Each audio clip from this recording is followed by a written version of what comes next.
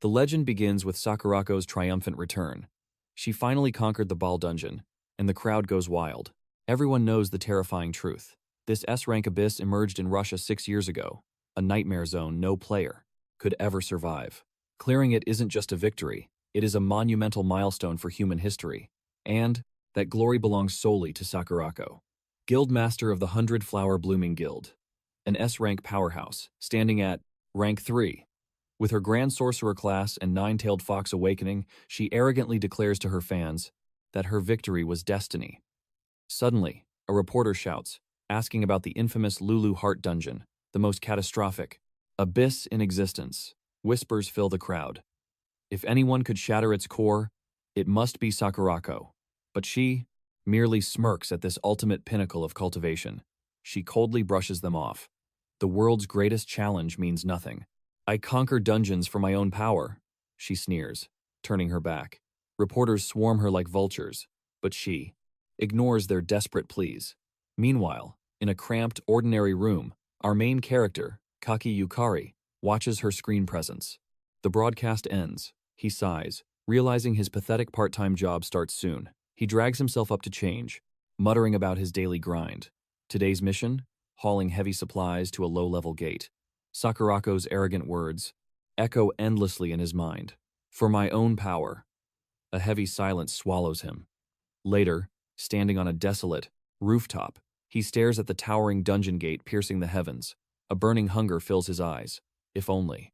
The Lulu Hart dungeon, the very first abyss to shatter reality, an unbeatable hellscape that no mortal has ever conquered. Whenever the media crowns a newly awakened hero, Yukari's heart races with a desperate dream. Could he awaken too? But reality is cruel. During his awakening ceremony, the evaluators just gave him a pitying look. He was branded skill-less, a trash-tier mortal, forbidden from cultivation. Yet, his stubborn soul refused to yield. But awakened hunters despised him. Who would party with a mortal? They ridiculed him, treating him like complete garbage. Even his closest coworker begged him to wake up. I am not trying to crush your spirit, he sighed, but you have to face reality. The harsh, unforgiving truth? He possessed zero talent for martial cultivation, skill-less. A cursed title for the unchosen. Mortals denied the system's blessing. If a trash-tier human dares to enter an abyss, 90% are slaughtered, and 10% vanish into the void. Thus, the weak are strictly forbidden from approaching the gates. Yukari's logical mind accepts this bitter fate. He knows he isn't blessed by the heavens, but his burning soul refuses to surrender. So, he clings to the edges of the battlefield, working menial jobs, mocking his own pathetic stubbornness. He stares at his newly forged blade, a sorrowful gaze. He spent everything on it, knowing it might never taste monster blood. Suddenly, boom, the earth violently ruptures. A demonic roar shatters the sky. The system erupts with crimson warnings. Dungeon break. The Panem Abyss has ruptured. The plague of solitude descends. Hell opens its jaws. The future-devouring nun of Oryx breaks free, and the timeless illusion lamb erupts from the forest dungeon. Absolute chaos. Yukari and terrified civilians scatter like ants as the system sirens blare mercilessly. An endless tide of demonic lambs floods the streets. A beast locks eyes with Yukari. He sprints for his life, his heart pounding in his chest. Why is a dungeon break happening here? In pure desperation, he draws his blade. He swings with all his might. Crack! His brand new sword shatters like cheap glass. Not even a scratch. Pure terror freezes his veins. The beast's rotting jaws snap open, ready to devour him. This is the end. Flash! A blinding aura descends from the heavens. The scarlet leaf flash obliterates the demon into a bloody mist. An angelic warrior touches down. Are you injured? Yukari's jaw drops. It is Oromachi Sierra, the elite swordmaster of the 100 Flower Blooming Guild, an S-rank legend, rank 8 globally, wielding the legendary Eye of Truth. He stammers a pathetic thank you. Her gaze sharpens. Abyssal gates are shattering worldwide, she warns with deadly seriousness. This sector is a death zone. You must evacuate immediately. But Yukari clenches his fists. Wait, let me assist you. Her eyes soften with pity. Your only mission right now is survival. The words pierce his pride like daggers. He wants to scream, to fight, but he knows his trash-tier reality. You are right, he chokes out. Sierra draws her blinding blade. Go, now! He turns and flees, leaving the glorious S-rank hero to face the demonic apocalypse alone. A heavy guilt crushes his soul. Minutes bleed by. He collapses in a dark alley, gasping for air behind a ruined car. But the nightmare was everywhere. Demonic shadows prowled every single street corner. He sprinted through the narrow, suffocating alleyways, praying the shadows would hide him. But suddenly, his blood ran cold. He spotted a crimson-soaked cultivator bleeding out and frantically checked her chi flow. Coughing blood, the immortal lady merely questioned if his mortal shell held any courage. Kneeling beside her shattered meridians, he urged immediate healing. Deep down, he knew fatal spirit injuries like these were beyond saving. Doubt clouded his Tao, until memories of Sierra's life-saving sacrifice ignited his fading resolve. He swore his path would never falter again. That heavenly destiny demanded action, reaching out to sweep her into his arms for a desperate, heaven-defying rescue. She violently swatted his hand away. "Keep your filthy mortal hands off me," she roared. She spat that her immortal pride hadn't sunk low enough to accept a weakling's pity. Ignoring her arrogance, he forcefully scooped her up, shattering her expectations. She shrieked, cursing his insolent defiance.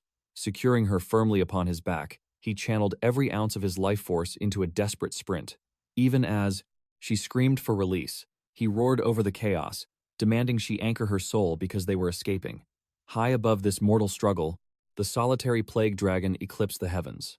Apocalyptic demonic chi surged within its maw, unleashing a devastating beam of pure annihilation upon the earthly realm, reducing cities to ash. Yukari, burdened with the mysterious immortal, was engulfed by the cataclysmic shockwave.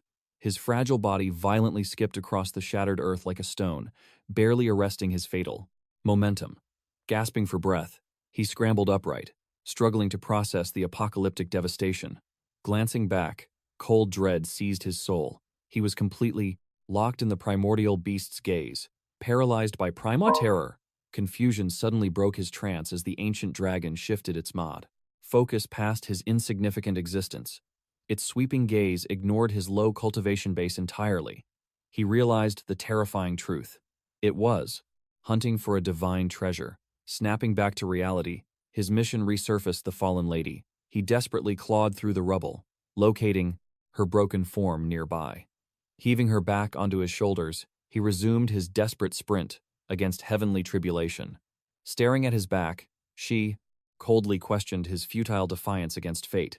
She flatly stated that outrunning a tribulation beast was impossible, assuring him their mutual demise was an absolute karmic certainty. Was he blind to this reality? Sprinting endlessly, he breathlessly agreed with her grim logic. However, certain death justified no surrender on his path. He vowed to fight until his core shattered, striking a chord within her ancient soul. Intrigued, she probed his resolve, asking if he truly desired to overturn the heavens. Without hesitation, he confessed that his ultimate Tao was to literally save the entire realm, though his mortal limits mocked him. Therefore, protecting the single life before him became his absolute priority. This utterly shattered her immortal expectations. A cool smile graced her lips. "Is that so?" she murmured, declaring their destinies perfectly aligned. Creating distance, she cursed her reliance on such a fragile, uncultivated vessel, yet heavenly necessity dictated her hand in this wasteland. Fate left no alternative. She offered ultimate system power to level up and save the world, priced at his soul. Bewildered, he asked how such godlike intervention was possible. Her answer was absolute: temporal regression to rewrite their doomed timeline. With sovereign authority, she commanded this mortal to speak his true name. "Kaki Yukari," he breathed. Instantly, an abyssal array of overwhelming demonic chi erupted, suffocating his senses. She revealed her legendary identity: Lulu Hart, the soul-devouring demon lord, and the absolute sovereign of the legendary Lulu Hart realm.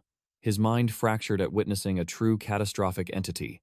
Suddenly, she manifested a brilliantly glowing cosmic star core, declaring her mythical dungeon was a golden epoch that defied heavenly erasure.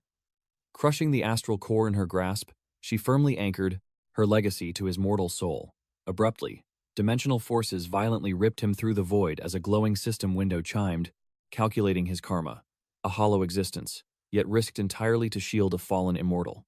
Acknowledging this heaven-defying sacrifice, the sacred Round Table attempted to bestow a divine skill. Critical system error detected.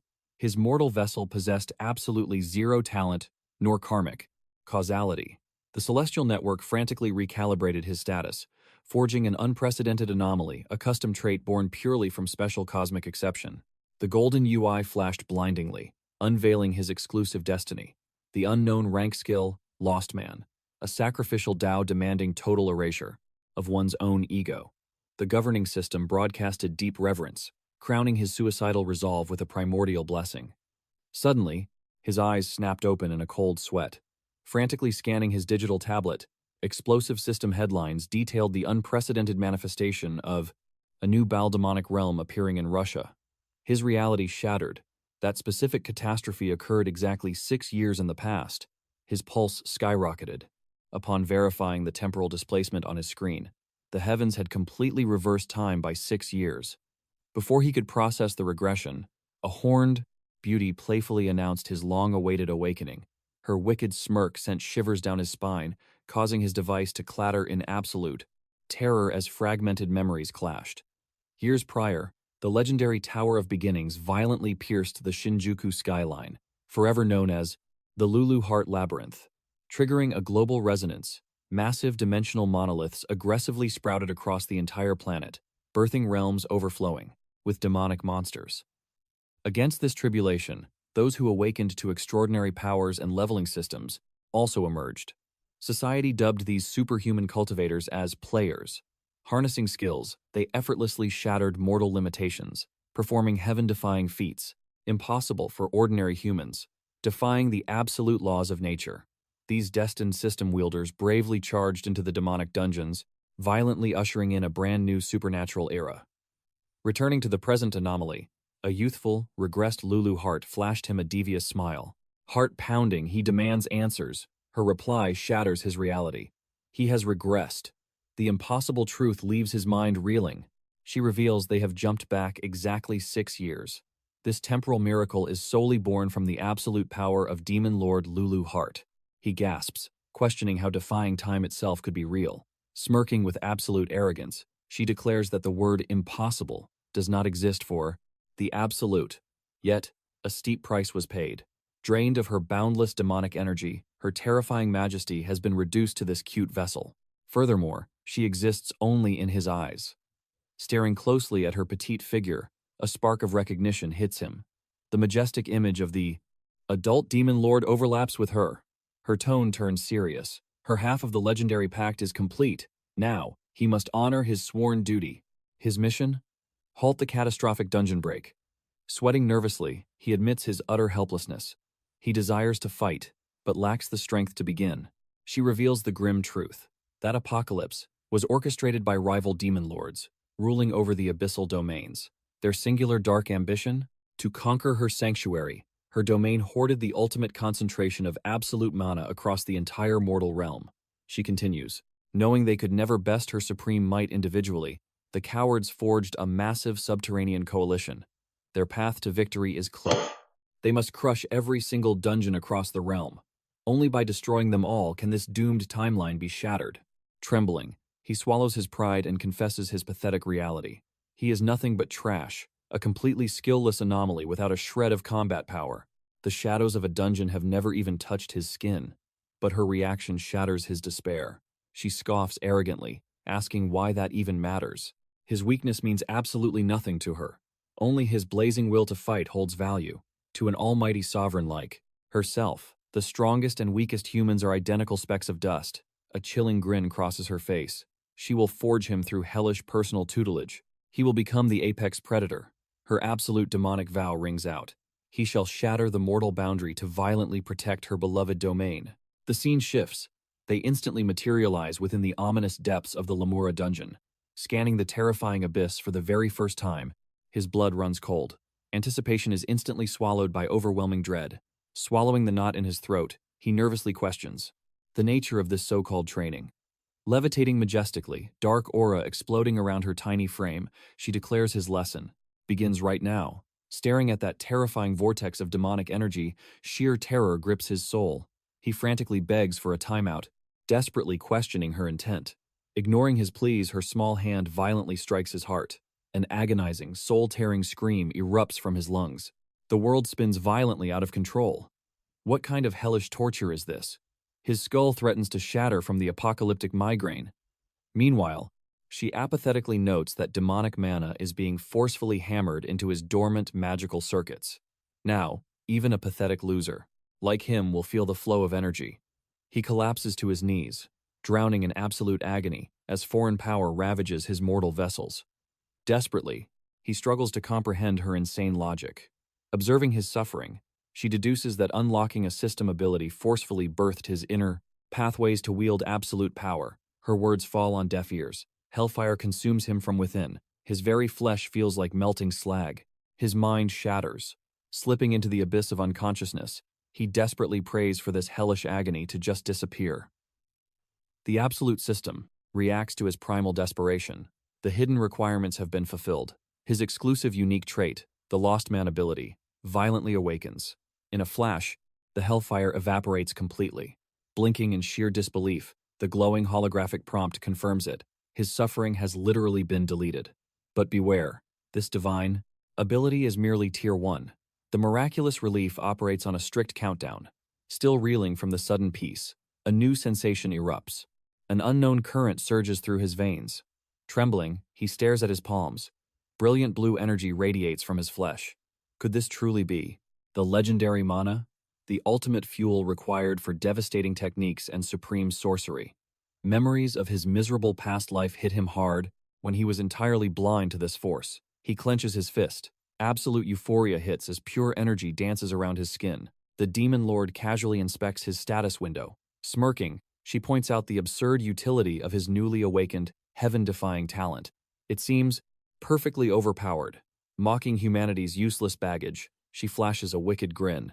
The time has come for his brutal demonic training phase. His first trial. He must forcefully channel the raging currents of his aura straight into his lower limbs. She actively injects her dark essence, promising that mastering this flow will shatter the shackles of human speed. Biting his lip, he zeroes in on the coursing energy, desperately struggling to drag the chaotic power downwards. A spark of success. The aura briefly pools in his calves, but like water slipping through cracked fingers, the energy violently scatters. Gasping, he admits his total lack of mastery. It constantly rebels. Each time he tries dragging the raging aura downward, the connection shatters instantly. Surprisingly, the absolute sovereign merely shrugs. She completely anticipated his pathetic first failure. Her calm reaction completely catches him off guard. A wave of relief washes over him as he praises her unexpected mercy. He totally expected agonizing, merciless punishment for his incompetence. Suddenly, a spine-chilling smirk twists her features. Laughing wickedly, she shatters his illusions.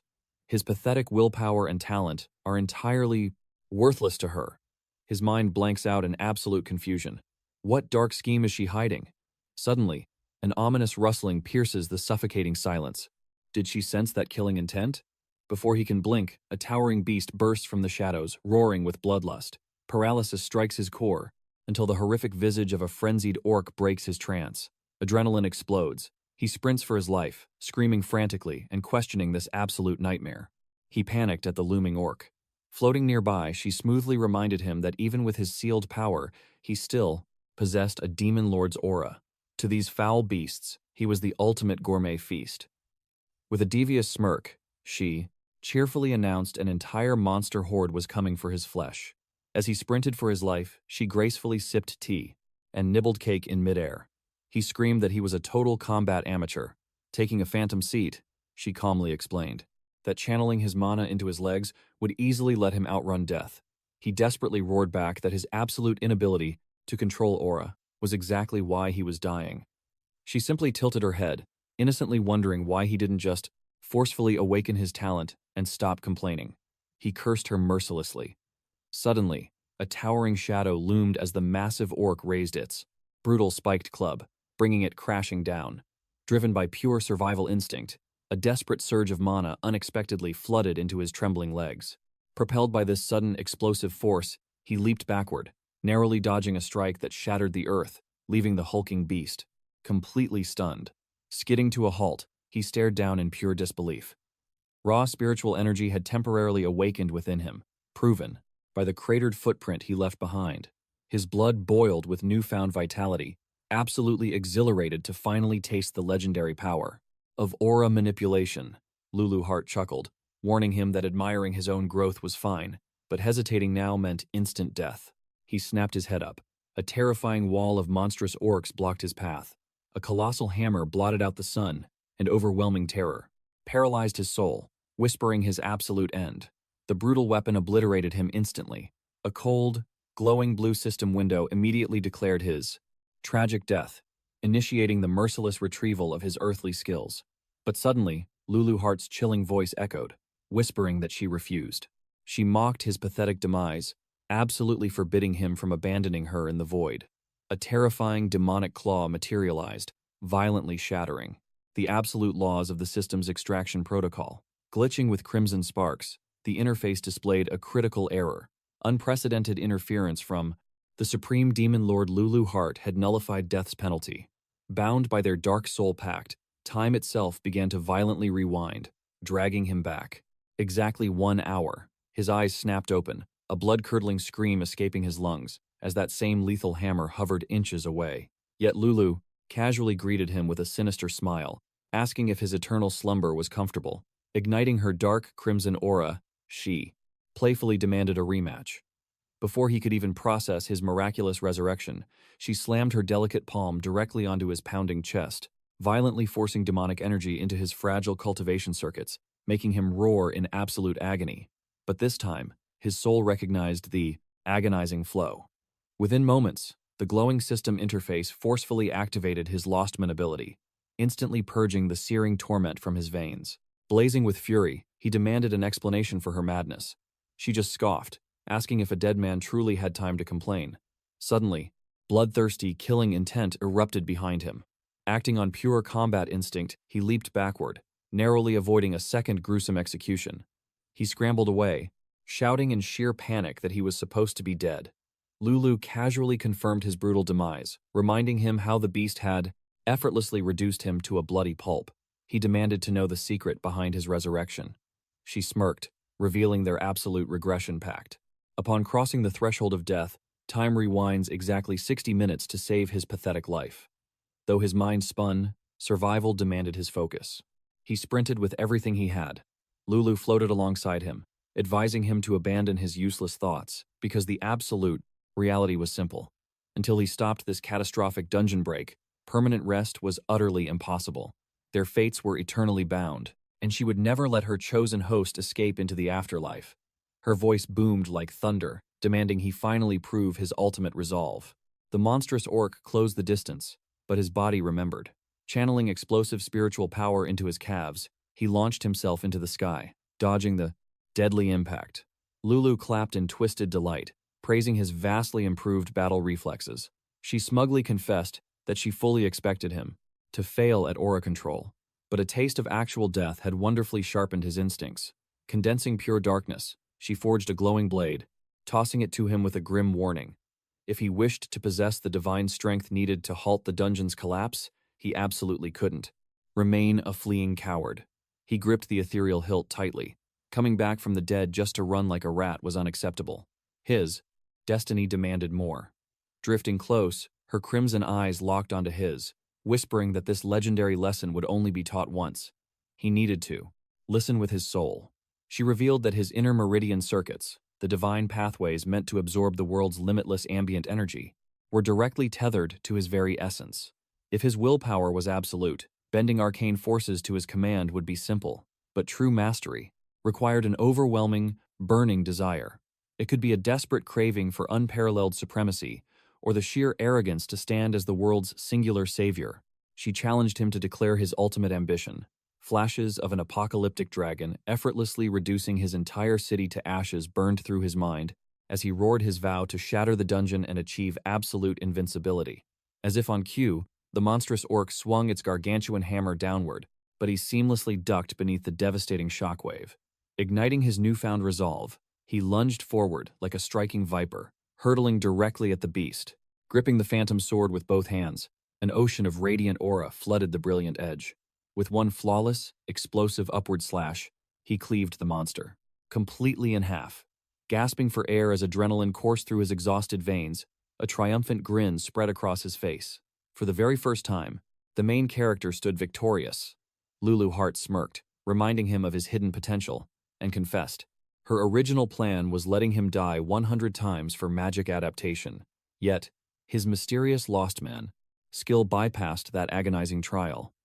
Even so, he cursed his fate, realizing Lulu Hart was absolute trouble. Suddenly, thunderous footsteps shattered the silence. A massive orc horde surged forward. Thrilled, Lulu Hart screamed that the next wave had arrived. Channeling volatile mana into his legs, he launched himself above the monstrous vanguard. Skywalking at breathtaking speed, explosive magic coursed fiercely through his very veins. He descended like lightning, cleaving an orc perfectly in two. Evading a brutal counter, he pivoted smoothly and decapitated his foe with one flawless strike. His awakened body moved with absolute, terrifying precision. Overflowing with confidence, he massacred the surrounding monsters. 1 hour later, Lulu Hart praised his monstrous growth, annihilating 10 orcs so quickly. For a mere beginner, his progress was terrifying. He declared his intent to reach absolute power. She remained eerily silent. Without warning, a blood-curdling scream echoed from afar. Creeping toward the horrific noise, they spotted a maniac wielding a blood-soaked blade, mocking his prey as a pathetic fool. The deranged killer mocked a young woman's fatal mistake of protecting her fallen comrades. He viciously taunted Machi Sierra. Her legendary Eye of Truth burned brightly, yet this young girl lacked a combat class entirely. Sneering at Sierra's piercing gaze, the killer raised his crimson dagger, claiming she was the perfect prey. Sierra stood unflinching against the approaching death. Yet, before the fatal strike fell, Yukari materialized. Steel clashed against steel as he desperately intercepted the devastating blow. Eyes blazing with fury, Yukari condemned the butcher.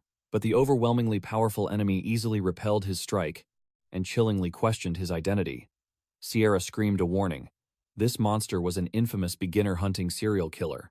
She desperately begged Yukari to flee for his life. Glancing back, recognition hit him. Sierra, the legendary S-rank, savior from his timeline before regressing. The murderer, Akazuki K, violently shoved Yukari back, unleashing a storm of dagger strikes while mocking his fatal distraction. Under the relentless onslaught, Yukari's blade flew from his trembling grip. His mana reserves were completely drained. Sensing his helpless prey, K mocked his pathetic stance. Activating Wave of Terror, Level 3. Overwhelming dread flooded the battlefield. The system confirmed the deadly terror status.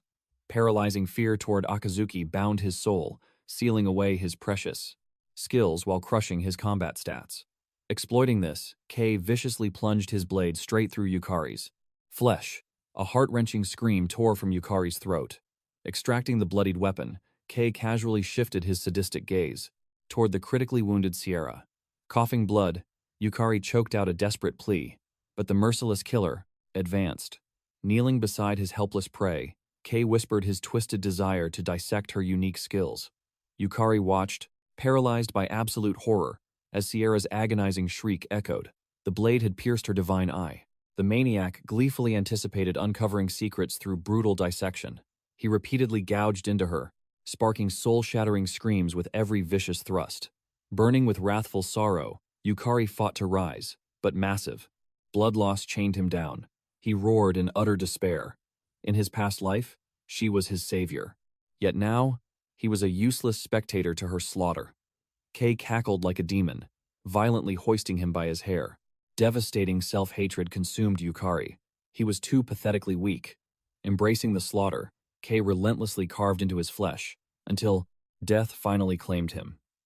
Yet, destiny intervened. Through his immortal contract, he regressed exactly 1 hour backward. He awakened precisely where he had slaughtered 10 orcs. Locking eyes with Lulu Hart, he desperately demanded a fatal favor. Intrigued, she smiled with wicked anticipation. Rising with unyielding resolve, he vowed to attain absolute strength, regardless of how many grueling deaths it required. That demonic murderer had to fall. Smirking at his blazing aura, she agreed. She cared nothing for some doomed stranger's life. However, If pure vengeance fueled his cultivation, she would completely unleash his dormant power. Fast-forwarding to Destiny's crossroads, Kay coldly praised Sierra's shocking endurance against his deadly arts. Especially for a novice awakened mere hours ago, he sneered, recognizing her undeniable potential and the legendary Sakurako bloodline.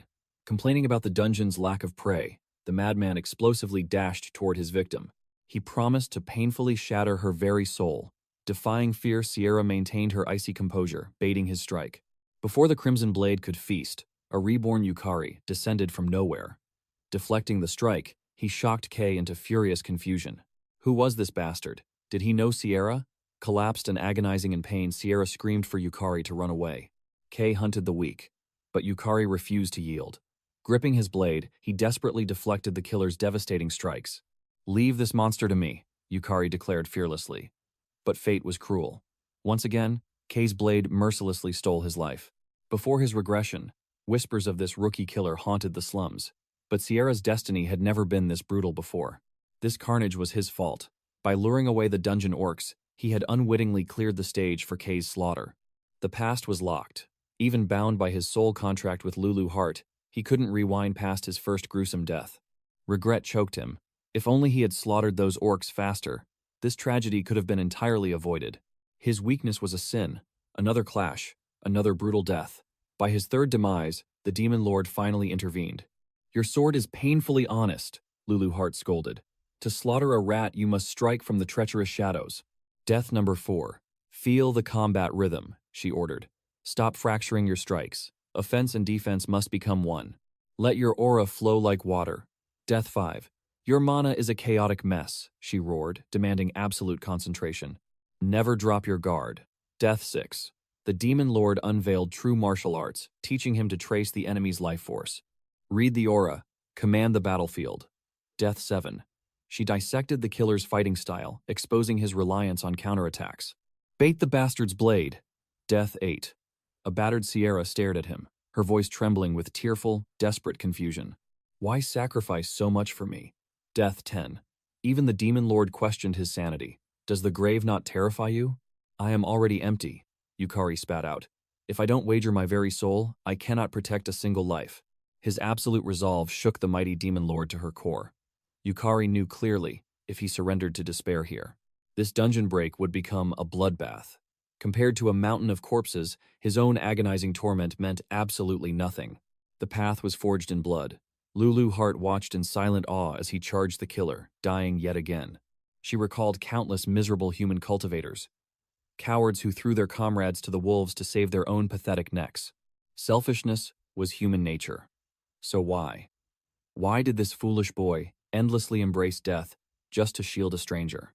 Countless brutal demises passed, hours of slaughter, until suddenly, the assassin flinched, stunned by Yukari's uncanny combat foresight. It felt impossible. The killer had no idea Yukari had tasted death so often that predicting his strikes had become instinct. Case smirked arrogantly. "You lack killer intent, boy. The abyss between us is our sheer willingness to embrace death. You're too soft for this world." Yukari froze. Had his endless cycle of suffering truly amounted to nothing at all? Was his conviction truly lacking? Clenching his bloody fists, he stood up.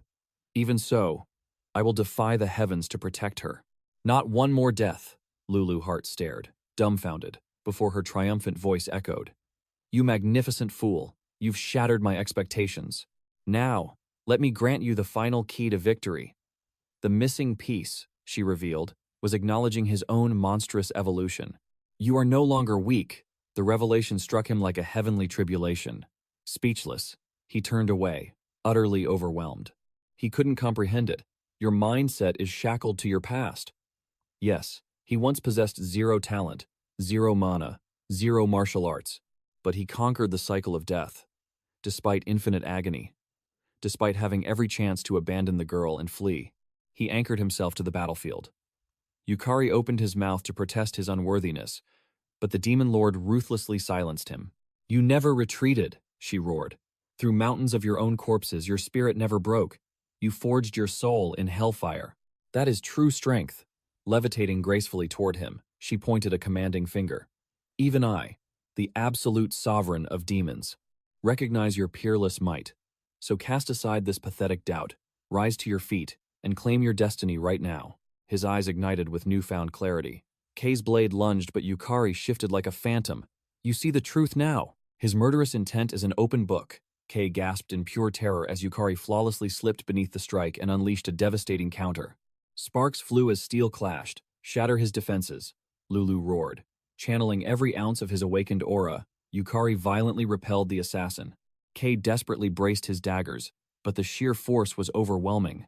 The prey has become the predator. Cut him to pieces. Crimson blood painted the air as Yukari severed Kei's grip. How long will you play the victim? She challenged fiercely. Embrace your awakened power. Time seemed to crawl. Yukari caught the microshift of Kei's rear foot, a desperate phantom thrust. He sidestepped the lethal stab effortlessly. His mind raced steps ahead, instantly calculating the assassin's frantic overhead execution strike. Slash, parry, sweeping kick. Yukari weaved through the deadly storm with godlike precision. The killer's eyes widened in absolute, trembling disbelief. What was this monstrous transformation? Yukari's aura exploded, forcing Kei to scramble backward in pure panic. The assassin's soul shivered. Just moments ago, this was merely a pathetic lamb waiting for slaughter. But now, a legendary warrior had finally awakened. Staggering back, Kei gasped in disbelief at how this former weakling was overpowering him. Yukari delivered. A devastating slash to his opponent's arm.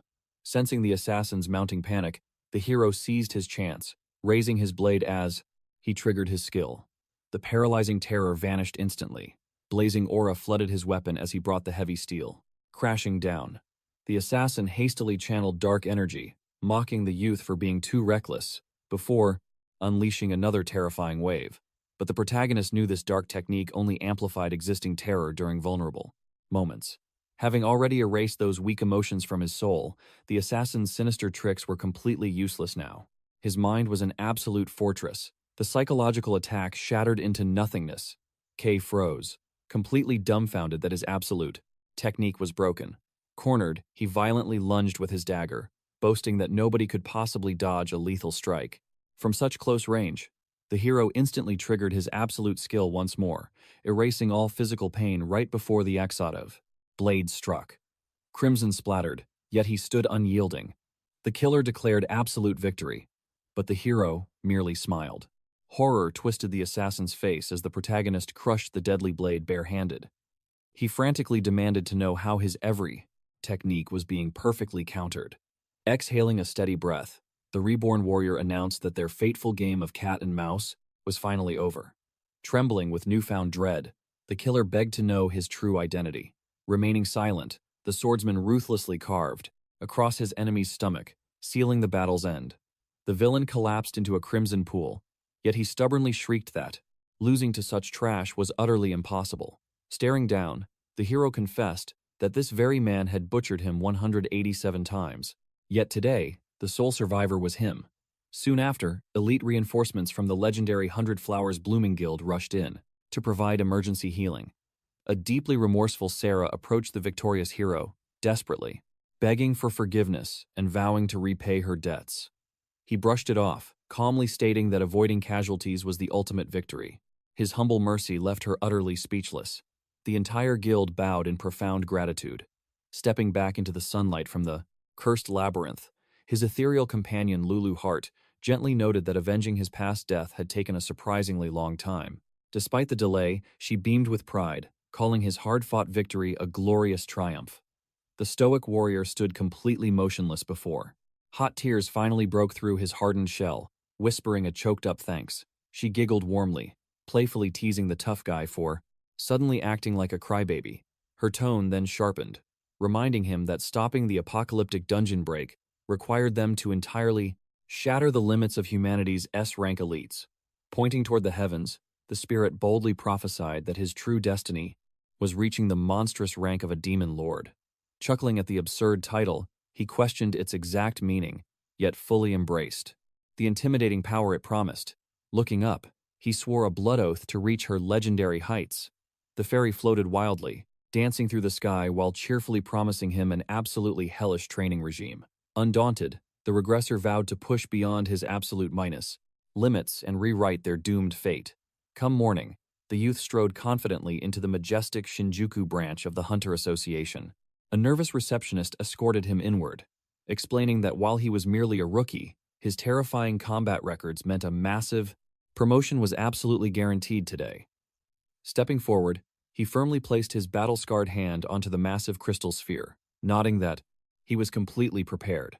The staff stared in absolute awe, still processing how a beginner had slaughtered brutal orcs and effortlessly executed the infamous assassin K on his very first day.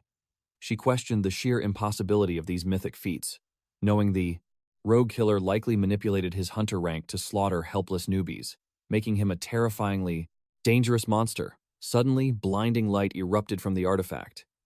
The protagonist gasped as the divine interface declared his heroic deeds had shattered every normal milestone imaginable. A glorious notification crowned him an E-rank awakener. Immediately, the sacred system flooded his body with raw power, expanding his magical core, forcing 2 new aura circuits open, and massively boosting his energy. Moreover, his absolute defense skill ascended to level 2, greatly extending its duration and unlocking the ultimate ability to erase multiple targets. Clenching his fists, the thrill of officially joining the awakened ranks surged through him. Now, the gates to his true destiny were open. Hours later, while resting in a lavish hall, a melodious voice suddenly apologized for his unexpected summons. Turning around, his breath hitched slightly upon seeing the breathtakingly graceful Sarah stepping into the room. Catching his stunned gaze, she tilted her head curiously, prompting the flustered hero to stammer out a quick denial. The chaos of battle had temporarily erased a terrifying truth from his reborn memory. This beautiful girl was secretly the heiress to an absolute corporate empire, true royalty in human flesh. In his previous life, he clearly remembered how this genius noble awakened as an S-rank titan, crushing her enemies to claim the 8th highest throne on Earth.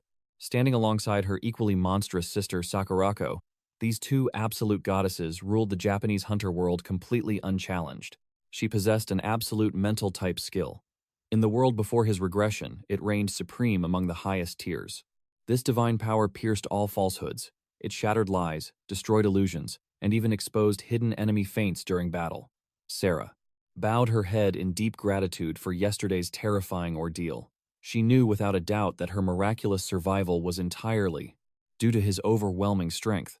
However, he humbly credited her desperate defense of the others. He later realized Sierra had never even stepped into a dungeon before. Yet, she fearlessly held off their enemy while shielding the fallen. It was an unbelievable feat of sheer willpower. Gently grasping his hand, she whispered that his praise brought peace to her trembling heart. Her sudden closeness sent a furious blush across his face. Seeking refuge, they entered a quiet cafe, where Sarah prepared to explain the mysteries of awakening classes, just as promised. With a soft smile, she asked if they should begin his class selection immediately, nervously apologizing for her overwhelming enthusiasm. Her eyes sparkling with pure anticipation, she explained that achieving E-rank granted players the divine right to awaken a job class. It was the ultimate path of destiny, split into 3 sacred domains: physical mastery, magical arts, and mental fortitude. She noted that a warrior's soul and innate talent ultimately forged their chosen path. Naturally, their unique skills shaped this awakening. Physical paths birthed unstoppable warriors, noble knights, and phantom thieves. Meanwhile, magical destinies awakened supreme sorcerers and holy priests. The mental domains, however, offered incredibly rare and specialized routes, like master alchemists or legendary summoners. His mind flashed back to his past life. He was a complete system fanatic, obsessively analyzing every known class. In the world before his regression, Sarah had awakened the legendary Swordmaster class. It granted the divine ability, Counter. Fused with her truth-seeing eyes, she could read every enemy movement with terrifying precision, executing flawless, fatal strikes. The entire world called her abilities an absolute cheat code. Sarah's tone grew serious, warning him about the crucial law of skill compatibility. She explained that a mage awakening a magical class would ignite a heaven-defying synergy. Their core power would multiply exponentially, strengthening them. But if that same mage foolishly walked the path of physical combat, both realms would stagnate in utter mediocrity. They would become a pathetic jack of all trades, while mastering absolutely nothing. Admitting she was ignorant of his true abilities, she desperately urged him to choose wisely. Nodding his thanks, He absorbed her invaluable advice. Yet, an icy realization hit him. His unique skill, Lost Man, was entirely unprecedented. Even in his bloody previous life, it had never existed. What kind of destiny awaited him now? Lulu Hart, his floating spirit guide, nodded wisely, finally grasping the mortal laws of power. With a bright smile, Sarah stood and waved goodbye, stepping forward to face her own class evaluation first. Time passed quietly. Later, in that very cafe, she returned with a radiant glow. When he asked about her newly forged destiny, she proudly confirmed her choice, revealing she had triggered 4 elite pathways, including Swordmaster and Holy Paladin. His jaw dropped. Simply, unlocking that many supreme options at such a low level screamed absolute genius. Her eyes gleaming with excitement, Sierra announced her final choice. The S-rank Spellblade class. He froze in utter disbelief. That legendary S-rank path fused devastating magical elegance with ruthlessly precise swordplay. His memories raged like a storm. In the past, she was destined for the A-rank Swordmaster path, but now, her fate had evolved, determined to fight, alongside a true hero like him. The word hero echoed in his mind. A warm feeling flooded his chest, deeply moved by her. Absolute faith in him. Gesturing forward, she declared it was his turn to awaken. His heart pounded as he approached the grand class. Evaluation sphere. Standing before the glowing orb, a bitter memory surfaced. In his past, he died before ever tasting this. Divine opportunity. His future was an unwritten blank page. Taking a deep breath, he pressed his palm against the crystal globe, watching his soul's aptitude being measured. Suddenly, jarring red light flashed. A system error? His pulse spiked in alarm. Was the artifact broken? No. The holographic interface violently glitched, alerting him of a terrifying, unprecedented anomaly lurking deep within his core. The system forcefully rewrote his destiny. Even Lulu Hart gasped in sheer awe. As the blinding light settled, he was Doc, completely paralyzed by the revelation. His awakened class was Soul Eater. Its rank, EX++, a god-tier title harboring catastrophic power of the soul-devouring Demon Lord. The system whispered dark secrets. He could gorge upon the souls of the fallen to steal their monstrous strength, or command an undead legion to utterly crush the entire battlefield. His mind spun in chaotic disbelief. This apocalyptic class had never existed in human history. Suddenly, a barrage of notifications exploded before his eyes. Soul loss, soul trial, soul devour, soul harvest, drowning in an overwhelming $-com. Impossible, he roared. Not even before his regression had he seen this. He frantically demanded to know what it all meant. Lulu Hart grabbed his shoulder, screaming that this power was her doing. Together, they scrutinized his newly awakened class, with intense focus. Lulu Hart wondered if the system's phantom roundtable had condemned her to the shadows. Then, the system interface illuminated, detailing every newly unlocked class skill. A short time later, he stepped back into the cafe, where Lulu Hart waited. She pressed him about his class selection. With a heavy nod, he confirmed his choice, revealing the ominous title of Soul Eater. Lulu Hart gasped. She had never encountered such a designation in her life, her face twisted in sheer disbelief, realizing they were both bound to unprecedented, utterly unique classes. Suddenly materializing right beside him, Lulu Hart declared their timing was absolute perfection. She commanded him to challenge Sierra to a mock battle, urging him to unleash his new power and truly test this class. They would discuss the details later, a remark that left him stunned. Minutes later, within the massive indoor arena of the Japan Player Association's Shinjuku branch, he faced off against Sierra to commence their duel. He blinked in shock at her attire, a full maid outfit. When he questioned her bold choice, she smirked, claiming the uniform simply thrilled her blood. The rumors had spread like wildfire, drawing crowds of curious players to witness Sierra's battle. After all, her opponent was the legendary rookie who crushed Kay, the infamous beginner hunting menace. A staff member's voice echoed through the stadium, officially declaring the start of their epic clash. As the fighters locked eyes, he mentally braced himself. Soul Eater was a completely unknown variable. This would be his very first time testing it in real combat. He triggered his soul loss skill. His magical aura exploded outward, yet it simultaneously drained his stamina. The harsh penalty shocked him. Before he could even process the sudden fatigue, the system chimed. His lost man skill forcibly activated, instantly erasing all traces of hatred from his mind. Lulu Hart hovered above him, she playfully smirking. She casually mentioned forgetting a tiny detail. Her power was overwhelmingly absolute, but it demanded a severe toll. He immediately realized she had hidden that fatal flaw on purpose. Snapping his focus back to the starting battlefield, Sierra confidently asked if his little class test was over. He gripped his weapon, confirming his readiness. A faint, brief smile crossed Sierra's lips, but a split second later, her eyes turned dead serious. She announced her strike. He narrowed his gaze as she exploded forward with terrifying speed. The system flared, announcing the activation of Maid's work tools, a unique class skill that manifested an arsenal of deadly maid equipment. A barrage of gleaming weapons materialized in thin air. She instantly launched several razor-sharp kitchen knives toward his heart. He desperately deflected the blades, but Sierra relentlessly closed the gap. Drawing the blade from her waist, she unleashed a lethal slash. Sparks flew as he barely blocked with his own sword. He suddenly realized Sierra's lie detection passive allowed her to pierce straight through any combat feints. He had absolutely no choice but to clash with her head-on in pure power.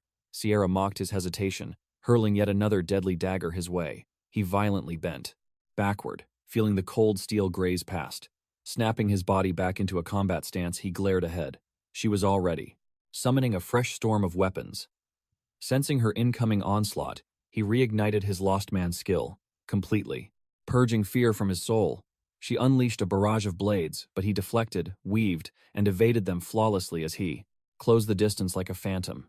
Sierra's eyes widened in sheer disbelief. Was this reality? Her shock compounded tenfold as he teleported right before her eyes. His blade descended with crushing velocity. Sierra miraculously raised her guard, but instantly felt an overwhelming mountain-crushing pressure.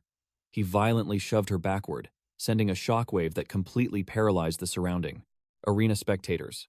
Wild magic surged through his veins, supercharged by the soul loss effect. This intoxicating surge of absolute power thrilled his very core. For the first time, he grasped the true terrifying depths of his class. Meanwhile, Sierra skidded across the arena floor, her mind racing. This absurdly straightforward, brutal fighting style was totally out of this world. Unlike Kay, his refusal to use feints made him dangerously unpredictable. A fresh panic hit when she saw him. Charging like a relentless beast, she desperately raised her weapon to parry his thunderous sword strikes. His relentless attacks crashed down like an unstoppable tsunami.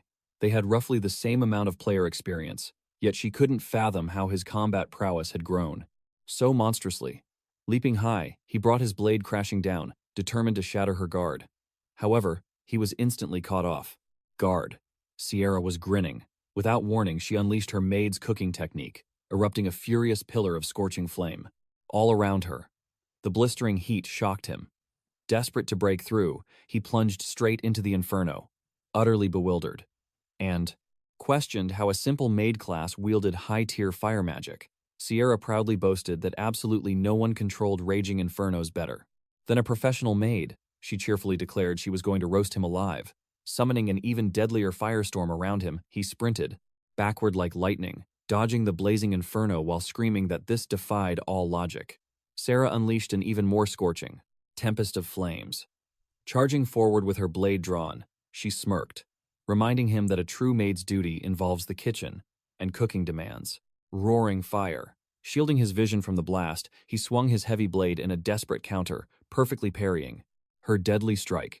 Yet the suffocating heat pressed down heavily. Suddenly, the absolute truth struck like lightning. This was Sarah's ultimate strength, destined to forge an S-rank legend. If she possessed a capable party, he thought to himself, perhaps even the almighty K would face utter defeat. Conjuring a lethal storm of flying daggers, she proudly announced the battle was far from over. He stood in absolute silence, marveling at the fierce fire burning within her gaze. Against all overwhelming odds, there was absolutely no surrender in her posture. The lethal blades launched like shooting stars. He desperately wove a defensive web, but a single phantom blade slipped past his iron guard, burying deep into his flesh. Out of nowhere, Sierra materialized right before him, loudly demanding the brutal duel be terminated. Having already predicted her phantom footwork, he rapidly condensed his core energy, erupting with a majestic aura while slashing his heavy blade skyward. The Lost Man technique ignited. Every ounce of agony vanished a split second before her kick connected. Because of this divine skill, he stood immovable like a mountain, leaving her absolutely astounded. She refused to believe it. Despite landing a fatal strike, he barely flinched. Retaliating instantly, his blade cleaved the air, and she barely raised her guard in time. The divine system announced his vitality had plummeted past 50%, breaching the forbidden threshold to awaken the soul-loss mastery. This sudden condition unleashed the terrifying abyss soul, amplifying his magical pressure. Delivering another catastrophic blow, Sarah was left completely paralyzed, refusing to believe. His mana could surge wildly, while inches from death. His relentless onslaught crashed down. Desperately, she crossed her defense once more, with her twin daggers, but the steel fractured beneath his overwhelming might. Marching like a true god of war, he relentlessly swung at her, with a hurricane of slashes, forcing the chilling realization that defending was mathematically impossible. Witnessing her crumbling stance and desperate struggle, he finally knew the climax had arrived.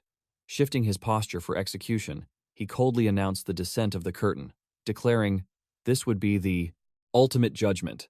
Channeling catastrophic mana into the steel, his blade roared forward, launching her frail body violently across the dusty battlefield. Concluding the brutal clash, the arena erupted as his victory was secured. Dusting herself off, Sarah calmly confessed that she had fully foreseen Yukari's monstrous triumph. Offering a hand of mutual warrior respect, she surrendered her pride, gracefully accepting total and absolute failure in the duel. He returned the warrior's grasp. It was merely heaven's favor, he claimed, adding that a future rematch might end with her standing victorious. She instantly asked about the sincerity of his words. Without hesitation, he nodded affirmatively, proclaiming his absolute belief that her destiny was tied to becoming the peak player. But the solemn atmosphere shattered as an annoyed groan escaped her lips. Tilting his head in bewilderment, he questioned her strange reaction. Suddenly, a furious shriek echoed, startling him completely. She furiously interrogated him, demanding to know what that movement was and exactly why he dove headfirst into a lethal storm of throwing knives. Quivering slightly, she questioned his sanity, asking if the screws in his head were completely loose. He could only chuckle nervously in response. He realized then that Sierra possessed emotional depths far greater than his initial calculations. Barking her frustrations, she mourned how completely certain she felt about winning with her ultimate cyclone kick, and her very own inexperience was driving her insane. Thrusting an accusatory finger that startled him, she swore a blood vow to never lose the looming rematch.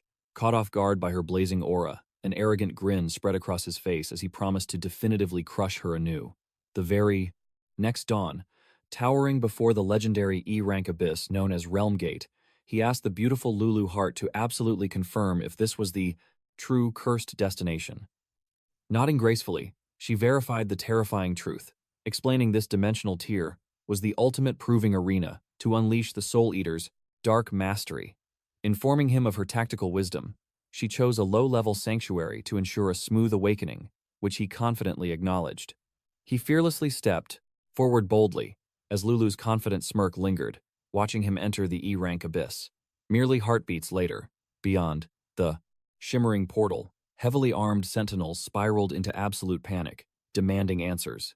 Frantic communications buzzed to their supreme commander that there was an apocalyptic surge of demonic energy inside.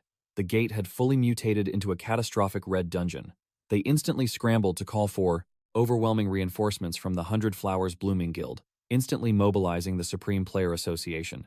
However, deep within the hellscape, Yukari was already cleaving monstrous abominations effortlessly. Suddenly, a shadowy fiend materialized from his blind spot, ruthlessly swinging its cursed blade, aiming for a lethal decapitation, but he instantly dodged like a phantom. Pivoting with monstrous grace, he lifted his heavy blade and swung backward, cleanly executing the nightmare in one flawless motion. Never breaking his lethal momentum, he rushed forward, eviscerating the remaining monstrosity, blocking his path.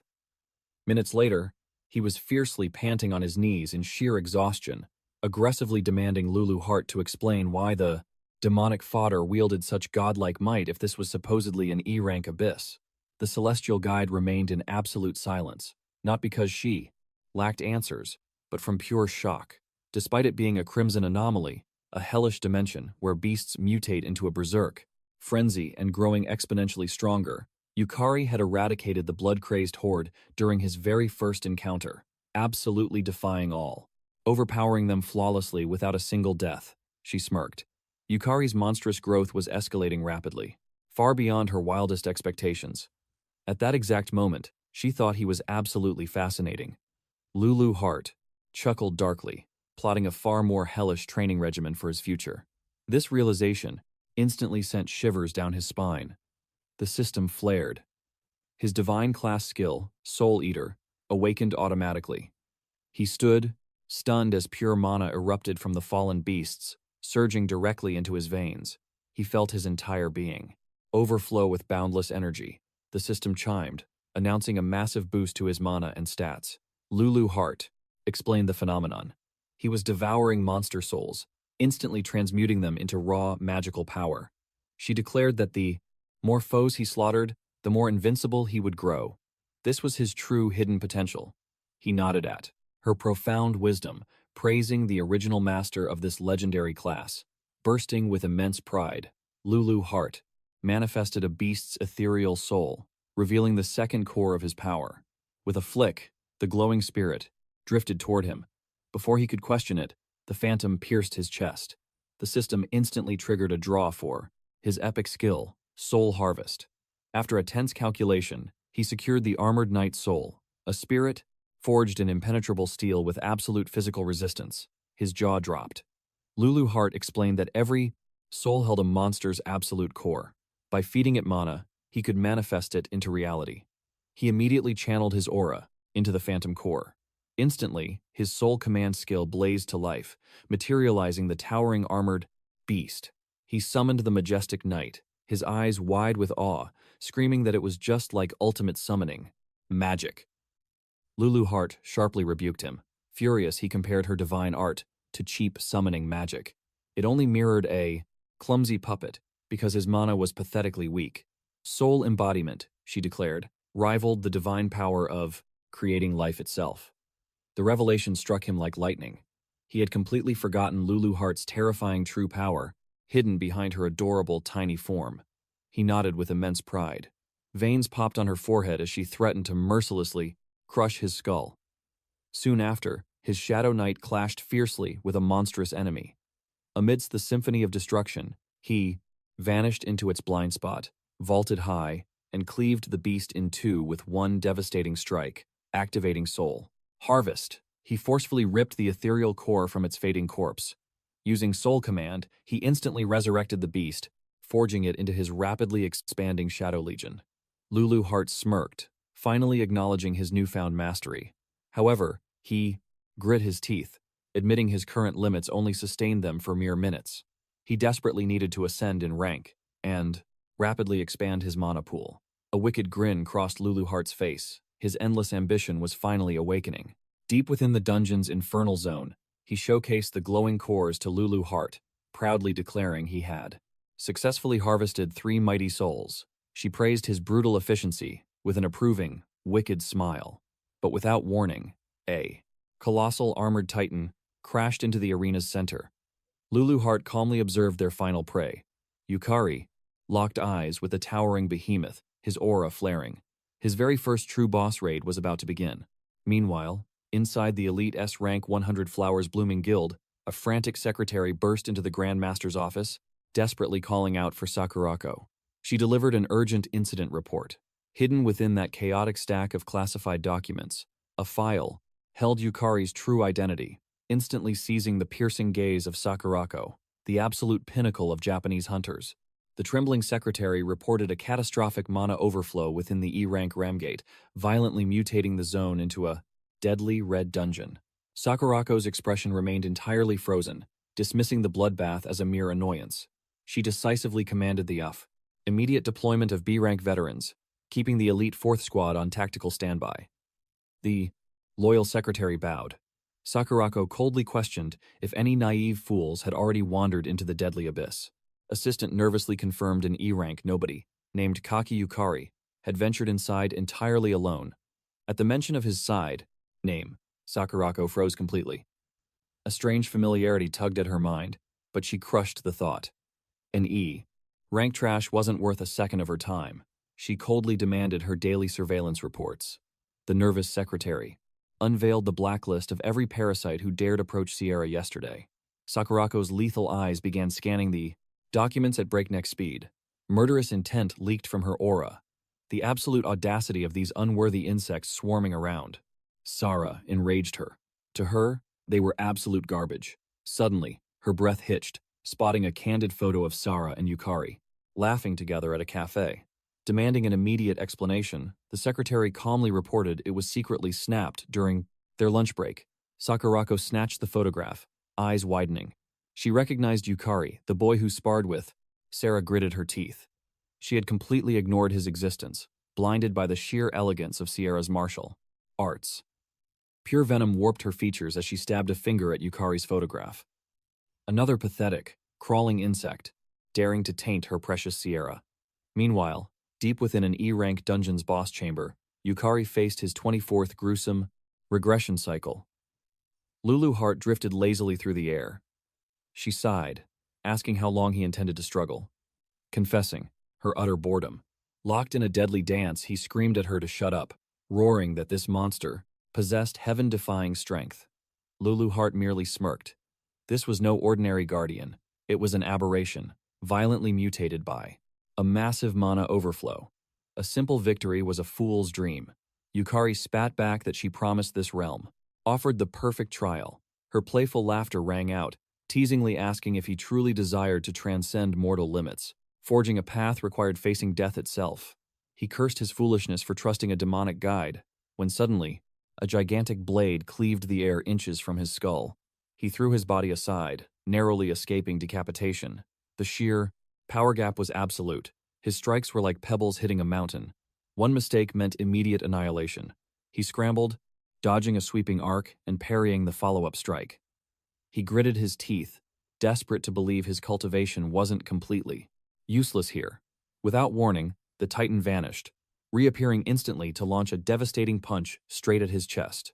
Trapped, he ignited his Lost Man technique to seal his pain receptors. He braced against the cataclysmic impact. His life force plummeted past 50%. Pushed to the brink, he awakened Soul Loss and Abyss Soul, forcing an explosive spiritual energy surge. With unnatural might, he repelled the Titan's fist and bounded away. This forbidden technique fundamentally multiplied his inner power as his blood spilled. Despite perilous requirements, the surging demonic aura coursing through him was absolute. He planted his feet, declaring that his true counterattack started now. Invoking Soul Command, he materialized the ethereal Armor Knight Spirit, commanding the Phantom to draw the beast's absolute fury, becoming an unbreakable defensive shield. The Phantom Warrior obeyed, masterfully baiting the giant's wrath. Accepting that his spiritual guardian lacked strength to deal lethal damage, he used its sturdy vanguard to flank his prey. He vanished, materializing behind the behemoth to unleash a vicious strike, instantly ripping its focus back. The monster pivoted with killing intent. Immediately, he summoned a second phantom and evaded a lethal sweep. He barked a mental command, strike, when the monster locks onto him. Obeying flawlessly, his spectral knights cleaved the beast's blind spot, shattering its concentration. He wiped a bloody bead of sweat, certain his countless timeline regressions had engraved these attack patterns into his soul. Total focus meant absolute survival. Breathing heavily, he told Lulu Hart that commanding spirits mid-battle was incredibly taxing, but his mortal vessel was finally adapting to the strain. She offered a mysterious smile, fascinated by his flawless tactical synchronization and his humble restraint. Silently, she acknowledged that his soul burned brightest when dangling over the abyss. Miles away at the 100 flowers blooming, Guild, Sakurako chuckled, telling her aide that their heavenly scheme was flawless. Questioned about details, she revealed that a chaotic red realm had spawned from a catastrophic mana surge. The difficulty multiplier was absolute suicide for any mortal. Alone, she viciously ripped Yukari's photograph in half, her voice freezing the air. declaring his soul was surely ash. Shredding his face into confetti, she obsessively embraced Sierra's portrait. She glared at her trembling assistant, demanding agreement that such a filthy maggot approaching Sierra deserved eternal damnation. The aide stuttered in panicked agreement, shrinking backward, in sheer terror. Sakurako's mind flashed to the recording of Yukari overpowering Sierra. She whispered that if a pathetic E-rank trash somehow survived a demonic red trial, it would shatter the foundational hierarchy of the entire cultivation world. Such a feat would rewrite history itself, defying every law known since the awakening of the realms. Inside the fiery abyss, Yukari reignited soul loss.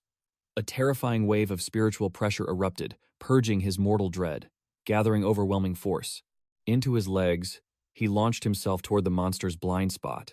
As his life force bled another 10%, his abyss soul evolved into a hyperactive frenzy, unleashing an ocean of dark energy. Channeling heavenly fury, he swung with apocalyptic force. A devastating arc split the Guardian's armored skull in two.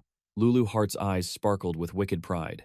With that earth-shattering blow, the demonic boss, Homer, the Knight of Flames, was annihilated. A fiery treasure, the Ring of Flames, dropped from its ashes, alongside the beast's very spirit essence.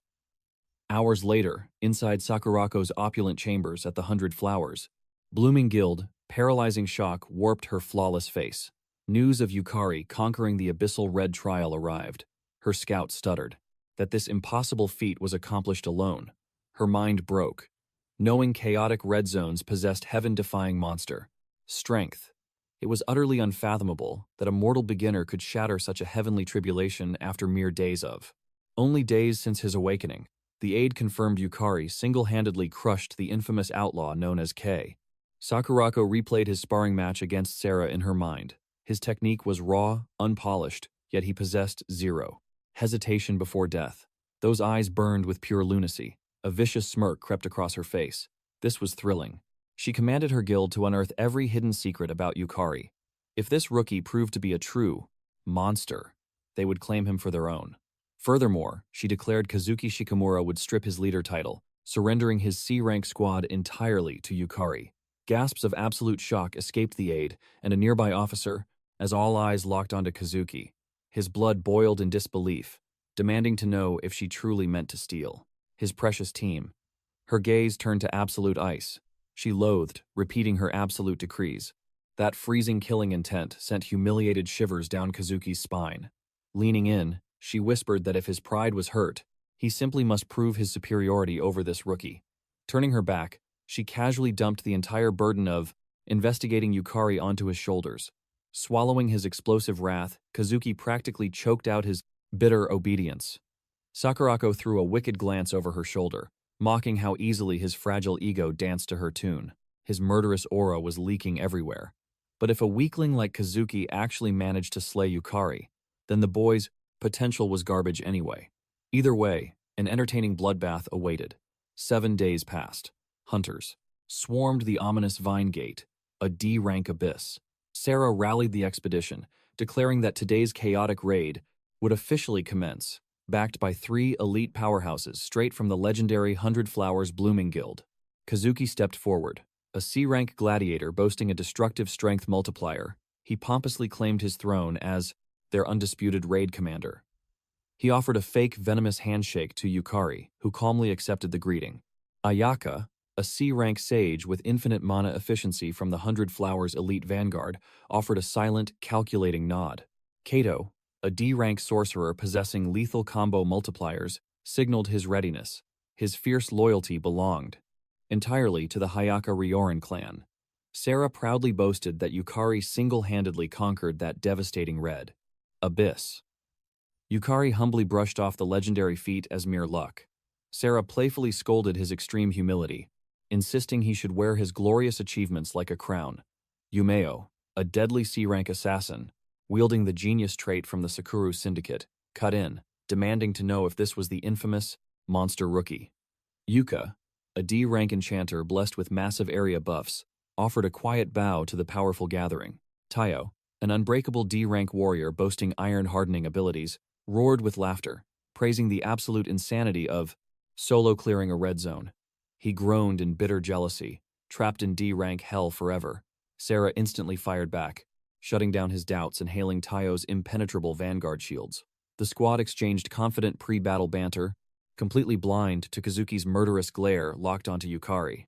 Plunging deep within the decaying walls of the Vine Gate, a relentless horde of rotting undead ambushed them. As chaos erupted, Sho screamed in absolute terror that the endless monsters were multiplying, while Kazuki blindly ordered them to hold the crumbling formation. Yumeo roared back furiously, that textbook. Tactics were suicidal right now. Over on the flank, Yuka desperately hurled magic, cursing her false hopes of an easy stroll just because they had the legendary 100 flowers blooming backing them. Panic set in as their legendary vanguard began to shatter. A ghoul unleashed a sickening wave of necrotic decay. Taio desperately anchored the front line, struggling to hold the line, but the corrosive poison melted their defenses. Blinded by the rot, he completely missed the shadowy skeleton stalking his blind spot. Pure terror paralyzed Taio as a rusted blade swung toward his neck. Death was absolute. There was zero time to block. Annihilation seemed certain. Suddenly, Yukari flickered like lightning, his blade screaming through the air, decapitating the beast before the Grim Reaper could strike. Hoisting the stunned tank upwards, he demanded to know if the body was intact. Taio stammered out a pathetic thanks, but the rookie was already moving, declaring he would become the perfect bait to pull aggro. He ordered Taio to lock down the front. Watching this insubordination, Kazuki lost his mind, screaming demands for absolute obedience to his leadership. Yukari entirely deafened himself to the idiot's barking, realizing hierarchy meant death here. His eyes glowed as the lost man's skill activated, severing his pain receptors. He shouted toward Lulu Hart, his spirit companion lazily hovering above the slaughter, munching popcorn like this was a theater show. He demanded she flood his core with pure mana to bait the horde. With a cheerful grin, she snapped her fingers, supercharging his aura and drawing every bloodthirsty gaze. Mid-spell, a shocking realization finally hit her. She shrieked, outraged by the childish Lulu moniker. He tuned out her complaints, charging straight into the rotting horde. A tidal wave of corpses surged forward. Pivoting sharply, he vaulted high above their decaying claws. The spirit, Lulu Hart, raged, fiercely insulted that a mortal dared to rename her. Yet again, his focus remained unbreakable. Unleashing his soul-loss art, he surged his monocore, stripping away all mortal hatred. Drawing his blade back, he unleashed a devastating crescent slash, cleaving through the skeletal vanguard. But from his blind spot, a ghoul ambushed him, exhaling a foul miasma of decay. He clicked his tongue in annoyance. These rotting corpses moved like snails, but their necrotic venom was highly deadly. The divine system chimed in. His sheer will to resist venom awakened his lost man trait. A pure surge of energy instantly cleansed his mortal vessels. His eyes widened as the lethal sickness evaporated. The system recognized the foul status, ailment, as a part of his very being. Overflowing with pristine vitality, he gripped his hilt tighter. He swung with heaven-shaking force, shattering his previous limits. Compared to the bloodthirsty fiends of the Crimson Rift, these shambling undead were nothing but mindless fodder. His blade danced like a storm, annihilating the entire ghastly legion single-handedly. Umeko stared in absolute awe. How could this godlike power belong to a mere E-rank hunter? Meanwhile, Taio observed the massacre, smiling knowingly. This was the undeniable prowess of a sole survivor from a Crimson Gate. Across the blood-soaked battlefield, Yukari channeled a tempest of aura into his sword. With a mighty roar, he unleashed a devastating strike upon the final, rotting beast, decapitating it in one flawless motion. He calmly sheathed his blade. The raid party stood frozen, paralyzed by the awe-inspiring spectacle. Unfazed, he simply checked on his comrades. Umeko scoffed, stating he had basically soloed the entire mob, leaving them nothing but scraps. He offered a humble smile, claiming his victory was only thanks to their vanguard. He strolled toward Umeko, oblivious to the venomous glare burning his back. Kazuki gritted his teeth, his blood boiling, as Yukari stole his spotlight. Sakurako's strict orders echoed in his mind. He had to prove his absolute dominance, prove he was far above this lowly trash. Digging his nails into his palms, Kazuki made a silent vow. He would crush this arrogant show-off. Storming over with murderous intent, Kazuki barked, condemning his reckless solo charge. Unshaken by the outburst, Yukari coolly countered. If they had kept that pathetic formation, their healers would be dead. Kazuki's face flushed red, roaring that everything was under his perfect control. He shot a death glare at Yukari. How dare this insignificant pest defy his supreme command? He hated that smug attitude. Umeko furiously stepped in, warning Kazuki to back off. She snapped that the backline suffered the worst of his reckless leadership. Kazuki fired back, refusing to take the blame. He spat that her fame as a model meant absolutely nothing in this death game. Her eyes blazed with indignity. She screamed that her career had zero bearing on their current life or death crisis. Blinded by ego, Kazuki pounded his chest. He was the glorious leader chosen by Sakurako herself. He demanded unquestioning obedience. Umeko clenched her fists in sheer exasperation. Yet, the rest of the frightened party remained dead, silent. Kazuki chewed his lip until it bled, piercing Yukari with envious daggers. Breaking the suffocating tension, Yukari proposed a ceasefire. They were still trapped inside this lethal tomb, surrounded by lurking shadows. Sarah quickly nodded in agreement, urging them to rebuild their battle lines. Soothed by Sarah's gentle tone, Kazuki swallowed his pride, a move that only fueled Umeko's burning irritation. Watching this petty squabble, the spirit Lulu scoffed. Mortals were such hopelessly foolish creatures. But what truly disgusted her was that absurd nickname. Meeting her ethereal gaze, Yukari practically shrugged. Shorter titles meant faster commands in the heat of combat. He blinked at the bizarre sight of her floating completely upside down. She let out an exasperated sigh, surrendering to his stubbornness. She demanded he harvest every last monstrous soul in this accursed labyrinth. With a fearless grin, he accepted the grim task. Plunging deeper into the abyss, the tense party soon hit a massive crossroad. Two ominous gates loomed. Before them, Kazuki's eyes darted toward Yukari, resentment bubbling in his gut. This peasant kept stealing his rightful authority. Sakurako had crowned him the vanguard commander. Gripped by petty jealousy, Kazuki made a greedy resolution. He would be the undeniable hero. Who slayed the dungeon lord? Flashing a deceptive smirk, Kazuki ordered a sudden party split. He argued their current progress was pathetically slow. Umeko bought the lie, nodding along to the tactical shift. But Yukari's instincts screamed danger, questioning this fatal leap into the unknown. Brushing off the warning, Kazuki proudly rallied his elite squad. He snatched Ayaka, the powerful supporter Yuka, and their unbreakable shield, Tayo. A wave of shock rippled through the abandoned members.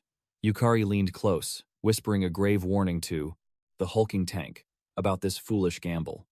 Beaming with unwavering loyalty, Tayo defended his commander. He swore on his life to shield his squad, filling Yukari with immense dread.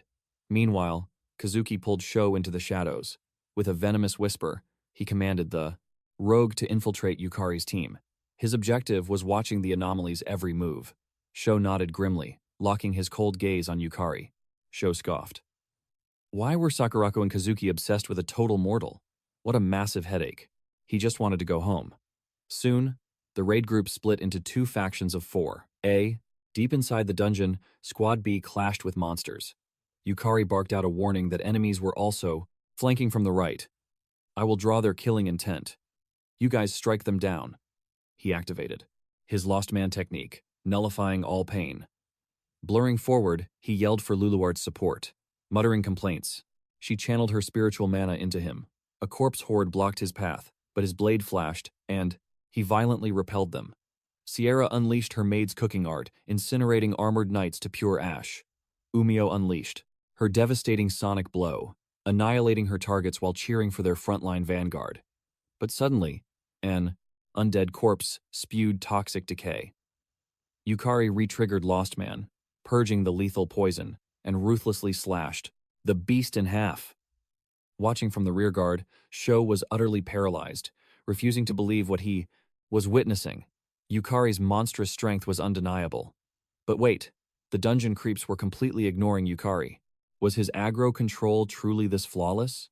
Sho chanted his cold bolt art, firing piercing ice lances that shattered the monster's blind spots. He marveled at Yukari's godlike battlefield awareness and how terrifyingly sharp his instincts had become. How could someone stay this composed in absolute chaos? While Sho supported with spells, Yukari delivered a devastating finishing strike, obliterating the final beast and claiming the skull, guardian soul. He was. Relieved a spirit soul finally dropped. It pulsed with the lingering aura of an ancient warrior from forgotten eras. Its hollow sockets still radiated a haunting glimmer.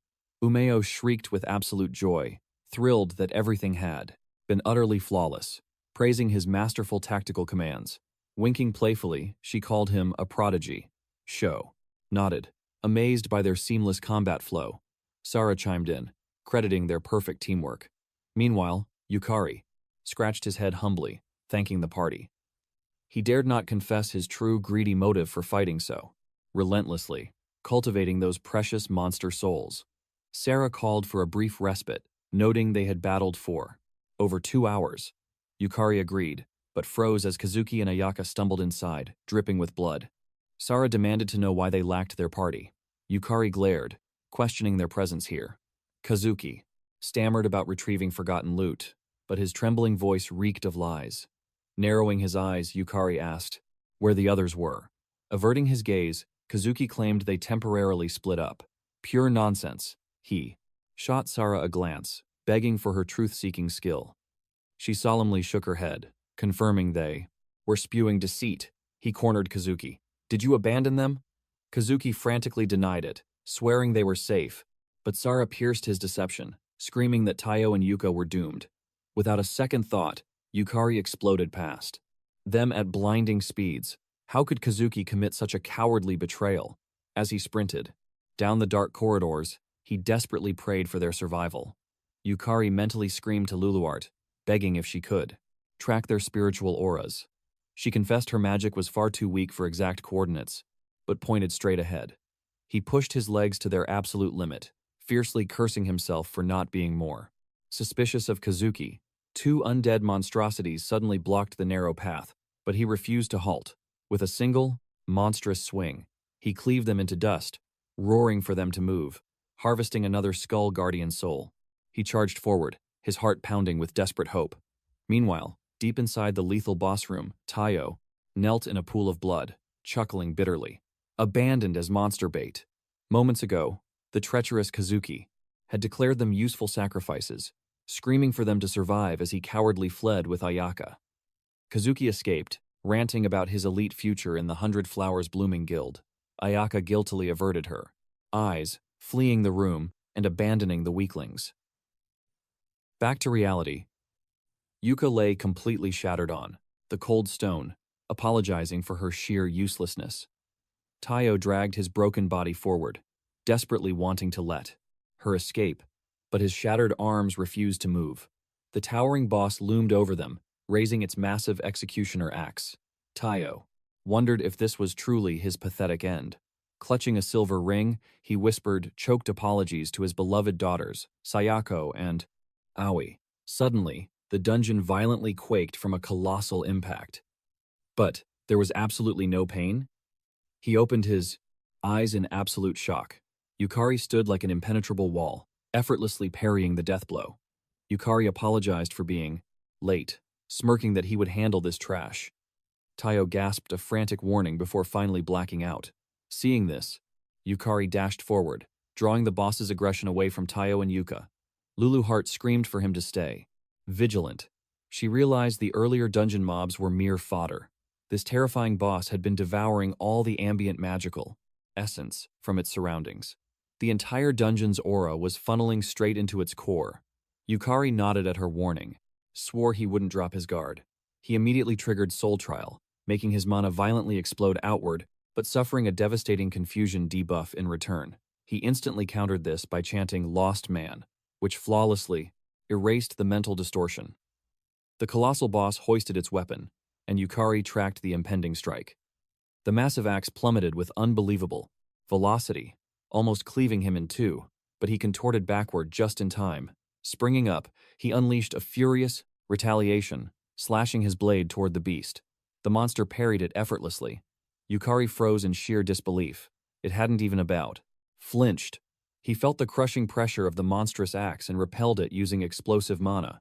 Sensing a brief opening, he viciously struck its flank, yet his blade barely scratched its armor. Before he could blink, The beast retaliated, forcing him to frantically match its blinding speed and parry its onslaught. Panic set in. His critical strikes were completely useless. Yukari realized the sheer gap in their raw stats was an insurmountable wall. Like this, his attacks were mere scratches. He forcefully evolved his mana to level 2 through Soul Trial, swallowing a level 2 fear debuff. Instantly, Lost Man triggered, completely purifying the crippling dread. He charged the behemoth, his blade roaring with intensified aura. Watching from above, Lulu Hart marveled at Lost Man's absolute convenience.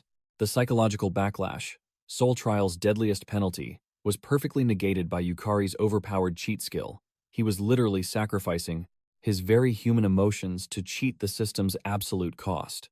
Yukari relentlessly attacked, hungering for supreme magical power.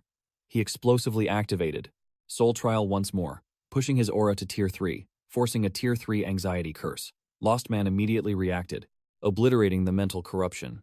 Driving a perfect heavy strike forward, he finally fractured the boss's giant axe. That tiny triumph ignited a spark of absolute hope. His strategy was working. He closed the distance, unleashing a storm of slashes, certain that, if he kept breaking past his aura limits, victory was his. He triggered Soul Trial yet again, forcing his surging mana to Tier 4. This time, the terrifying deadly sin of Sloth Level 4 descended. Lost Man purged the lethal curse once more, but as he moved to cast it further, his entire body locked up. A chilling dread paralyzed his veins. The system flashed a crimson warning. His proof of humanity was plummeting towards zero. Extreme vertigo crushed his senses. Lulu Hart watched in sheer terror. The monstrous titan swung, its catastrophic axe downward, smashing directly into Yukari's gut and blasting him into the dungeon wall. He crashed violently, unable to twitch a muscle. Lulu Hart screamed his name in absolute despair. Sprinting to his side, she frantically revealed that Lost Man was a forbidden art that devoured his very soul. In that fatal exchange, he had sacrificed the core fragments of his own identity, all just to cheat the divine penalties of Soul Trial. Coughing blood, he weakly asked why her face was so filled with desperation. His vision faded as she sobbed that continuing this forbidden path meant more than just failing the soul's tribulation. His very existence would be completely erased from reality. Lulu Hart realized her desperate cries were falling on deaf ears. If this destructive loop continued, Yukari would be dragged into the true, unmitigated Soul Trial. If he respawned now, the catastrophic damage to his very psyche would be absolutely irreparable. She had no other choice left. Closing her eyes, she manifested a brilliant magic array. The giant boss froze, in pure awe at her overwhelming demonic aura. She coldly ordered the beast to feel honored. Flashing a wicked grin, she vowed she would personally crush its pathetic existence. Glancing back at the fading Yukari, she pleaded with him to conquer the internal trial of his soul, just this once. Darkness consumed his vision as Yukari plummeted into a profound slumber, entering a haunting dreamscape. There, he faced the arrogant doctor who had branded him a trash tier, incapable of entering dungeons. He faced the cruel hunters who had ruthlessly trampled him, spitting that he was utterly worthless. His old colleagues' venomous whispers echoed, cementing his absolute insignificance. The phantom of older Sierra, pleading with him to abandon his foolish dreams. Then, Kei's voice pierced his soul, condemning Yukari's weakness for his death. Yukari snapped awake, sweating profusely as his most traumatic nightmares faded.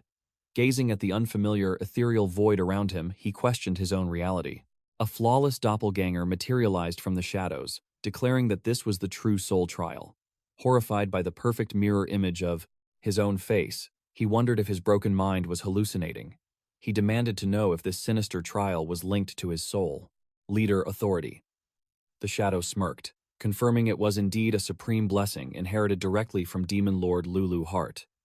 It explained that the trial's ultimate function was to violently overcharge one's deepest desires, infinitely multiplying both spiritual pressure and raw magical output. However, Yukari had continuously rejected this divine burden by exploiting the Lost Man cheat. Therefore, Judgment Day had arrived to collect its due. The phantom violently seized his collar, a demonic grin twisting its face, whispering that he must finally embrace the humanity he discarded and prove his own pathetic worth.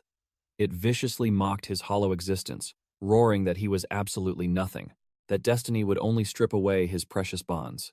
It mocked Yukari's stagnant, unchanging human nature, screaming that his soul was cursed. Meanwhile, inside the boss chamber, the towering abomination violently swung its weapon, aiming to crush Lulu Hart into dust. She desperately evaded the devastating strike, but the sheer shockwave blasted her, violently against the stone wall. Trembling as she stood, she cursed her own bitter, undeniable powerlessness. To be this utterly defenseless against a mere low-tier beast in her sealed state? It was absolutely infuriating. Pushing past the agonizing pain, she locked eyes on Yukari's empty vessel, refusing to show weakness. She vowed to protect him. As the demonic boss raised its brutal axe, she swiftly dodged, daringly provoking the monster's wrath. She held absolute, unwavering faith that Yukari would conquer his soul trial and awaken his true legendary potential. Deep within the spiritual realm, Yukari challenged his inner demon's twisted philosophy. A defiant, mocking laugh escaped his lips, stunning the dark illusion. He openly confessed his mortal flaws, accepting that tragedy might always haunt his path. Yet, within that very cursed destiny, he had finally encountered Lulu Hart. Every desperate escape, every pathetic struggle to survive against impossible odds, they all forged his unbreakable resolve. Blazing mana violently erupted around his fist as he declared his undeniable, heaven-defying truth. His existence might be flawed, but his righteous path remained absolute. He viciously pierced the shadow's chest, vowing to obliterate the dungeon break. The demonic clone shrieked in absolute agony as devastating spiritual energy flooded its core, violently awakening the lost man ability. The shadowy illusion melted into nothingness. The divine system announced the absolute purge of human weaknesses. His existential value plummeted past the mortal limit, shattering the boundaries of his soul to reconstruct his humanity. The spiritual trial dimension violently fractured into glittering shards. Lulu Hart's transcended temporal projection materialized, playfully warning him about this fateful, one-way journey into legendary power. Yukari boldly promised to walk her destined path, bound by star-crossed fate, their hands firmly intertwined. In an explosive flash, the holy system confirmed Lulu Hart's primordial magical essence surging directly into his mortal veins. Her overwhelming aura reconstructed his shattered soul, perfectly stabilizing his existence. But this heaven-defying miracle demanded a heavy sacrifice of her own soul power. The illusory realm completely annihilated, liberating the awakened warrior. Meanwhile, the exhausted heroine faced imminent destruction. As the death-bringing axe descended, a surging blade intercepted the colossal impact. A triumphant smile graced her lips. The reborn Yukari stood unyielding against the monstrous titan. Apologizing for his tardiness, he declared himself the vanguard. Acknowledging his title, she questioned his ultimate karmic resolve. Unleashing a terrifying sword wave, he fiercely proclaimed that his absolute destiny held only one irrefutable truth. Intrigued by his fiery conviction, she grinned. But the infuriated demonic overlord violently interrupted their tender reunion. Cleaving the air with murderous intent, Yukari gracefully evaded the predictable slaughter, instantly reading its pathetic movements.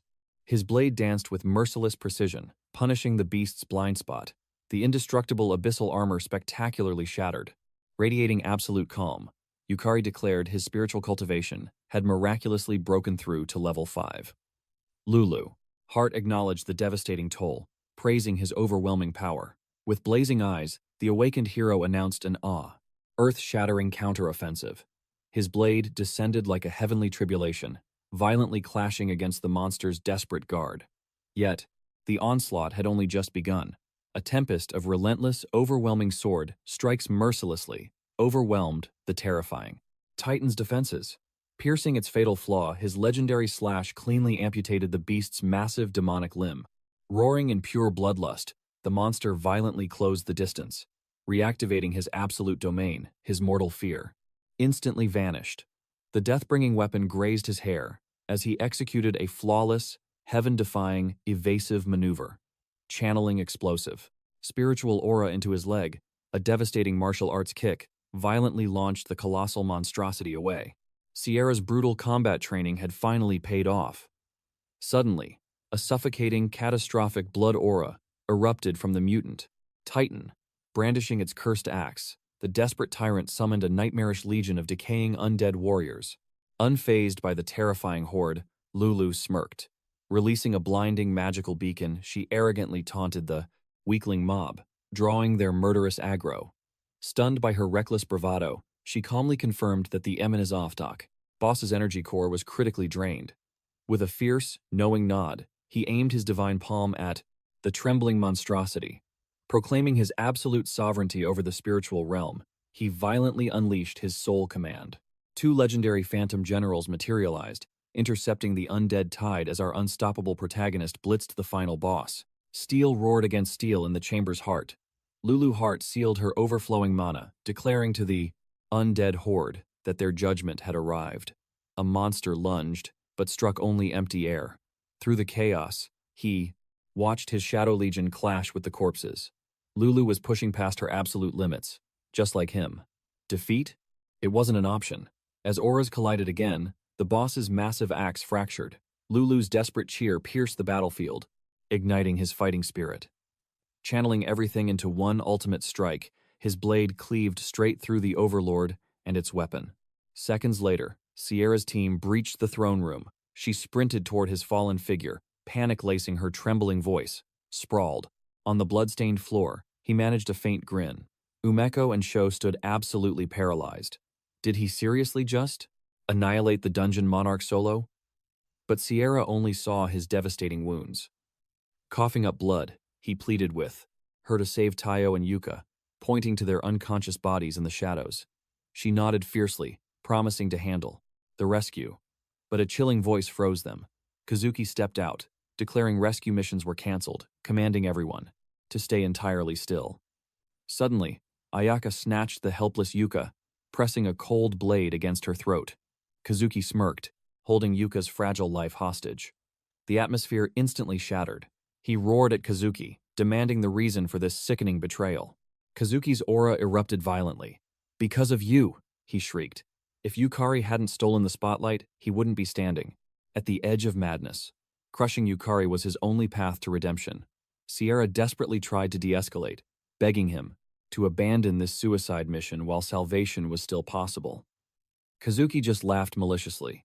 The time for turning back had long burned to ash. He was already walking the demon's path.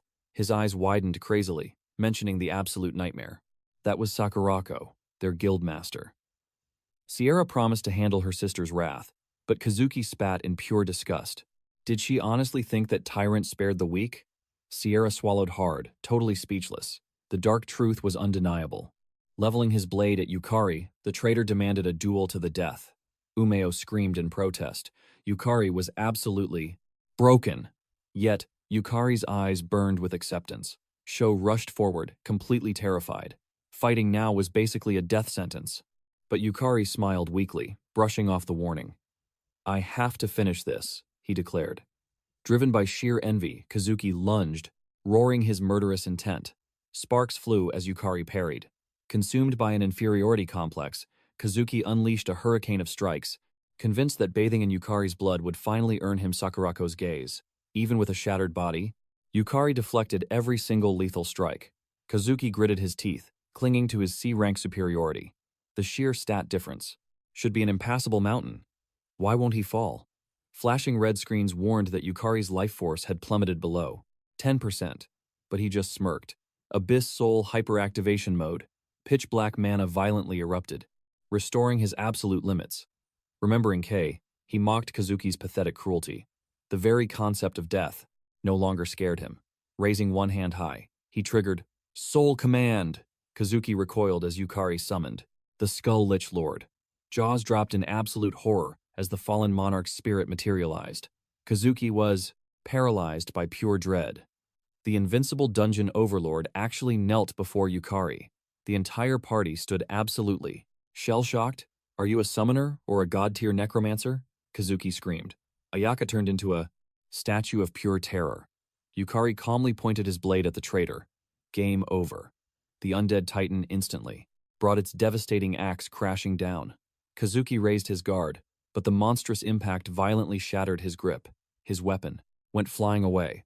Whipping around, he faced the Death Knight radiating an apocalyptic aura from above. With a single thought, Yukari advanced his spectral king. Kazuki's soul left his body in panic. The Colossus hoisted its executioner's blade aiming straight for the traitor. A massive shockwave followed. Kazuki lay face down, utterly defeated. Sho sprinted over with stars in his eyes. What kind of divine skill was that? Did he seriously tame the final boss? Umeo stumbled forward, mind completely blown. A melee combat god who could also command sovereign entities? Impossible. I am no summoner, Yukari breathed, just bending the rules of death. Sho quickly pulled the exhausted hero up. Taiyo awakened, bowing in deep gratitude for salvation.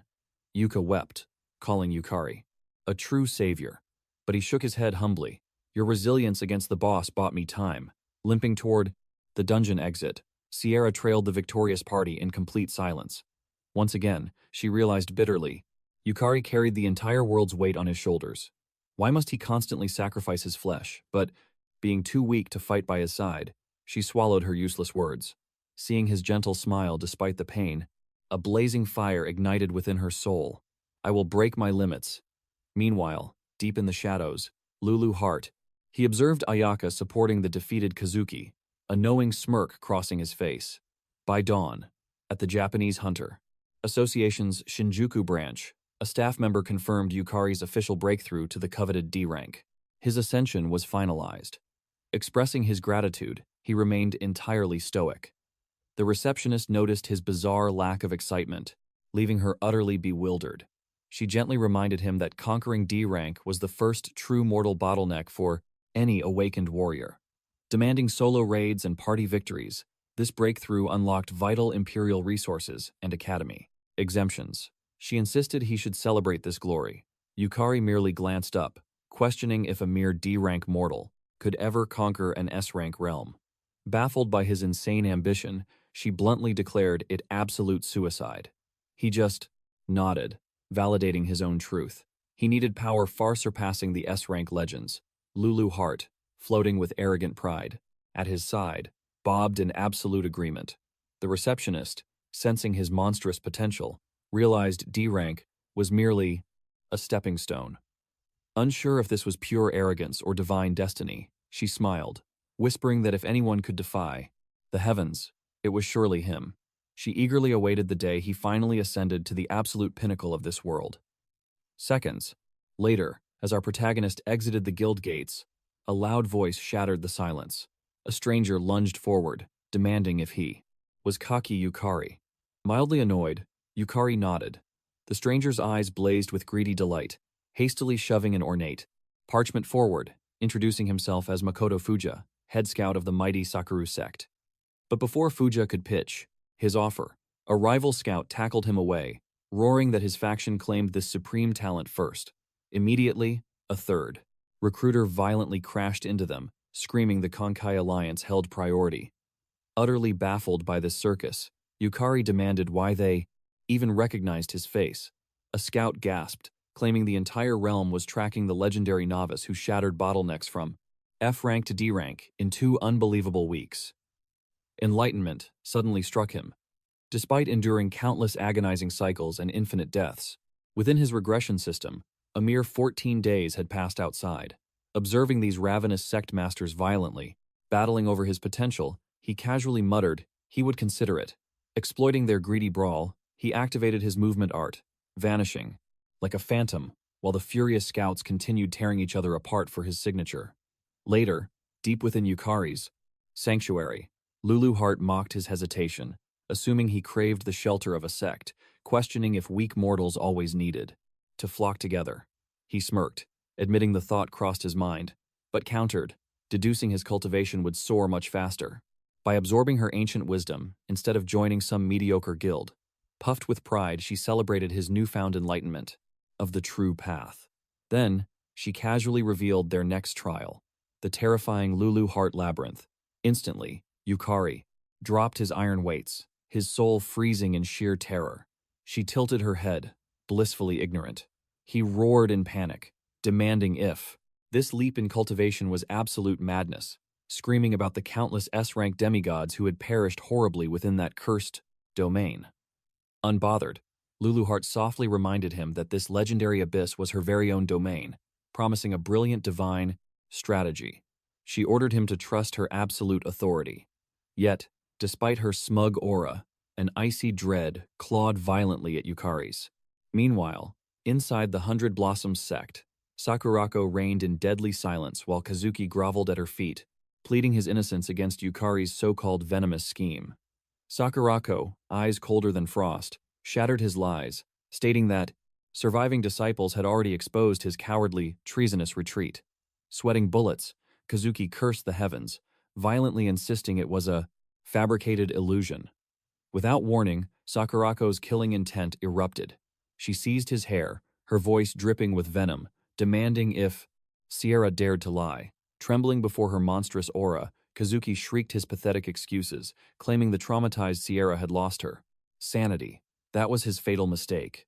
Boundless rage exploded as she unleashed her two-tail awakening, Hakuman Konmu Kyobi, a supreme bloodline art drawn from the nine-tailed ancestor, invoking the golden-furred, white-faced phantom. Instantly, an ethereal storm of spiritual butterflies materialized from her crushing mana. Demonic fox ears crowned her head, while two blinding tails erupted from her back. Gazing upon Kazuki like an insect, Sakurako whispered that his execution was predestined, even if he had successfully assassinated Yukari. But slandering her precious Sierra to save his own pathetic life erased all mercy. Whoever defamed Sierra must perish. Paralyzed by absolute terror, Kazuki sobbed his confessions, desperately trying to redirect the karmic debt back onto Yukari. But Sakurako ignored his cries. She invoked 1,000 colors, 10,000 blossoms, dual formation, sealing Kazuki inside an inescapable spiritual prison. While he howled and begged for salvation, she stood completely unmoved. Unleashing her absolute convergence art, she crushed the dual formation, violently obliterating the barrier and annihilating the weeping Kazuki into less than cosmic dust. As his mortal existence vanished forever, Sakurako retrieved a portrait of Yukari. Her eyes narrowed before incinerating it into swirling ash. With a frostbitten gaze, she resolved that it was finally time to test if this Yukari was truly a heavenly anomaly. Chose to witness it himself. By nightfall, Yukari and Lulu Hart stood before the towering gates of the worked abyss. Puffing out her chest, she boasted her labyrinth was an absolute masterpiece. He nodded, admitting its overwhelming aura was completely unmatched. Gazing at the menacing structure, he braced himself, knowing the Lulu Hart labyrinth was Earth's most dangerous dead zone. Breaching it without the Player Association's blessing was heavily forbidden, expecting a fierce struggle just to step inside. Yet, utterly dumbfounded minutes later, he spotted the watchman, snoring away. He whispered to Lulu Hart that they could literally stroll right past. She chuckled, noting that absolute fools rarely dared to challenge her domain of death. Slipping through the massive gates like phantoms, the duo quickly arrived at the inner rift portal. Yukari murmured under his breath, asking for the green light. Lulu Hart nodded, and they crossed the threshold, entirely oblivious to the hidden gaze tracking them. Inside, Yukari froze, utterly paralyzed as he faced a colossal, otherworldly fortress. This was the infamous death trap that countless elite players had challenged, yielding 0 successful conquests. He asked if this was merely a hallway, but Lulu Hart smirked, dubbing it the Endless Corridor. She revealed that her labyrinth's very first floor was a sprawling demonic fortress, boasting the sheer scale of an entire nation. One wrong step meant wandering for an eternity, forever trapped before even glimpsing the boss chamber. She noted that normal challengers spawned in the outer cursed woods, but she had forged a VIP shortcut just for his sake.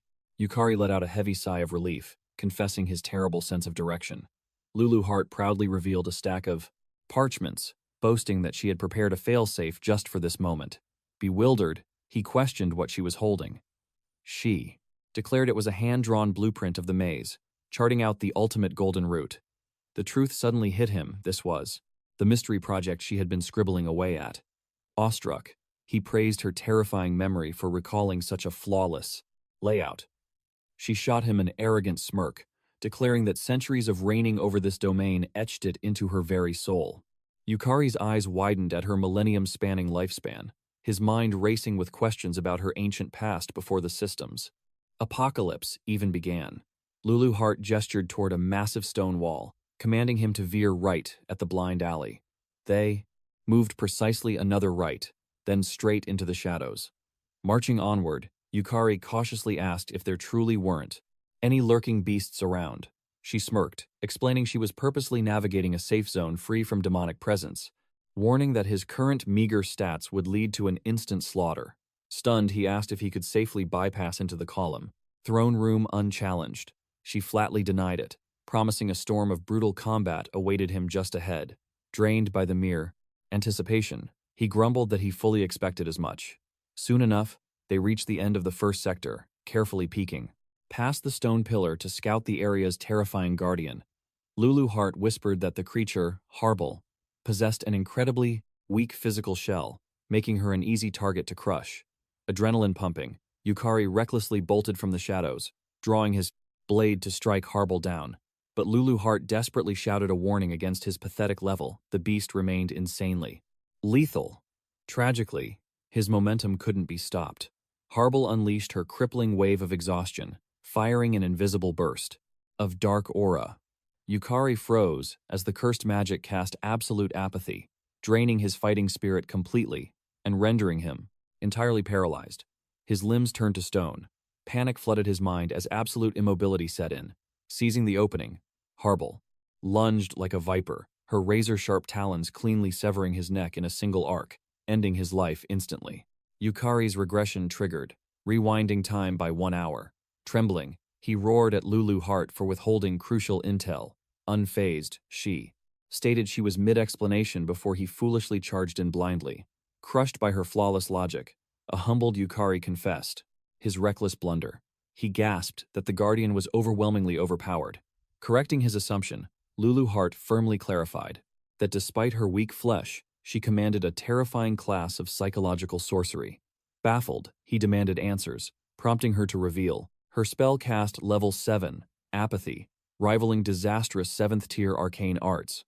Finding anyone capable of withstanding such a deadly curse was practically a myth, not only among mankind, but even among the abyssal beasts.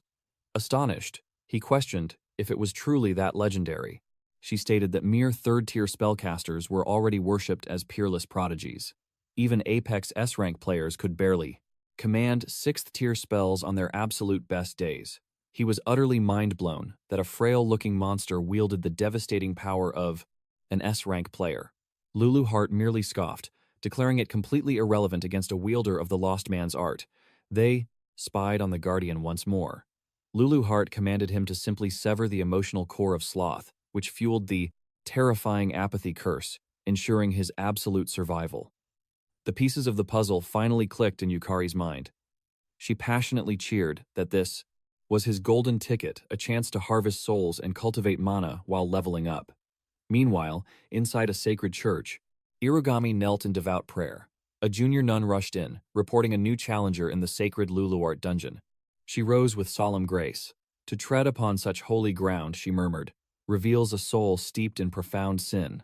Beatrix Irugami, the Holy Dungeon Church's #1, stood as Japan's 6th strongest awakened, the ultimate saintess, an S-rank powerhouse wielding the divine desire skill. Turning to her sister, she declared this foolish challenger would simply become another blood sacrifice to the dungeon. However, she added softly, should a miracle deliver him from that abyss, we shall bestow heaven's blessing upon him. Yukari had absolutely no idea that another colossal faction had locked onto him. Meanwhile, deep within the S-rank Sakura Dragon Guild's fortress known as Oryu, Umeo was buzzing with excitement. She eagerly recounted how Yukari saved her life in her darkest moment. The imposing man, listening to her tale, smiled fiercely, praising Yukari as a true warrior.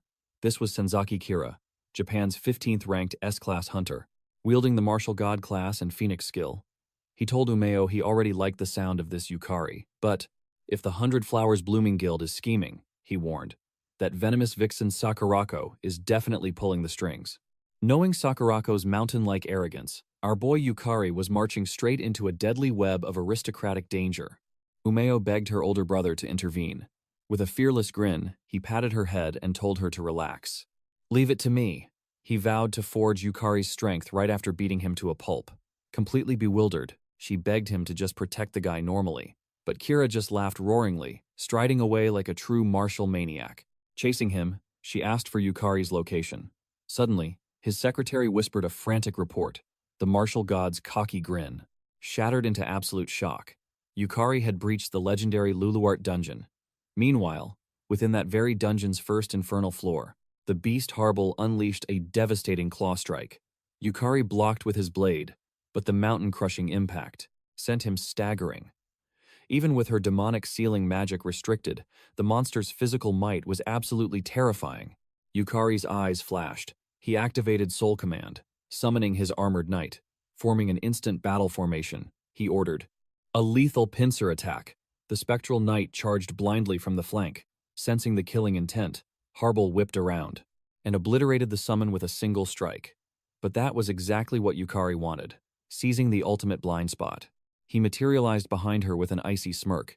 His blade tore through her back. A blood-curdling screech echoed. Without missing a beat, he triggered Soul Command again, manifesting the Skull Guardian.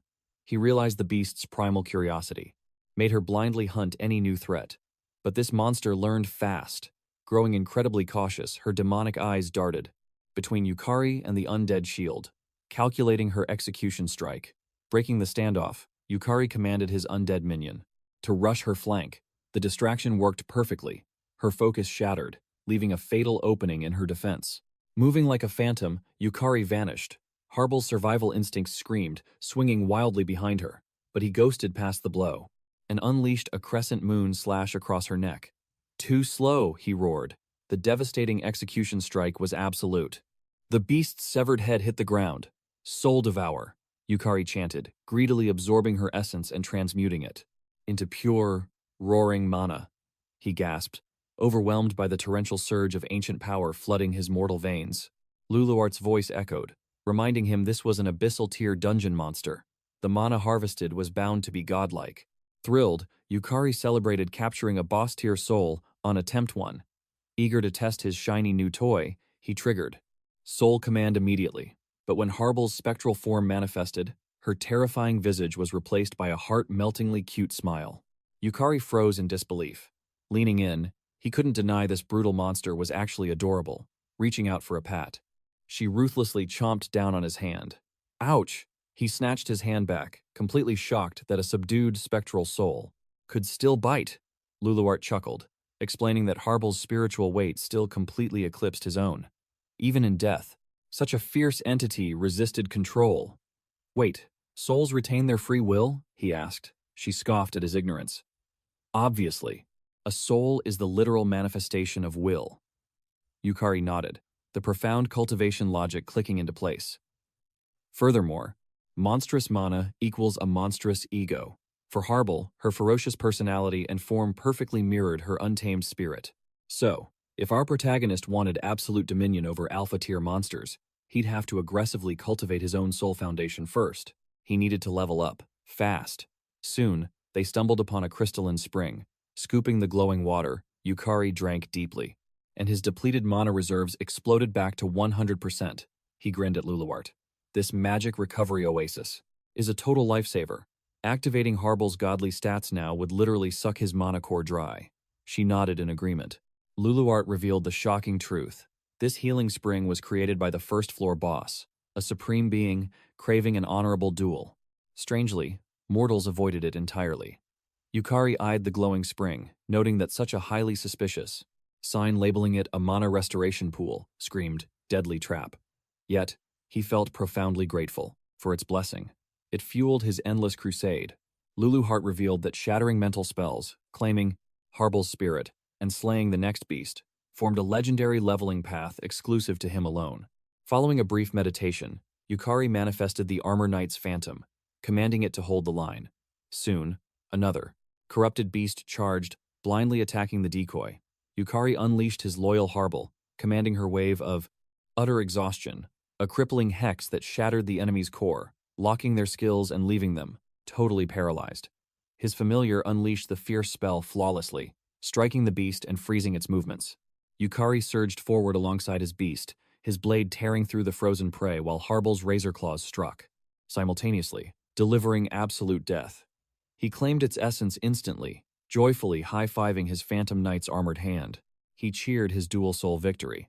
However, Lulu Hart frowned with clear disappointment. She sharply scolded him for relying on cowardly decoys and cheap ambushes, demanding he instead focus on cultivating his true martial prowess. He coolly brushed her off, claiming that cunning strategy was absolute power.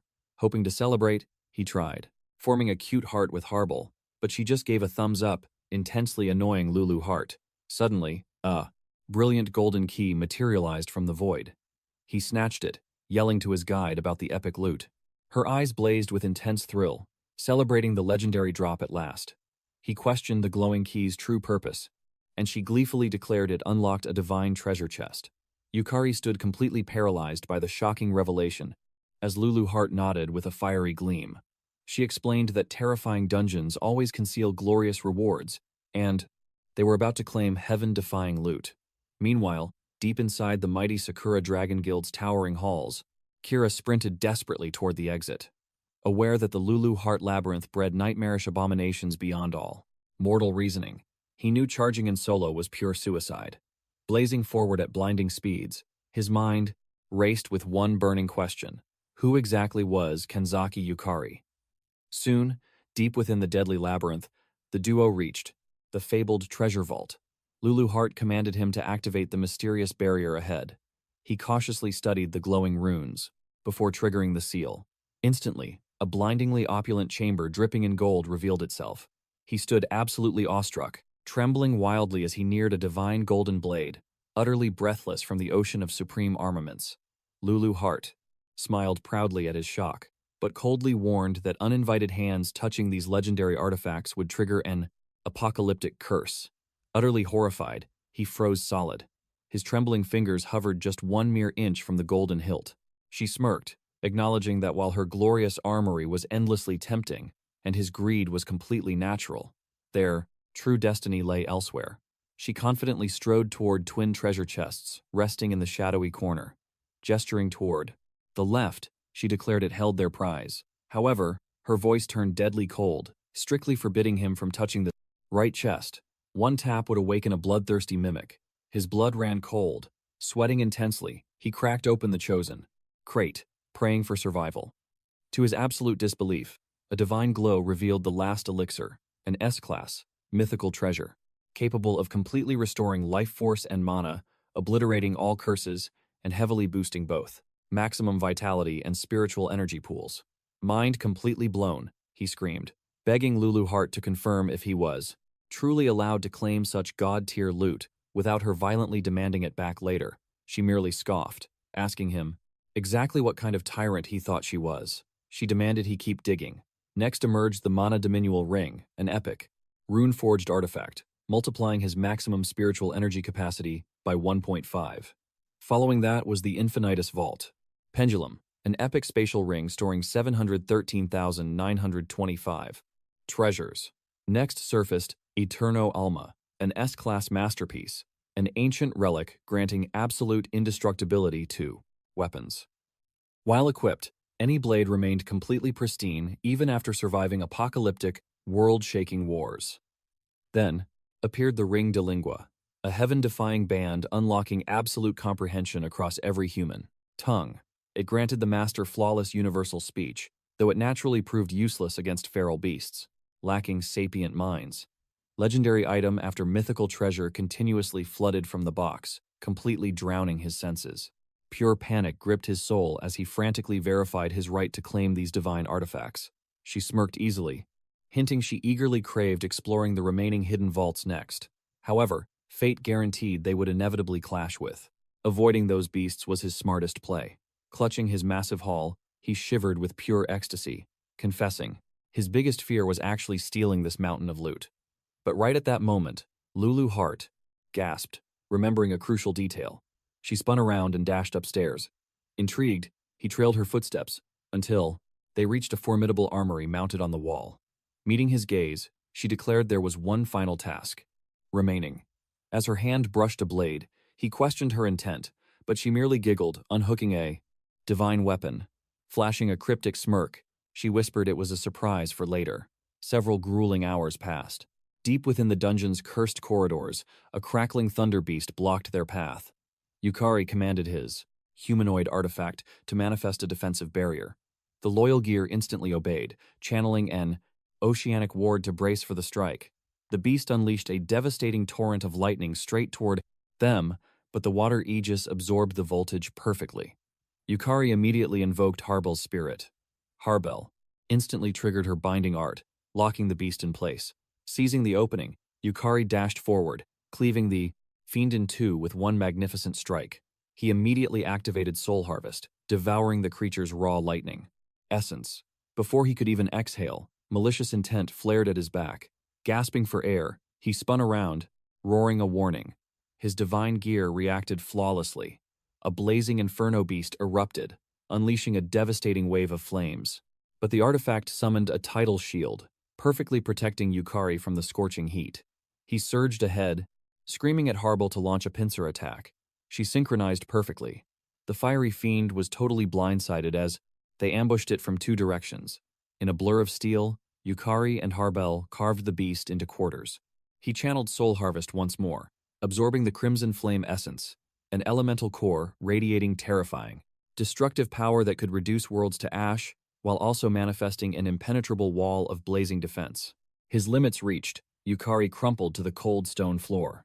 Sighing in relief, Lulu Hart applauded their flawless synergy, but he wheezed that he had practically tasted death a dozen times over. Gesturing at his magical gear, he swore they would be corpses without its protection. This was the last elixir, an S-class legendary artifact, forged as a runic pendulum. Its mystical power allowed mere mortal weapons to slice through ethereal spirits, granting lethal damage multipliers against elemental foes. Lulu Hart smiled, pointing out its god-tier utility, since basic physical strikes were totally useless against elemental beasts.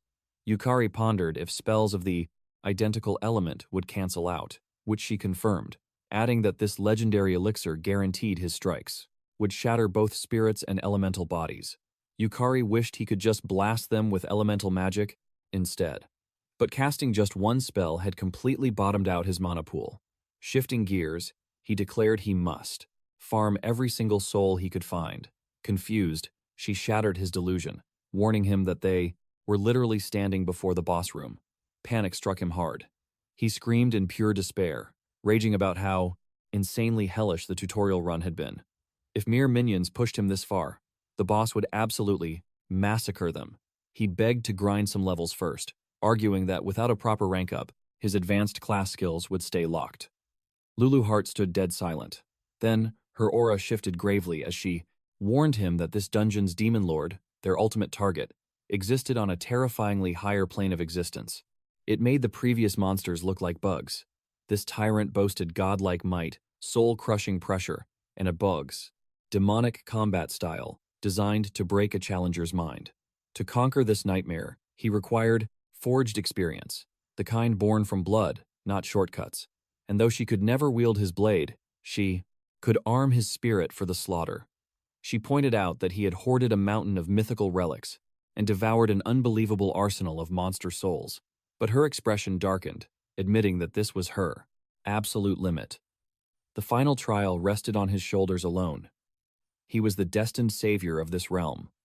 Piercing his soul with her gaze, she declared that he must be the sword to sever this overwhelming doom. He must awaken his own path, clash against impossible heavens, shatter his limits, and claim destiny itself, because failure meant annihilation. Her heavy truth paralyzed him. Swallowing hard, he muttered with bitter frustration that he lacked the legendary words she deserved, whispering an apology. She smiled softly.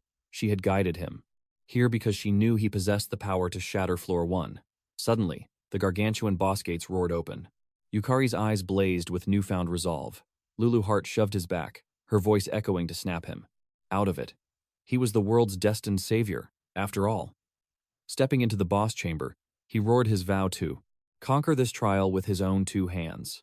Standing tall before the levitating guardian, he studied her hauntingly serene, almost divine visage. Gripping his blade with an unwavering spirit, his aura surged as he braced for the ultimate clash. No matter how many deaths awaited him, he would forge a path to salvation. The guardian descended gracefully, declaring herself as Serendiana. She was the absolute shield of the First Realm, appointed by the Demon Lord herself.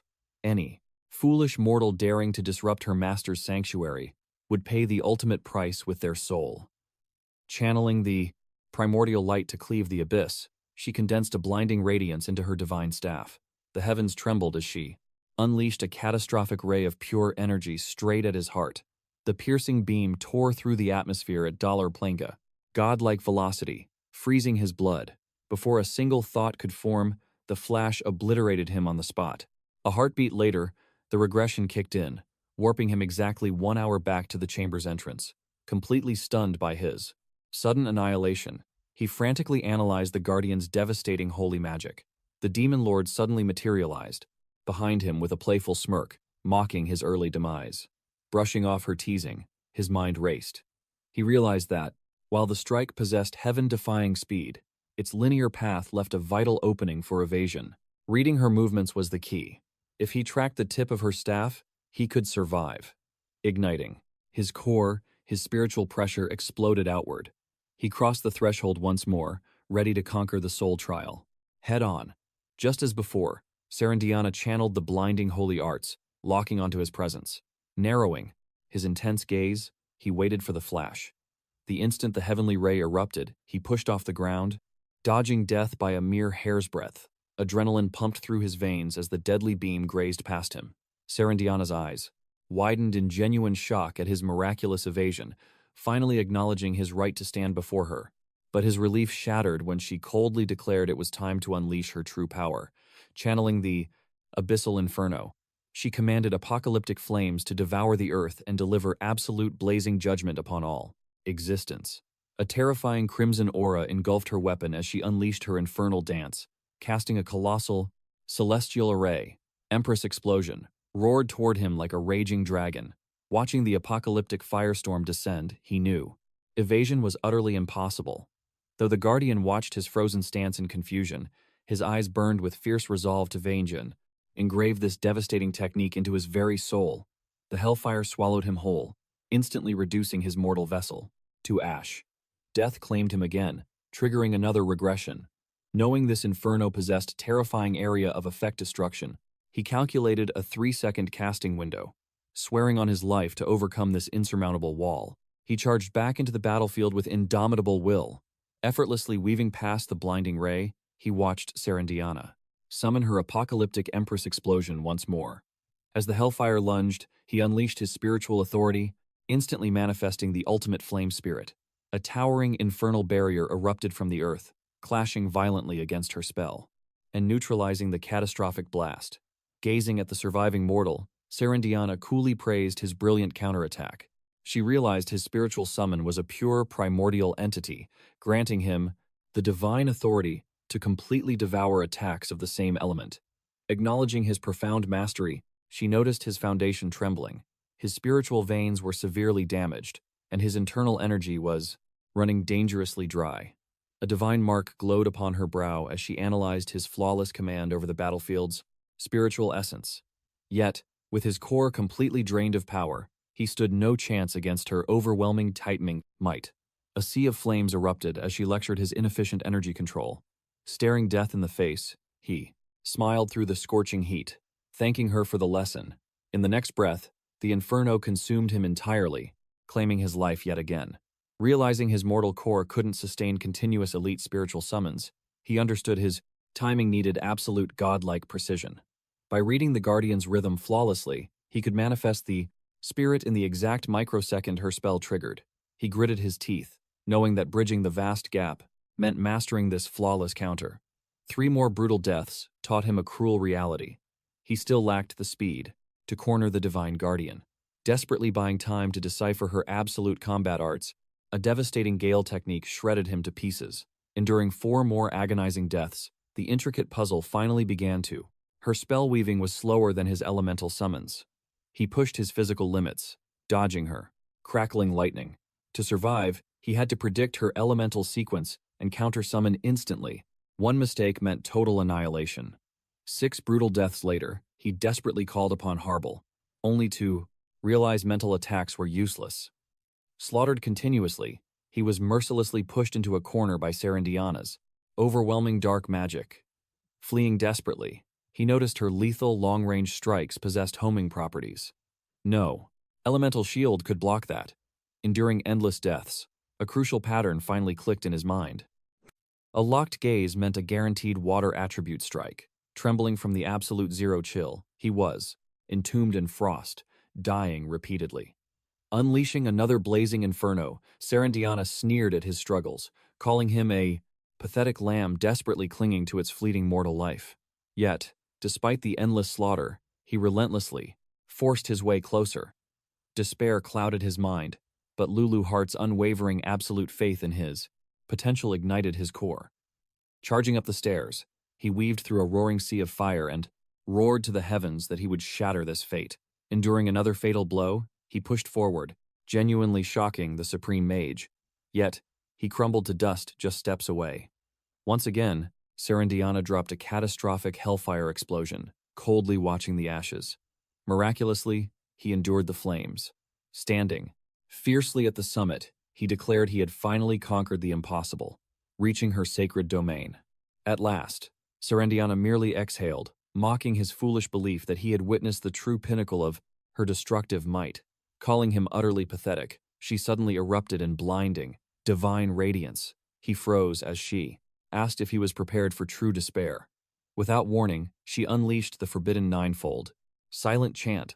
5 primordial elements manifested simultaneously. He stared in absolute horror at the impossible sight. Controlling 5 elements at once, she leveled her staff and fired a world-ending convergence of spells, seeking to vaporize his existence. Meanwhile, Kira and Yumko sprinted through the dark streets. Yumko frantically asked if the Lulu Hart dungeon was truly that deadly. Kira gravely questioned if she remembered the catastrophic Lulu Hart grand-scale raid. Nodding, she asked if he had actually been part of that doomed expedition. As a model back then, she only knew the basic rumors of the tragedy, recalling it merely as a failed raid. Kira's eyes darkened. It wasn't a failure, it was an absolute divine bloodbath. He revealed their lineup: 6 S-rank and 12 A-rank awakeners, gathering the absolute elite of domestic and global forces, only to be entirely wiped out. Shocked, she demanded to know how such an overpowered S-rank squad could fall. Kira calmly stated that S-rank zones defy reality. Each operates as its own terrifying dimension. The Lulu Hart labyrinth begins in an illusionary forest, endlessly spawning cunning elves and relentless S-rank beasts. He recalled that just as their stamina and sanity were completely shattered, a towering, ominous castle materialized. However, by that breaking point, their legendary strike force was already reduced to a mere 1/3. Aghast, she asked why they didn't fall back. His answer was simple. Sakurako was still trapped inside. She nodded grimly. He explained that their absolute strongest warrior was still pushing forward, keeping the survivors' morale alive. Yet, upon breaching the final boss chamber, only 4 absolute masters remained. Himself, Sakurako, the 12th-ranked Kagaman, and the 19th-ranked S-class, Jumoku Kaika, the founding master of Hayaka Senran Guild. Yumko gasped, realizing this was Japan's ultimate dream team, begging to know how such legendary cultivators perished. Kira muttered that they foolishly believed they held the upper hand, only because Serendiana was merely playing with them. She had utterly masked her terrifying quintuple casting and her ninefold silent chant, manipulating 5 primordial elements flawlessly.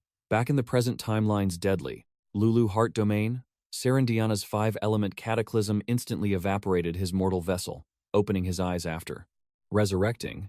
He calculated the grim reality. Even if he summoned spirits matching all 5 terrifying elements, defeat was inevitable. Double summoning was his absolute limit, and it would instantly shatter his monocore. Lulu Hart cried out in deep concern, but he swallowed his fear, insisting they push forward. Immediately, he triggered his Lost Man Supreme skill, forcefully purging all mortal terror and panic from his soul. Watching him, Lulu finally grasped his true resolve. Suddenly, Serendiana unleashed another devastating hellfire barrage. He instantly summoned his fire attribute soul to his shield and charged.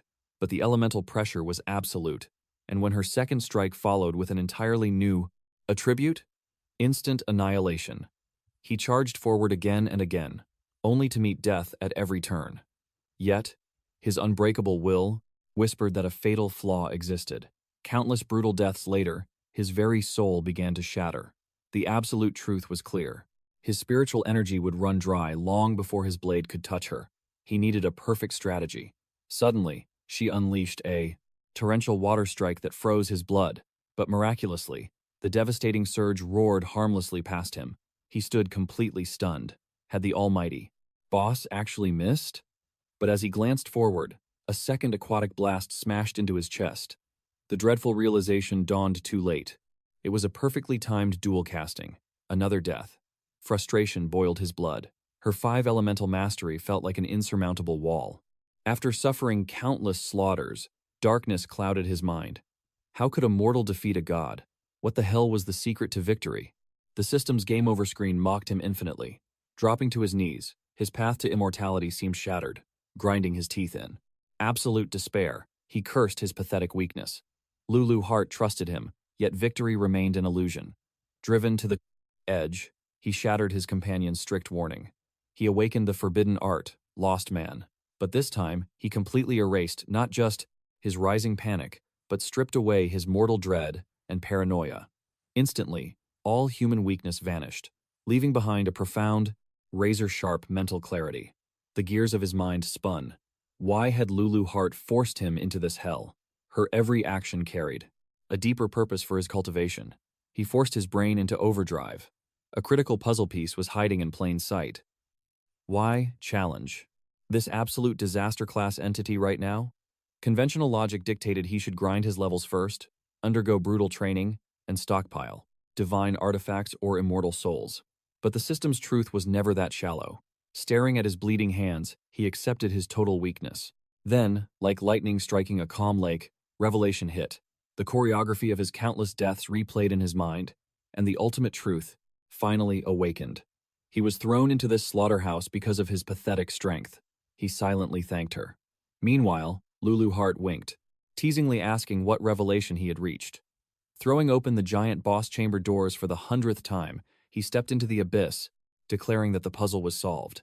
The divine executioner, Serendiana, was no longer invincible. Smiling proudly, Lulu Hart challenged him to demonstrate the legendary martial truth forged through his bloody reincarnations. Soon after, the boss herself scoffed, mocking his seemingly foolish tactics. Yet his method utilized a fundamental law woven into the fabric of the universe from the very dawn of creation, an element's innate power to devour its twin. As a raging inferno engulfed the arena, he effortlessly shattered her blazing execution strike by channeling his own infernal soul energy. Her eyes widened, conceding that weaponizing her own attributes for absolute defense was genius. But he merely flashed an arrogant grin, daring her to use her true might. This massively damaged her pride. Then, he boldly demanded she unleash her ultimate 5 elemental annihilation art. The sheer audacity left her speechless, demanding to know how. A mere mortal possessed such divine knowledge. She initially brushed off his blatant death wish as pathetic bait. However, she coldly added, it remained an absolute sovereign's duty to crush insolent bugs. As her ancient incantation echoed, reality distorted, and a colossal, heaven-shaking magic formation ignited behind her floating figure. She promised to grant his suicidal wish and erase him from the cycle of reincarnation. He stood completely motionless for agonizing seconds, then vanished completely. The Grand Mage flinched in disbelief. Was this a supreme-tier illusion or stealth technique?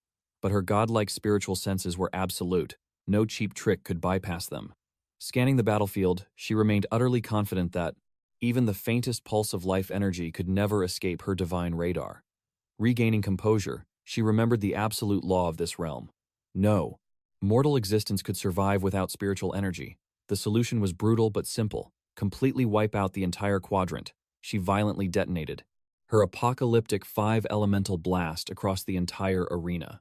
When the catastrophic smoke finally cleared into the scorched atmosphere, her eyes narrowed. The radar remained dead. Blazing fury consumed her pride at losing a mere ant. Then, breaking the eerie silence, the rhythm of charging footsteps echoed. She blindly fired spells everywhere, mind spiraling at his impossible vanishing act. But the truth completely escaped her. The hunter was suspended directly above her blind spot. The master tactician had deduced her fatal flaw. This boss saw reality purely through spiritual energy. By invoking the forbidden art Lost Man, he erased his aura, rendering him an absolute ghost. Gripping his blade, he counted milliseconds until the skill timed out and his energy returned. The instant the system flashed the skill's cooldown, a volcanic eruption of spiritual energy flooded his veins. Plummeting like a meteor, he chained his ultimate ability. Soul Devour, Absolute Limit, Astral Detonation. The boss snapped her head upward in sheer terror, paralyzed by the magnitude of violent energy now radiating from this mortal bug.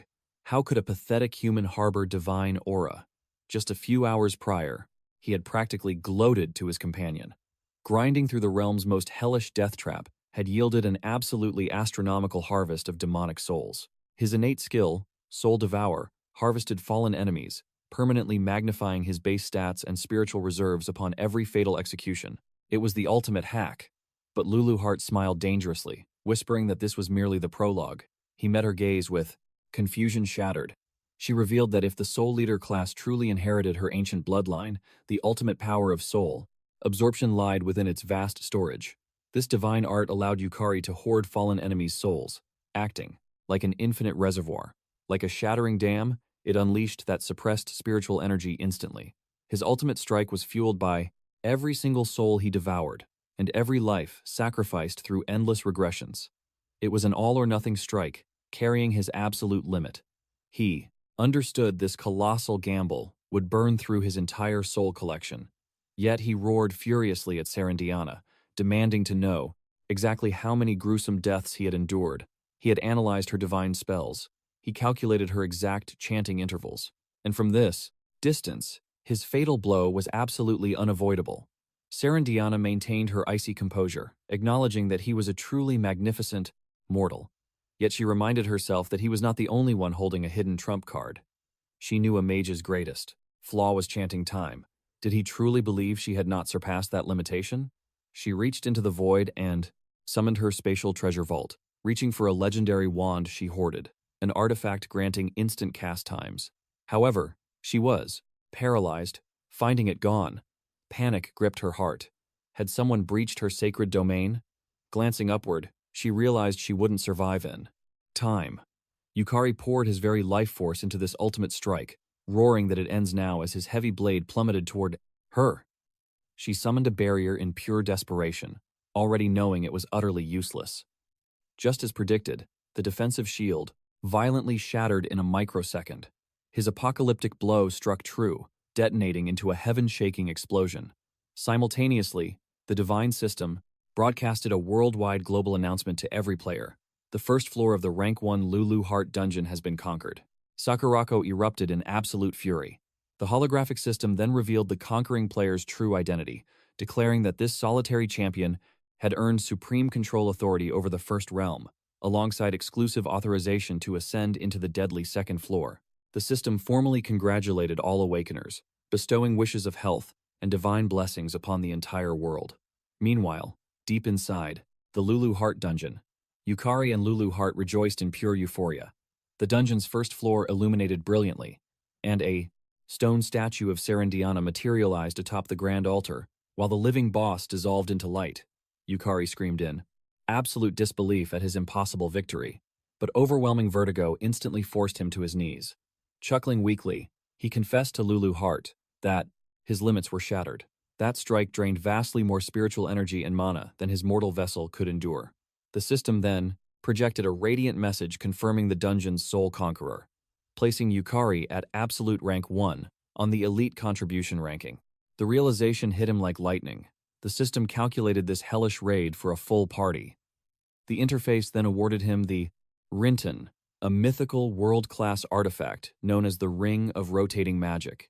The description stated that the Rinton completely nullifies all incoming spells, but instantly triggers a 24-hour cooldown period after activation. Without warning, his innate Soul Devour skill violently activated, aggressively swallowing the ancient soul of Serendai Diana Rinswheel, the mighty Serendiana, purifying it into raw mana. He gasped in shock, as an overwhelming tsunami of spiritual energy flooded his meridians. Yet this terrifying influx made perfect sense considering her monstrous mana capacity. Even though his mind spun from the pressure, he grasped his profound growth. Once Serendiana's colossal soul was completely absorbed, the divine system initiated processing his raid contribution level. Suddenly, a jarring red error flashed, notifying him that his massive contribution points would be sealed until he achieved S rank. because live ranking updates were strictly locked for non-S rank awakeners. Surprisingly, a heavy wave of relief washed over him. If anyone interrogated him, he couldn't possibly confess he had secretly borrowed a fearsome demon lord's dark power. Lulu Hart cheerfully praised his legendary triumph, admitting that she honestly hadn't expected a mortal to truly obliterate her dungeon's terrifying floor boss. She proudly announced he was the absolute first to do so. Taken aback by her genuine praise, he sincerely thanked her, humbly adding that this impossible miracle was only achieved because of her divine assistance. Smirking, she asked if he brought her solely to compensate for his pathetic mana reserves. He didn't answer directly, but instead confessed a lingering doubt. He constantly questioned why she threw him into this deadly Lulu Hart dungeon when he was only D rank. But clashing blades with the fearsome Serendiana, a chilling realization struck him. Whenever he hovered near death's door, her lethal accuracy plummeted. The puzzle pieces finally aligned. Once his meager mana pool completely dried up, Serendiana completely lost her ability to perceive his physical presence. He revealed that initially, he assumed Serendiana was merely an enchanting sorceress with permanently drowsy eyes. But the terrifying truth was, she was completely blind. Had he possessed immense mana, he might never have realized that. Serendiana solely observed the battlefield by tracing mana currents. He would have charged into head-on clashes countless times, dying without ever understanding why he kept failing. He deduced the true reason he was deployed into this specific dungeon was precisely because of his embarrassingly low mana, a fatal flaw that ironically evolved into his ultimate tactical advantage. Lulu Hart simply scoffed, not bothering to respond with comforting pleasantries. Yukari's eyes narrowed as he confronted her, asking if she secretly looted Serendiana's legendary staff during the chaos. He smirked to himself. Sure, he had somehow crushed both Harble and Serendiana, but he had not truly conquered this abyssal dungeon, and he failed to shatter the ninefold silent chant. He clenched his fists. He needed more power. Seeing his dark expression, Lulu Hart sighed deeply, telling him he was trapped in his own thoughts again. She warmly reassured him that he was indeed the warrior who vanquished Serendiana, but he questioned if exposing the Guardian's fatal flaw was merely thanks to his lost man's skill. She tilted her head, asking why he doubted his own strength, gently reminding him that this divine skill belonged to him by destiny's choice. She further explained that Serendiana's absolute hidden technique was the Elder Vision. It allowed her to perfectly read her enemy's mana core and foresee their every strike. The greater her opponent's aura, the sharper her near clairvoyance became. However, blindingly reliant on that supreme spiritual perception, Serendiana blindly neglected all other mortal detection arts. Yukari had masterfully played his hand, exploiting both her fatal blind spot and her supreme arrogance. It was a pure tactical victory. He looked at her, stunned by this revelation, and offered his deepest gratitude. He then questioned why his soul harvest art failed to trigger upon delivering the finishing strike. Pointing ahead, she revealed that the Guardian's mighty soul was tightly sealed within the Loftero, ancient statue. Squinting, he claimed he sensed absolute emptiness. She chuckled, explaining that Serendiana's spiritual pressure was so overwhelmingly divine among floor bosses that his mortal senses could not perceive it yet. But through endless cultivation, soul summoning would eventually become possible. He sighed, replying that commanding such a legendary being was unimaginable. That life and death clash was too terrifying. Lulu Hart then suggested retreating for today. Although he had devoured Serendiana's aura and broken his limits, it only expanded his spiritual vessel without refilling it. If he ignored his body's limits, his core would remain utterly shattered.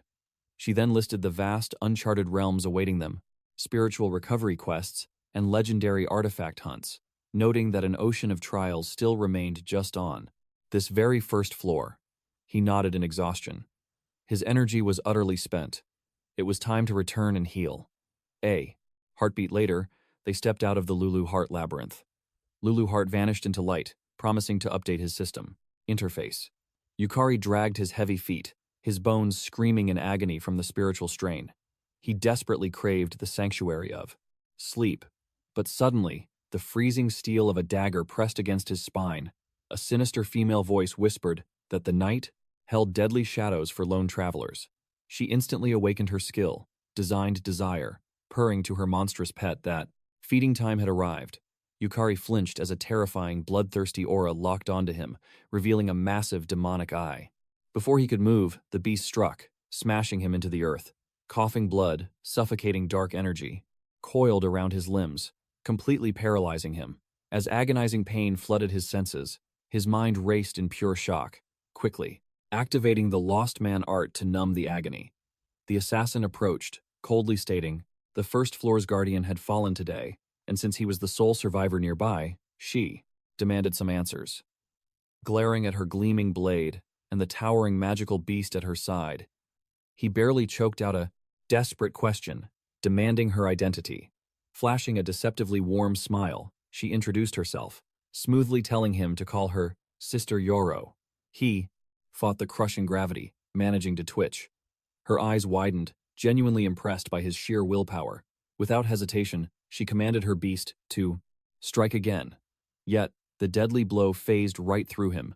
Shock rippled across her face as her designed desire was instantly shattered, questioning how a magicless Class D trash could defy her. What she failed to realize was that the Rinton, the divine artifact dropped by Serendiana, pulsed warmly in Yukari's pocket. It had triggered automatically, obliterating the dark magic and sparing his life. But Yukari realized this supreme shield had a 24-hour cooldown, and his bound limbs meant he couldn't summon any other lifelines. Pure terror gripped his heart. His mana core was empty, his muscles failed him, and hope was slipping away. Irugami's eyes narrowed.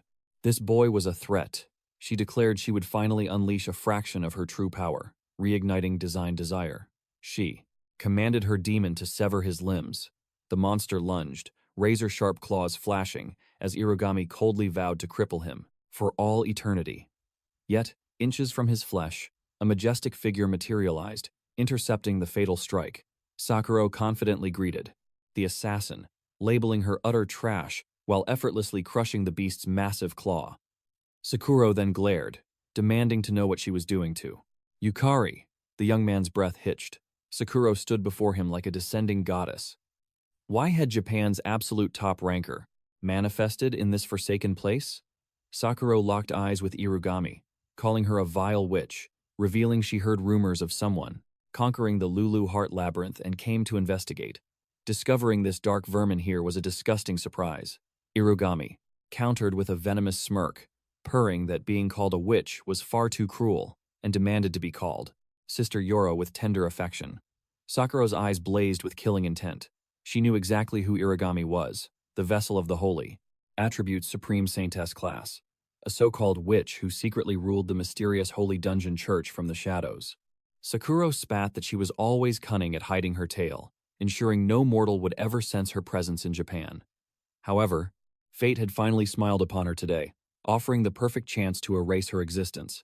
Irugami, however, simply smiled, with sickening sweetness, advising Sakura to conceal such blatant hostility. She claimed she merely worshipped the dungeons, the terrifying monsters, and the supreme sovereign who ruled them all, the Demon King. Eyes trembling with euphoria, Irugami added it was purely an act of absolute faith. This ignited Sakura's fury even further. She snarled that she cared nothing for her twisted beliefs, but threatening her guild was a fatal mistake. Irugami feigned innocent confusion, tilting her head and replying she had no idea what Sakura meant. Her solitary target, she purred, was Yukari. Irugami then revealed that today, the first floor of the legendary Lulu Hart dungeon was finally conquered, and Yukari was the absolute anomaly responsible. Sakura's aura froze for a heartbeat. Then she asked, in pure disbelief, if she truly meant Yukari had shattered the Lulu Hart dungeon's first floor. Suddenly, she burst out, laughing maniacally, demanding she say it again. Smirking arrogantly, Sakura declared she would make a rare exception and let her repeat that nonsense, since centuries had passed since she laughed this hard. Honestly, Irugami was a magnificent clown. Irugami merely chuckled in return, asking if perhaps she possessed a divine hidden talent for bringing people joy. As these two apex predators exchanged venomous laughter, Yukari sat paralyzed, watching this monstrous clash of titans with absolute dread. Sakura's murderous aura suddenly shifted. She smiled coldly, acknowledging Yukari had utterly crushed Kei and even subdued Kazuki, a cultivator 2 whole realms above his own level. But she also knew the terrifying depths of the Lulu Hart dungeon could never be conquered so easily. Turning her killing intent toward Irigami, Sakura scoffed that entertaining a mad witch's delusions was a complete waste of breath. With absolute finality, she declared she would obliterate Irigami where she stood. Sakura ignited her legendary five-tailed skill, launching her devastating foxfire half-blood. Arts straight at her throat. Unfazed, Irigami casually summoned her holy Albion Veil.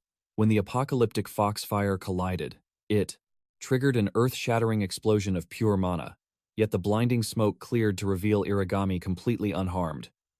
The saintess turned to Sakura, mocking that she expected at least this much destructive firepower, even while hiding her true cultivation base. She then asked if it was truly wise to hold back her real power now. Suddenly, a demonic beast tore towards Sakura, but she merely smirked, releasing a dense magical barrier. She effortlessly blocked the lethal strike. She coldly warned Irigami not to get arrogant with such pathetic strength. Irigami simply commanded her demonic beast to unleash corrosion. A rotting aura exploded from its claws, melting straight through Sakura's spiritual barrier, shattering it to dust. However, this bloodlust only thrilled Sakura further. She manifested her apocalyptic black flame, butterfly half-blood arts, in merciless retaliation.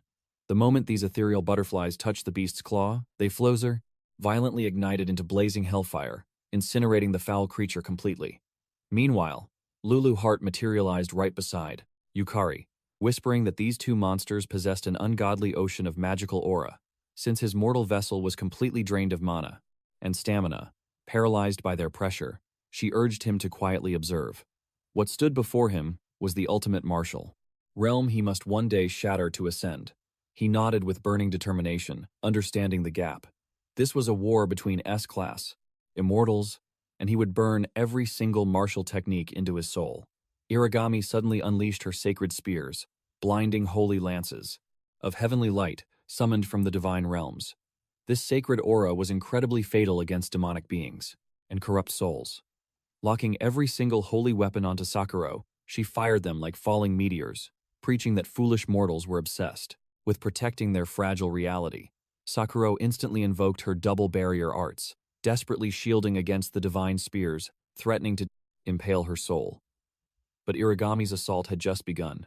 Manifesting an even more terrifying magic circle, she proclaimed that Earth had been blessed as God's domain. Mortals should fall to their knees, gratefully accepting awakening skills, classes, and dungeon systems as divine miracles. She hurled another rain of heavenly spears, pushing Sakura's wrath further. Enraged, Sakura roared back that Irigami's religious delusions were absolutely pathetic. Igniting her thousand vine chains half-bloom awakening, she fiercely declared that she felt only disgust for Irigami's trashy dogma. Her spiritual chains violently coiled around the incoming holy spears, and, upon her absolute command, the chains constricted, crushing the divine weapons into glittering stardust. Irigami responded by unleashing a deeply terrifying magical aura. Realizing mere spells were useless against such cultivation, she manifested her ultimate holy sword, a blinding relic saturated in divine energy, an absolute nightmare for demonic entities and those wandering between mortal realms. Without a flicker of hesitation, she slashed the heavens toward Sakura. Sakura's mystic tails violently bound the blade midair. Irigami mocked her struggles, questioning if 5 mere foxtails could suppress a heaven-defying artifact.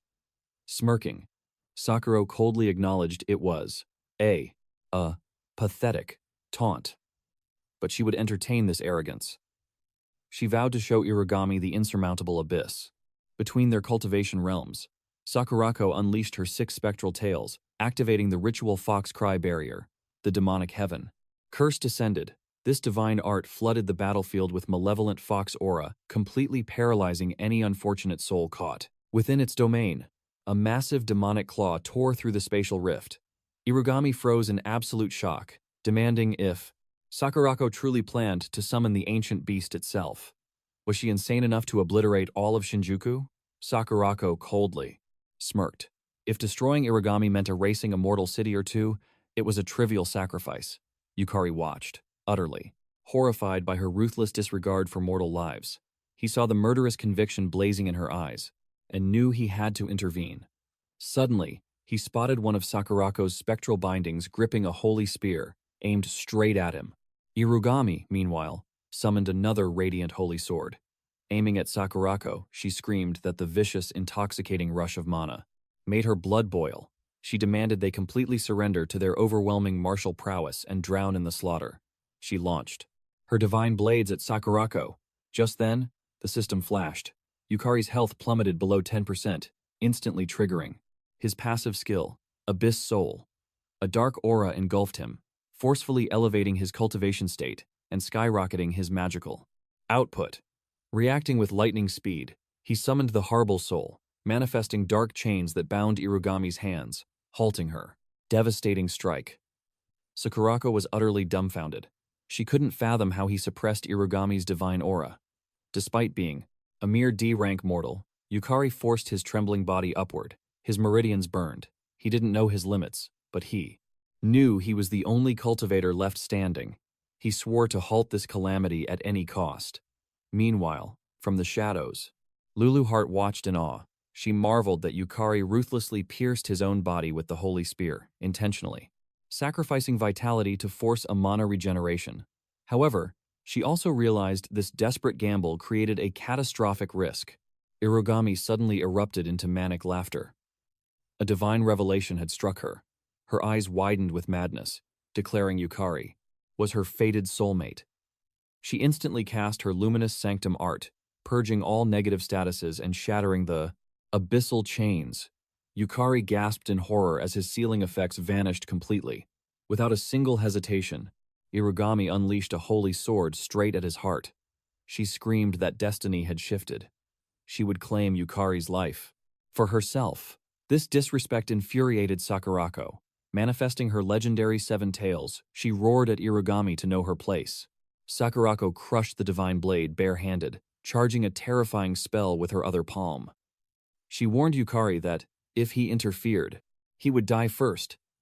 She immediately summoned the heavenly thunder butterfly directly above him. Yukari froze, terrified by its godlike speed. Knowing defense was impossible, his mana core was completely dry. The celestial butterfly detonated on impact, unleashing a dense, blinding fog across the ruined battlefield. But from the smoke, a commanding voice echoed out. He arrived just in time.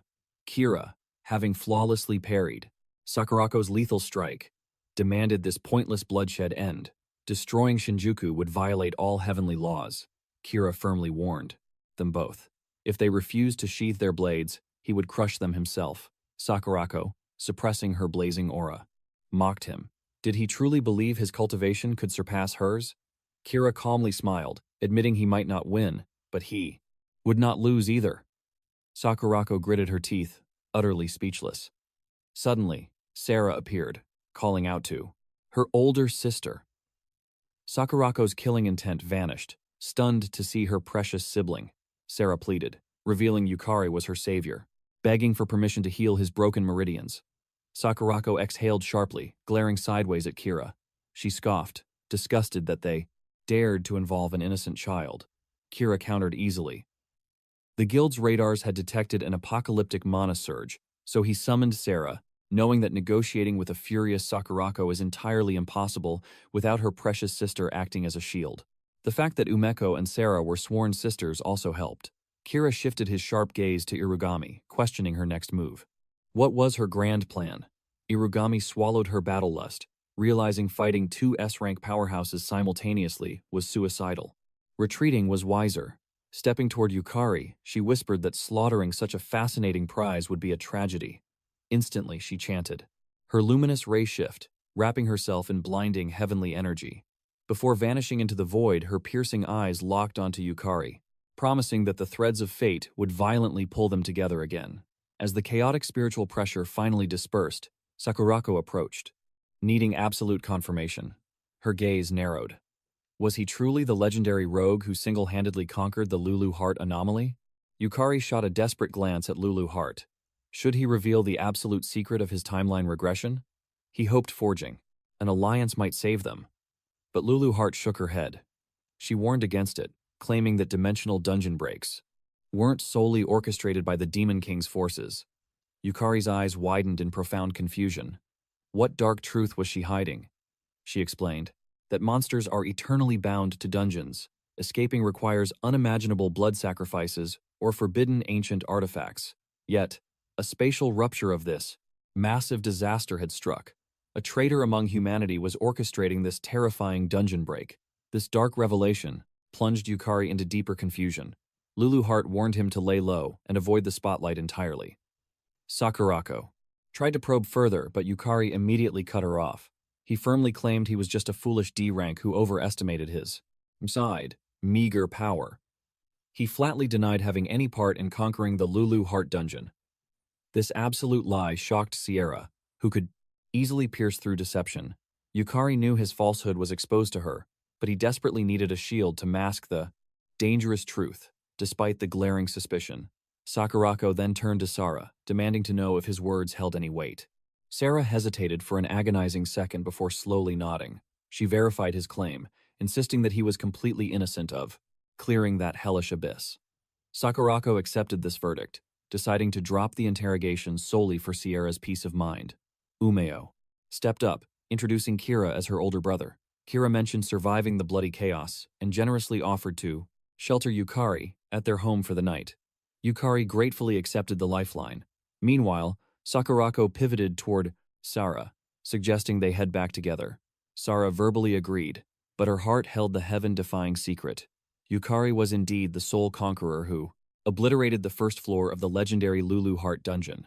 A profound sorrow gripped Sarah, realizing his unfathomable power was forever one monumental step beyond her reach. Yet, endless confusion gnawed at her. Why conceal such glorious triumph? Was a terrifying secret. Forcing his silence? Sarah anchored her faith, knowing Yukari would never weave pointless lies. This heavy burden could only mean her strength was unworthy of his trust. Igniting her resolve, she silently swore to cultivate relentlessly, to evolve into an ally Yukari could finally depend upon. That was her absolute path. Meanwhile, deep within the sacred halls of the holy dungeon association, a disciple rushed to Arugami, checking on her safety and questioning their next move regarding Yukari. The sister declared that a single command would trigger his immediate execution. However, Irugami dismissed the bloody proposal, noting it was unnecessary. Her spiritual senses had flared.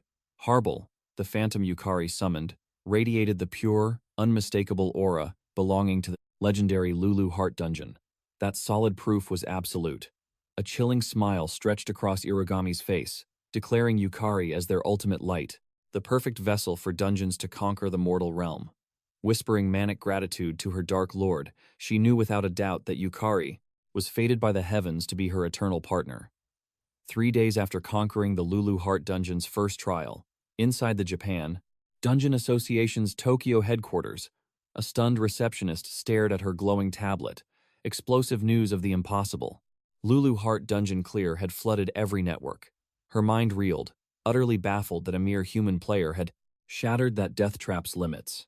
Glancing at viral web rumors, she scoffed at the trending theory painting Sakurako as the mysterious conqueror. Her instincts said otherwise. Suddenly, Yukari stepped forward, his presence humble but imposing, politely asking if he could undergo an official rank ascension. Flustered, the receptionist profusely apologized for her severe lack of spatial awareness. He waved off the apology, calmly declaring his intent to finalize his promotion to C rank. The guild worker was paralyzed by shock, stammering that his D rank awakening happened barely 7 days ago. She frantically explained the ironclad rule that reaching C rank demanded conquering over 100 brutal dungeons. Yukari understood her utter disbelief. In this world, it was common knowledge that the system's ascension laws were incredibly mysterious, relying entirely on slaughtering beasts and purifying abyssal dungeons to hoard hidden contribution points. His piercing gaze shifted toward the massive evaluation stone, well aware that its ancient magic would instantly judge a cultivator's absolute worthiness for ascension. The mighty player association strictly governed this divine system. Smiling, he reassured the trembling clerk. His path of conquest was already complete. In reality, his heavenly merits had utterly shattered the standard requirements. By dominating the first floor of the Lulu Hart labyrinth, the system itself crowned him a true C-rank powerhouse. His spiritual mana circuits violently multiplied to 8. Both raw stats and mana, purity surged, awakening a heaven-defying class art known as soul resonance. Standing tall as a C-rank elite, he felt his mana capacity double, allowing him to anchor phantom souls with absolute stability, transcending mere fleeting moments. Yet, the system's voice, Lulu Hart, quickly humbled him, warning his current realm was lacking. She revealed that mana circuits merely filtered the world's chaotic energy into martial skills and divine arts, but ultimate absorption relied entirely on the burning intensity of a cultivator's soul desire. Even blessed with expanded circuits, a fragile spirit meant a horribly crippled evolution. She pointed out that his terrifying growth, under Death's shadow, was triggered by this exact soul resonance, unraveling the mystery behind her merciless hellish training. Yukari chuckled, claiming he thought torturing him to the absolute brink was just her twisted hobby. Met with chilling silence, he curiously pressed, asking why the system guide suddenly muted herself. Heartbeats later, the receptionist nervously permitted him to grasp the Ascension Stone. It instantly verified his supreme eligibility, officially blessing him as a C-rank player. The clerk's jaw dropped. The impossible legend was real. She thought destroying the legendary Kyakuzuki was pure luck. But skyrocketing from D rank to C rank in mere days? That monstrous growth speed rivaled even the elite Sakurako. Just what terrifying dungeon had he conquered to level up? The mythical Lulu Hart dungeon crossed her mind, but she violently shook her head. That was completely impossible. Umeko showered him with glowing praise. Yukari offered a humble thanks, as she gasped, amazed he had already matched her own formidable rank. Even her elite brother was blown away by his overwhelming combat performance last night. She begged him to join the mighty Sakura Dragon Guild. She swore they would grant him a legendary tier position, especially with Kira leading as guild master. But Yukari calmly declined, choosing the lonely path of a solo player. He needed to cultivate his raw strength further. Umeko smiled gracefully, promising never to pressure his journey, but their guild's doors would always remain open. Later, inside the bustling National Player University East Building cafeteria, Yukari secretly cast telepathy to Lulu Hart. Is attending Immortal University wise after that apocalyptic disaster? The ancient entity replied calmly. A cultivator's soul shatters under endless strain. This mundane rest humans call daily. Life is absolute necessity. Yet, heavy guilt gnawed at Yukari's core. How could he rest when catastrophic dungeon breaks loomed in their dark future? Lulu's voice turned stern. Guilt, burning impatience, and deep anxiety are vital emotional catalysts. Arguing against her ancient wisdom was totally pointless. He sighed in defeat. Still, having ditched every single lecture since his miraculous regression to the past, the atmosphere felt suffocating. Today was technically his very first day as an awakened university student. In his previous life's timeline, he was a total outcast. Suddenly, a sweet voice pierced his thoughts. Mind if I join you? Looking up, he met the breathtaking Sierra's radiant smile.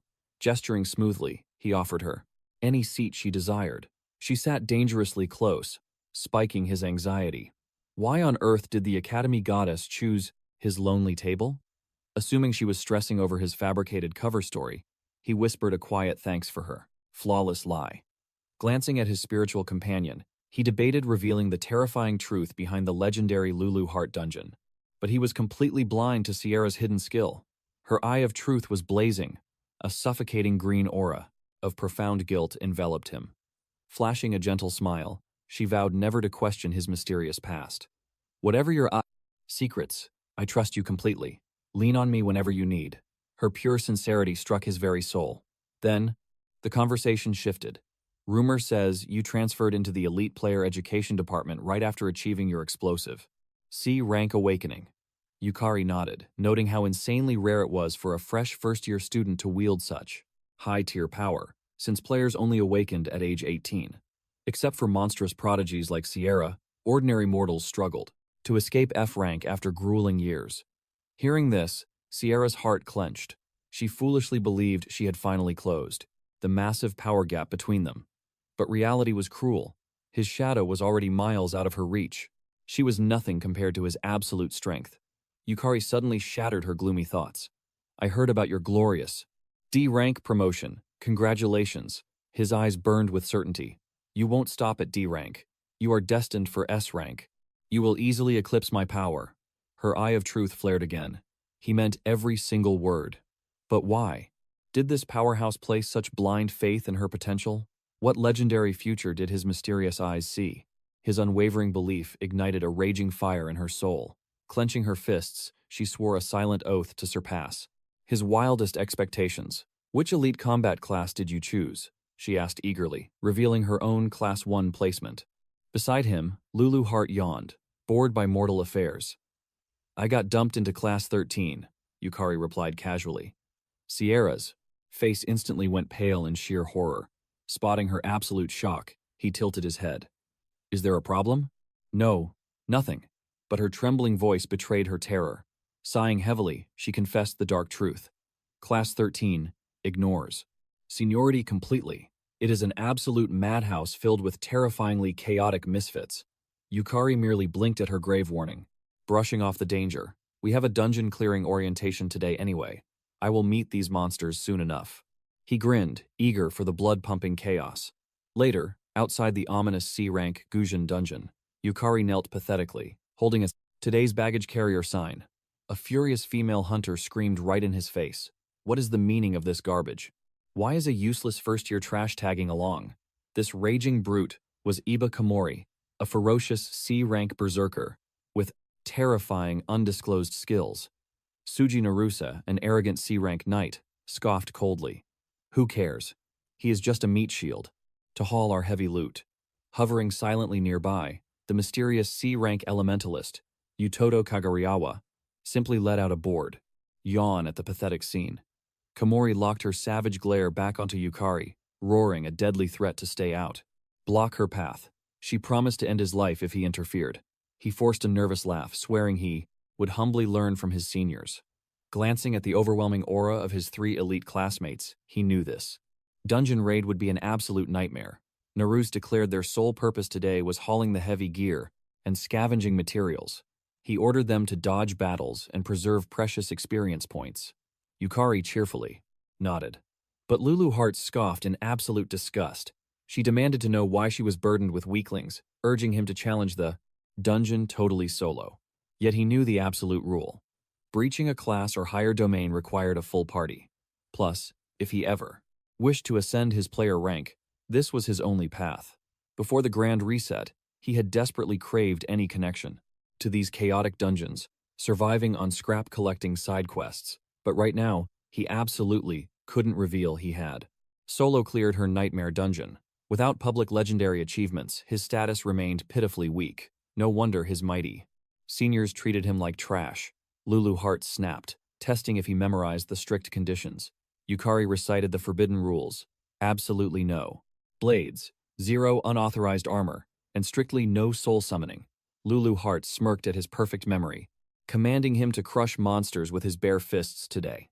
She barked at him to channel his raw mana into every strike. Having honed his martial arts tirelessly over recent days, he resolved to unleash the brutal techniques he had mastered inside the cursed dungeon. Gujun Komori scanned the eerie silence, questioning the total lack of beasts. Yodo then asked if conquering this chaotic abyss would grant them true glory. Komori nodded, revealing the elite academy only, recognized high-ranking awakeners with undeniable victories. Suddenly, Yoto caught a terrifying glimpse in the shadows. 2 towering golem monstrosities. Without a second thought, Komori lunged forward, unleashing a vicious slash. But her strike barely left a pathetic scratch. Naruse, refusing to be outdone, charged into the fray. Yodo launched a piercing aqua spear spell, but the magic violently shattered on impact. Spotting a lethal opening, Naruse swung his heavy blade. Meanwhile, Yukari analyzed the battlefield. 2 vanguards clashing up front, 1 mage raining spells from behind. Yet their synergy was absolute garbage, fighting like random amateurs tossed into the abyss. Their raw individual stats alone kept them from being utterly annihilated. He was itching to enter the bloodbath and harvest the golem's souls, but as a mere porter, stealing their hard-earned experience would cross a dangerous line. Back in the brutal clash, Komori landed an earth-shattering blow. In a flash, Yoda unleashed a blinding storm of lightning. Komori launched into the sky, dropping down with her devastating rampage crush, blowing the massive golem to absolute dust. Without hesitating, she dashed toward the next target. Yukari figured his elite seniors had this completely under control. At this furious pace, they'd slaughter the next beast in 10 minutes. However, they completely missed. A hidden rock monstrosity lurking in the shadows. Seeing his exhausted seniors completely exposed to a fatal ambush, he finally decided to make his move. He blasted toward the hulking beast, surging explosive mana directly into his fist and smashing it squarely in the jaw. The beast survived the initial impact, but his terrifying mana control now perfectly mirrored the mastery of a legendary blade.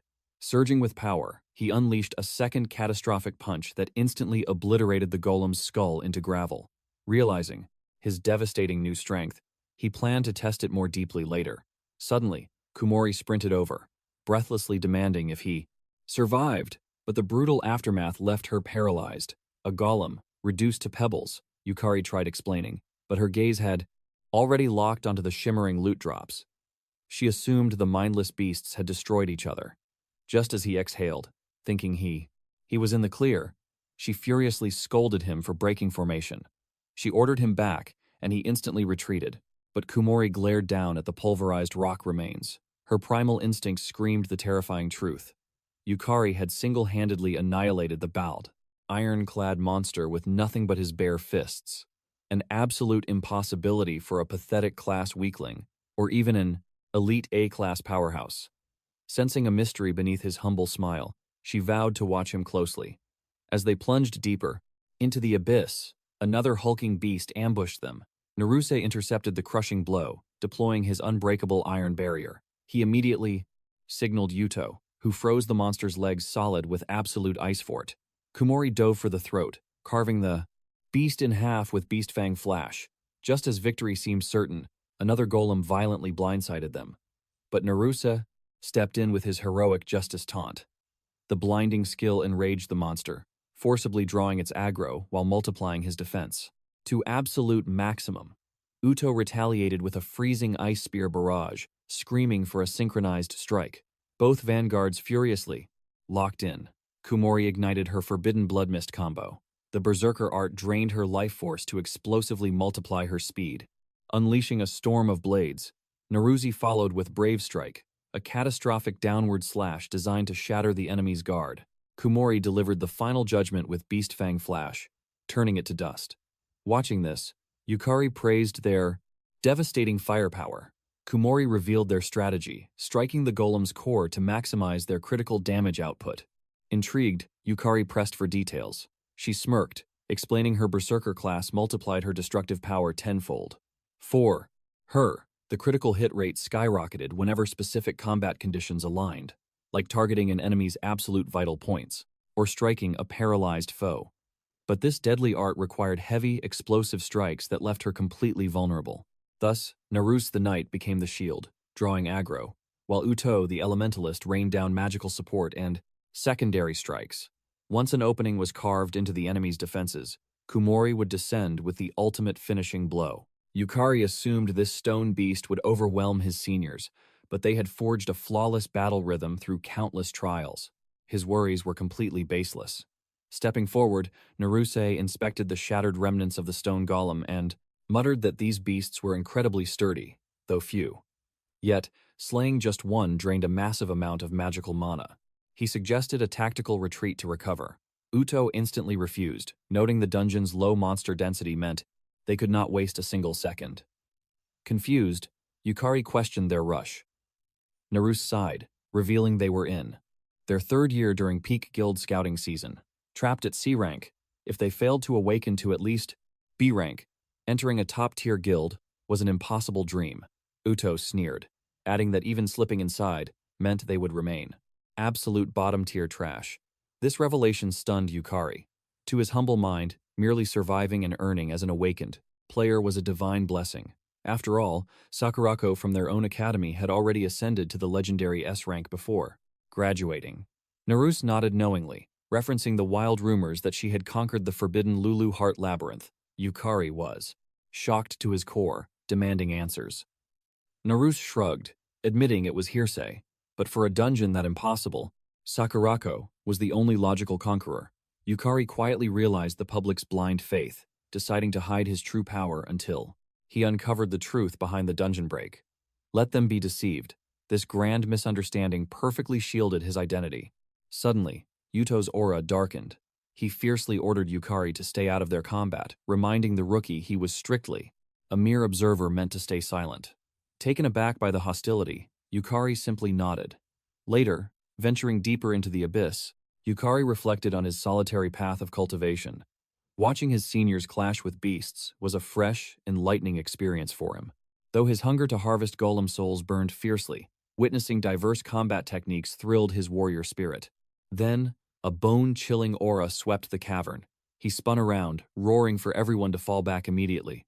But it was too late. An army of golems had encircled them completely. His seniors froze in absolute terror, utterly paralyzed by the ambush. Yukari had sensed this trap from the start. The unnatural emptiness of the halls was a massive red flag. A scheme to drag them into the abyss. Some highly intelligent demonic entity was undoubtedly pulling the strings from the shadows. With monstrous killing intent pouring from every angle, Kumori gritted her teeth, declaring they must carve a bloody path forward. Knowing his seniors lacked area of effect abilities, Yukari stepped up, telling them to fall back and leave the vanguard to him. He would block the Iron Tide alone. Naruse roared in disbelief, screaming that fighting an entire horde was pure suicide, and an immediate retreat was their only hope. Instantly, a massive fist smashed the ground between them. As Naruse stumbled, Yuto sprinted, past him like a coward, shouting they had to sacrifice Yukari. Shocked to his core, Naruse asked if they were truly tossing him away. Yuto's eyes turned icy, spitting that Yukari was a worthless C-rank rookie meant only to be sacrificed. To buy them precious escape time, dodging a lethal swing by a hair, Yukari actually urged them to flee, claiming his evasion skills were legendary. Hesitant, Kumori asked if he could truly survive this nightmare. Yukari confidently smirked, promising absolute victory. Kumori, sensing a chance to witness his hidden limits, dashed away, placing her faith in his hands. Torn by guilt, Naruse had no choice but to follow suit. Left completely alone, Yukari locked his gaze on the 30 towering beasts before him. Knowing a single misstep would crush his gear, he launched his backpack into the heavens and mentally called out to Lulu Hart, demanding her divine mana infusion while he grabbed the horde's aggro. The spirit chuckled in his mind, teasingly noting that his noble savior complex had flared up again. Yukari scoffed, claiming his spiritual veins were just itching for a real battle. Then, wearing a savage grin, he unleashed his aura, declaring it was harvest time for souls. Meanwhile, days ago in the sacred sanctuary, Kumori knelt in silent prayer when a powerful presence approached. It was Irugami. Bowing deeply, Kumori was absolutely thrilled to see her.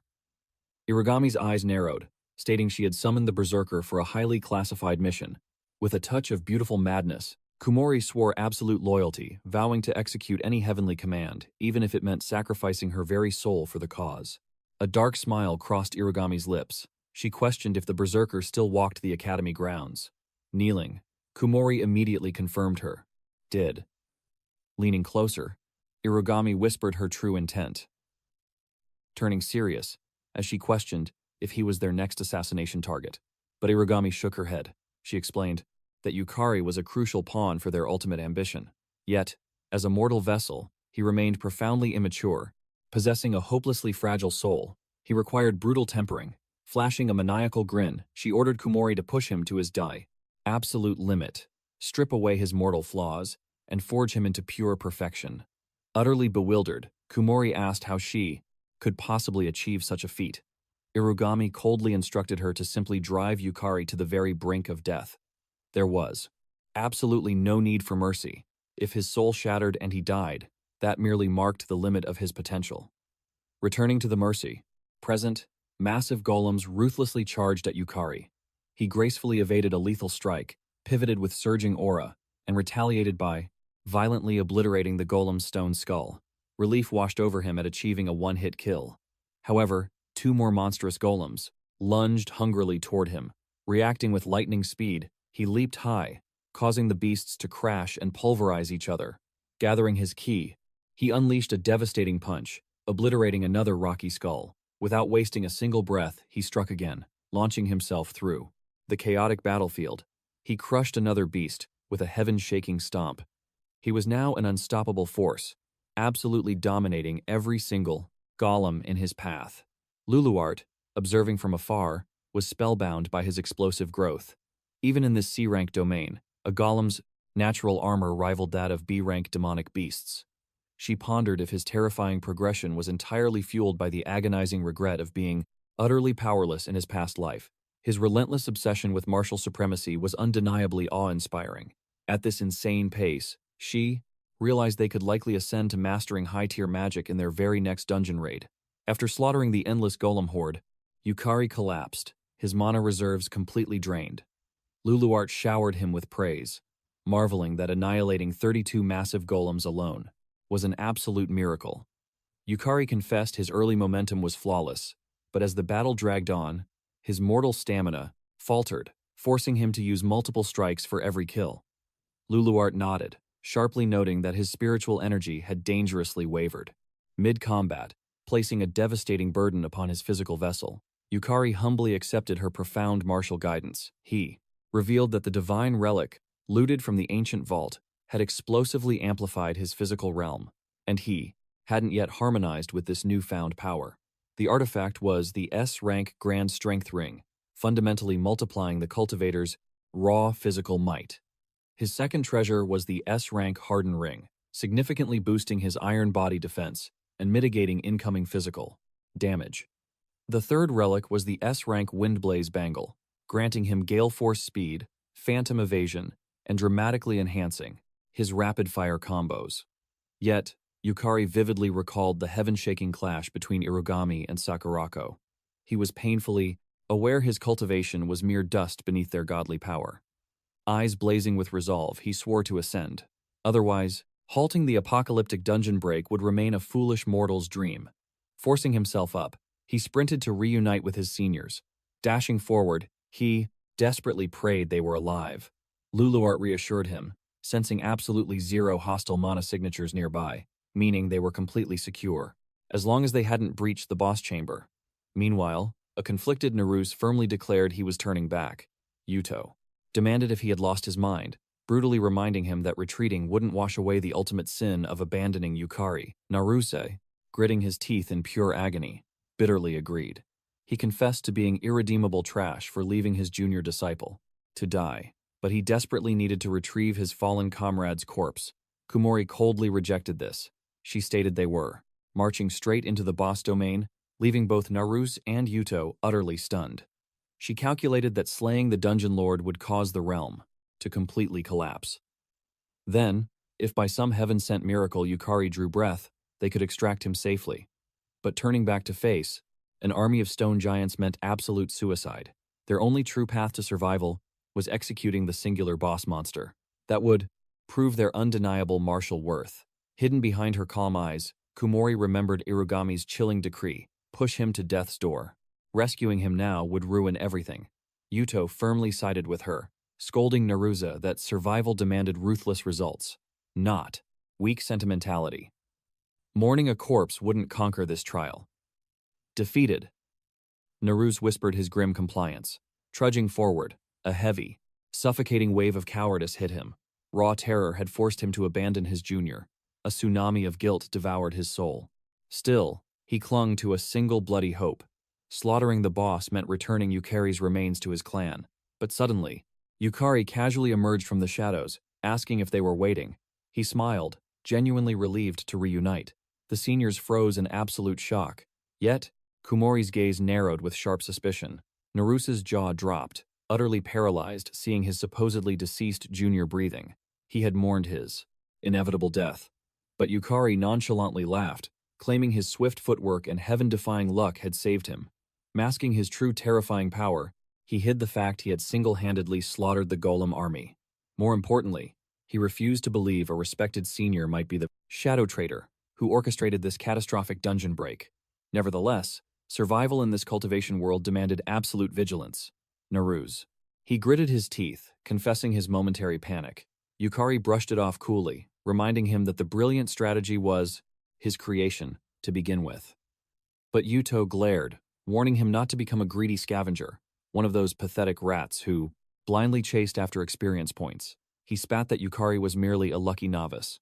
Unfazed, Yukari shot back that if grinding levels was his only goal, he would have never drawn his blade. From the shadows, Kumori's calculating gaze pierced through Yukari. Did he truly survive that massive golem stampede alone? Was he secretly harboring an elite assassin class? Yet, the logic crumbled. No Shadow Dweller possessed such overwhelming, explosive aura. Gripping her weapon, she calculated her next ruthless move, bound by Irugami's absolute command. The mission was absolute, but dragging her innocent comrades into this bloody trap felt wrong. So, a dark plan formed. She would isolate Yukari entirely within the boss chamber, knowing Naruse would blindly follow her. Command. She decided Yuto had to stay behind. Stepping forward with icy calm, she shattered their bickering, declaring that scouting the domain of the boss was their only path to victory. She ordered Yuto to hold back, citing that his nerves were dangerously frayed. Yuto erupted, boasting about his accelerated casting speed, but Kumori struck his pride, bluntly reminding him that his mana reserves were completely drained. Silence choked him. She coldly added that while Yukari's stamina and artifacts were overflowing, protecting 2 deadweights in battle was impossible. She commanded Yuto to stand down and extinguish his heated temper. Biting his lip in frustration, Yuto swallowed his pride, collapsing onto the ground while the vanguard breached the boss gates. 1 grueling hour passed in the abyss. Naruse broke the heavy silence, questioning the boss's location. Kumori narrowed her eyes. Not a single demonic beast lingered. Yukari shifted his gaze to Lulu Hart, seeking her spiritual perception. She trembled, whispering that a colossal entity lurked nearby, its terrifying aura fragmented by the dense, unnatural mist. The killing intent was practically suffocating them. Yukari's mind raced. Could these mindless beasts actually coordinate? He remembered the eerie spark of sentience in a previous golem's eyes. The sinister puzzle finally connected in his mind, sending ice through his veins. Meanwhile, deep within the dungeon's forsaken corridors, Yuto locked eyes with a solitary golem. Its stone armor was cracked, leaking weak energy, practically begging for the final blow. Did Yukari's blade cause this devastation? He scoffed, rejecting the impossible thought. A mere rookie couldn't inflict such legendary damage. Heaven was finally smiling upon him. Oozing with dangerous arrogance, Yuto tightly clutched his sister's spatial tag, marching toward the beast. The sweet taste of stolen experience awaited him.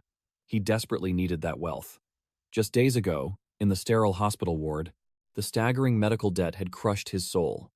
The healer's grim prophecy echoed. Without the divine elixir, Kanade had only 3 short years left. Despair had gripped his heart. Yet, when he desperately opened his spiritual vault, the funds for her salvation were completely drained. A sickening realization hit him. Boiling with wrath, he hunted down the deadbeat father who was shamelessly rotting, in a drunken stupor. Cornered, the pathetic man chuckled, claiming he merely borrowed the life-saving fortune. Yuto's aura erupted, roaring that it was Kanade's only hope. He violently demanded the truth, grabbing the old man. With a mocking grin, his father confessed to drinking her life away on cheap thrills. Yuto's fist shattered the solid wall, screaming from his soul that he didn't need a traitor's help to save Kanade. He banished the vile man from their existence, swearing eternal protection. But the garbage simply laughed off his son's vow, strolling away and mocking him to grind harder. Snapped back to the present, Yuto's eyes burned with desperation. Reaping this single monster would trigger his breakthrough to rank B. A small step, perhaps, but the gateway to an elite guild. The overwhelming bounties would finally secure the mountain of gold needed for Kanade's miracle. He cursed the heavens and this corrupted society, swearing to carve his own destiny alone. Channeling his turbulent mana flow, he conjured a lethal hydrome spike and unleashed it. The stone beast instantly exploded into a shower of rubble. Smirking with victory, he stepped over the scattered dust, believing his superior elemental mastery made him a god over these pitiful low-tier creatures. But the illusion of triumph shattered. The broken rocks began twitching, magnetically reforming. A bone-chilling terror paralyzed Yuto's very soul, as an apocalyptic pressure instantly crushed the room. The true sovereign of the abyss materialized before him. The horrifying realization finally dawned. This was the elusive dungeon boss. Yuto burned his mana to flee, but in a blur of terrifying godlike speed, the Brada Titan unleashed a devastating punch, blasting him like a ragdoll. He crashed into the stone barrier, coughing up blood, entirely overwhelmed. The beast's agility had evolved to a monstrous level.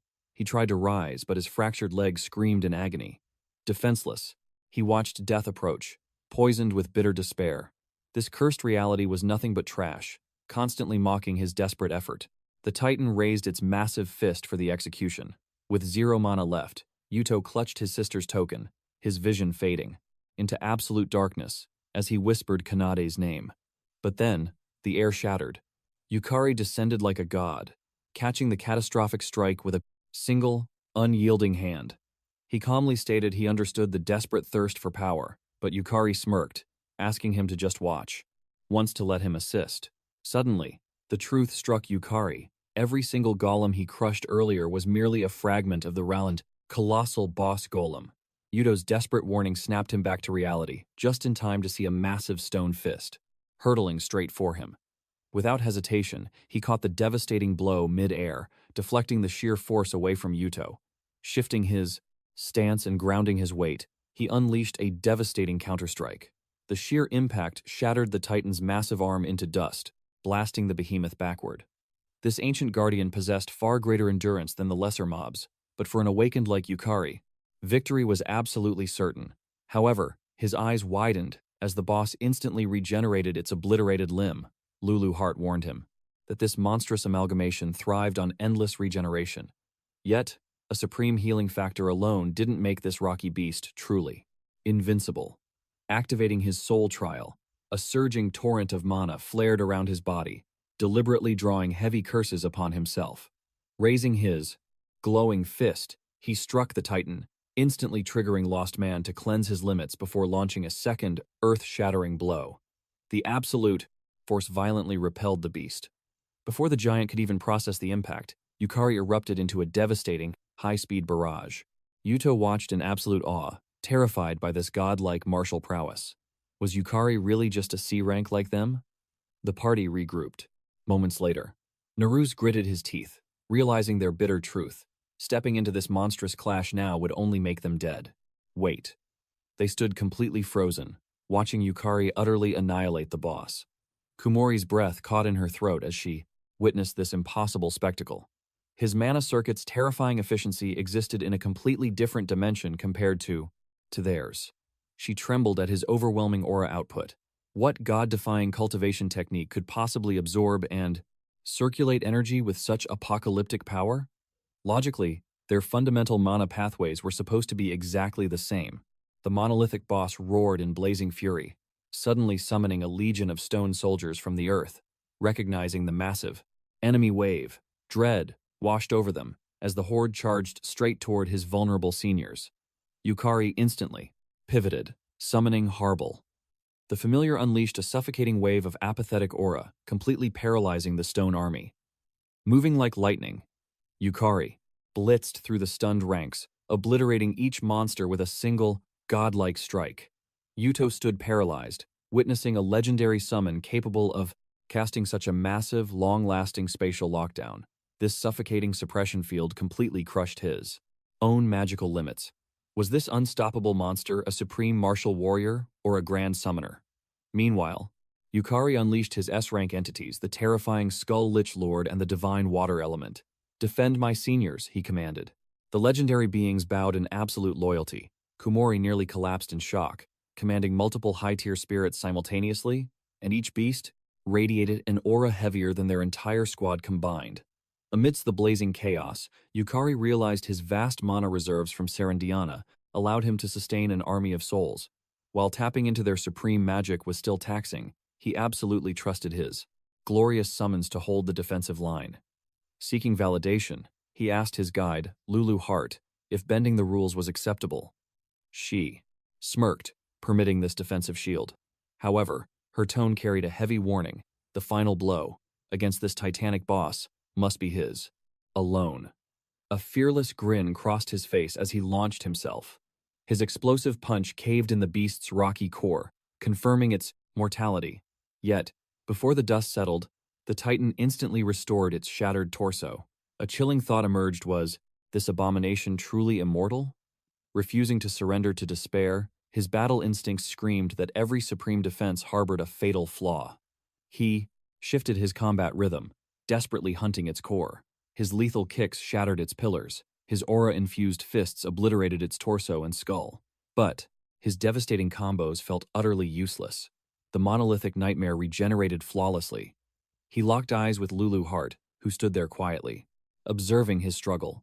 Her strict teachings echoed in his mind. True cultivators conquer impossible adversity through their own profound enlightenment. His path to true power lay in his own hands. Breathing out a calm aura, his mind sharpened into a peerless blade. He ordered his divine water element to unleash her water prison. She instantly conjured a swirling aqua globe to trap the turbulent magic. While she sustained the grand seal, Yukari exploded forward, locking his iron grip onto the Titan's massive arm.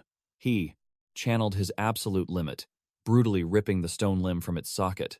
The beast roared in agonizing fury, but Yukari remained utterly cold. Smashing it to dust was meaningless against its immortal regeneration. Instead, he hoisted the colossal boulder of an arm and hurled it straight at his summon. His genius strategy emerged: isolate the fragments to halt their infinite reconstruction. The water spirit trapped, the titanic limb within her inescapable aquatic cage. Lock down every piece, he commanded. She threw him a charming, confident wink. Glaring down the crippled behemoth, he declared its immortal cheat was over. Flaring his soul trial aura to its terrifying peak, he promised the beast total annihilation. Moving like a phantom, Yukari's devastating fist cleanly severed the boss's remaining arm, violently tossing the debris straight into the aquatic vault. He unleashed a relentless, god-tier barrage upon its torso, systematically sealing every severed chunk into the frest. Inescapable watery grave. Lulu Hart watched in sheer absolute astonishment, using a high-tier offensive magic exclusively as a containment vessel to paralyze regeneration. She observed his tactical brilliance. He wasn't just blindly swinging, but calculating the perfect lethal strike. She stood in absolute awe.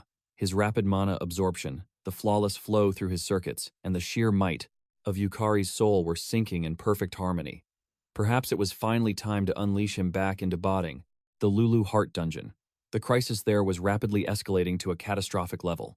Now, left with absolutely no regenerating fragments, the colossal boss had withered away. Yukari smirked, thrilled that his water prison art had actually succeeded. He blitzed toward the monster like lightning. One supreme, devastating strike was all he needed to end this. Taking a deep breath to center his aura, he capped his soul power at exactly 20%. Fist blazing with intense spiritual energy, he unleashed the legendary Soul Burst. The shockwave blasted the beast backward, shattering its vital core, and executing it instantly. Yukari stood victorious over the red golem boss, claiming the rare golem pendulum. Although no soul core dropped, victory tasted sweet. He had perfectly mastered the dangerous Soul Burst technique, a forbidden art that burns one's very soul to ignite a magical detonation, crippling mana recovery. Back during his fierce death match against Serendiana, he had drained his life force completely and collapsed. But this time, he had reined in the explosive power, preserving his combat readiness. Naruse approached him from the shadows, eyes wide as she praised his godlike prowess. Calling him a monster, she had finally deduced that he was the lone warrior who annihilated the golem horde earlier. Yukari humbly confessed, begging her to keep his identity hidden.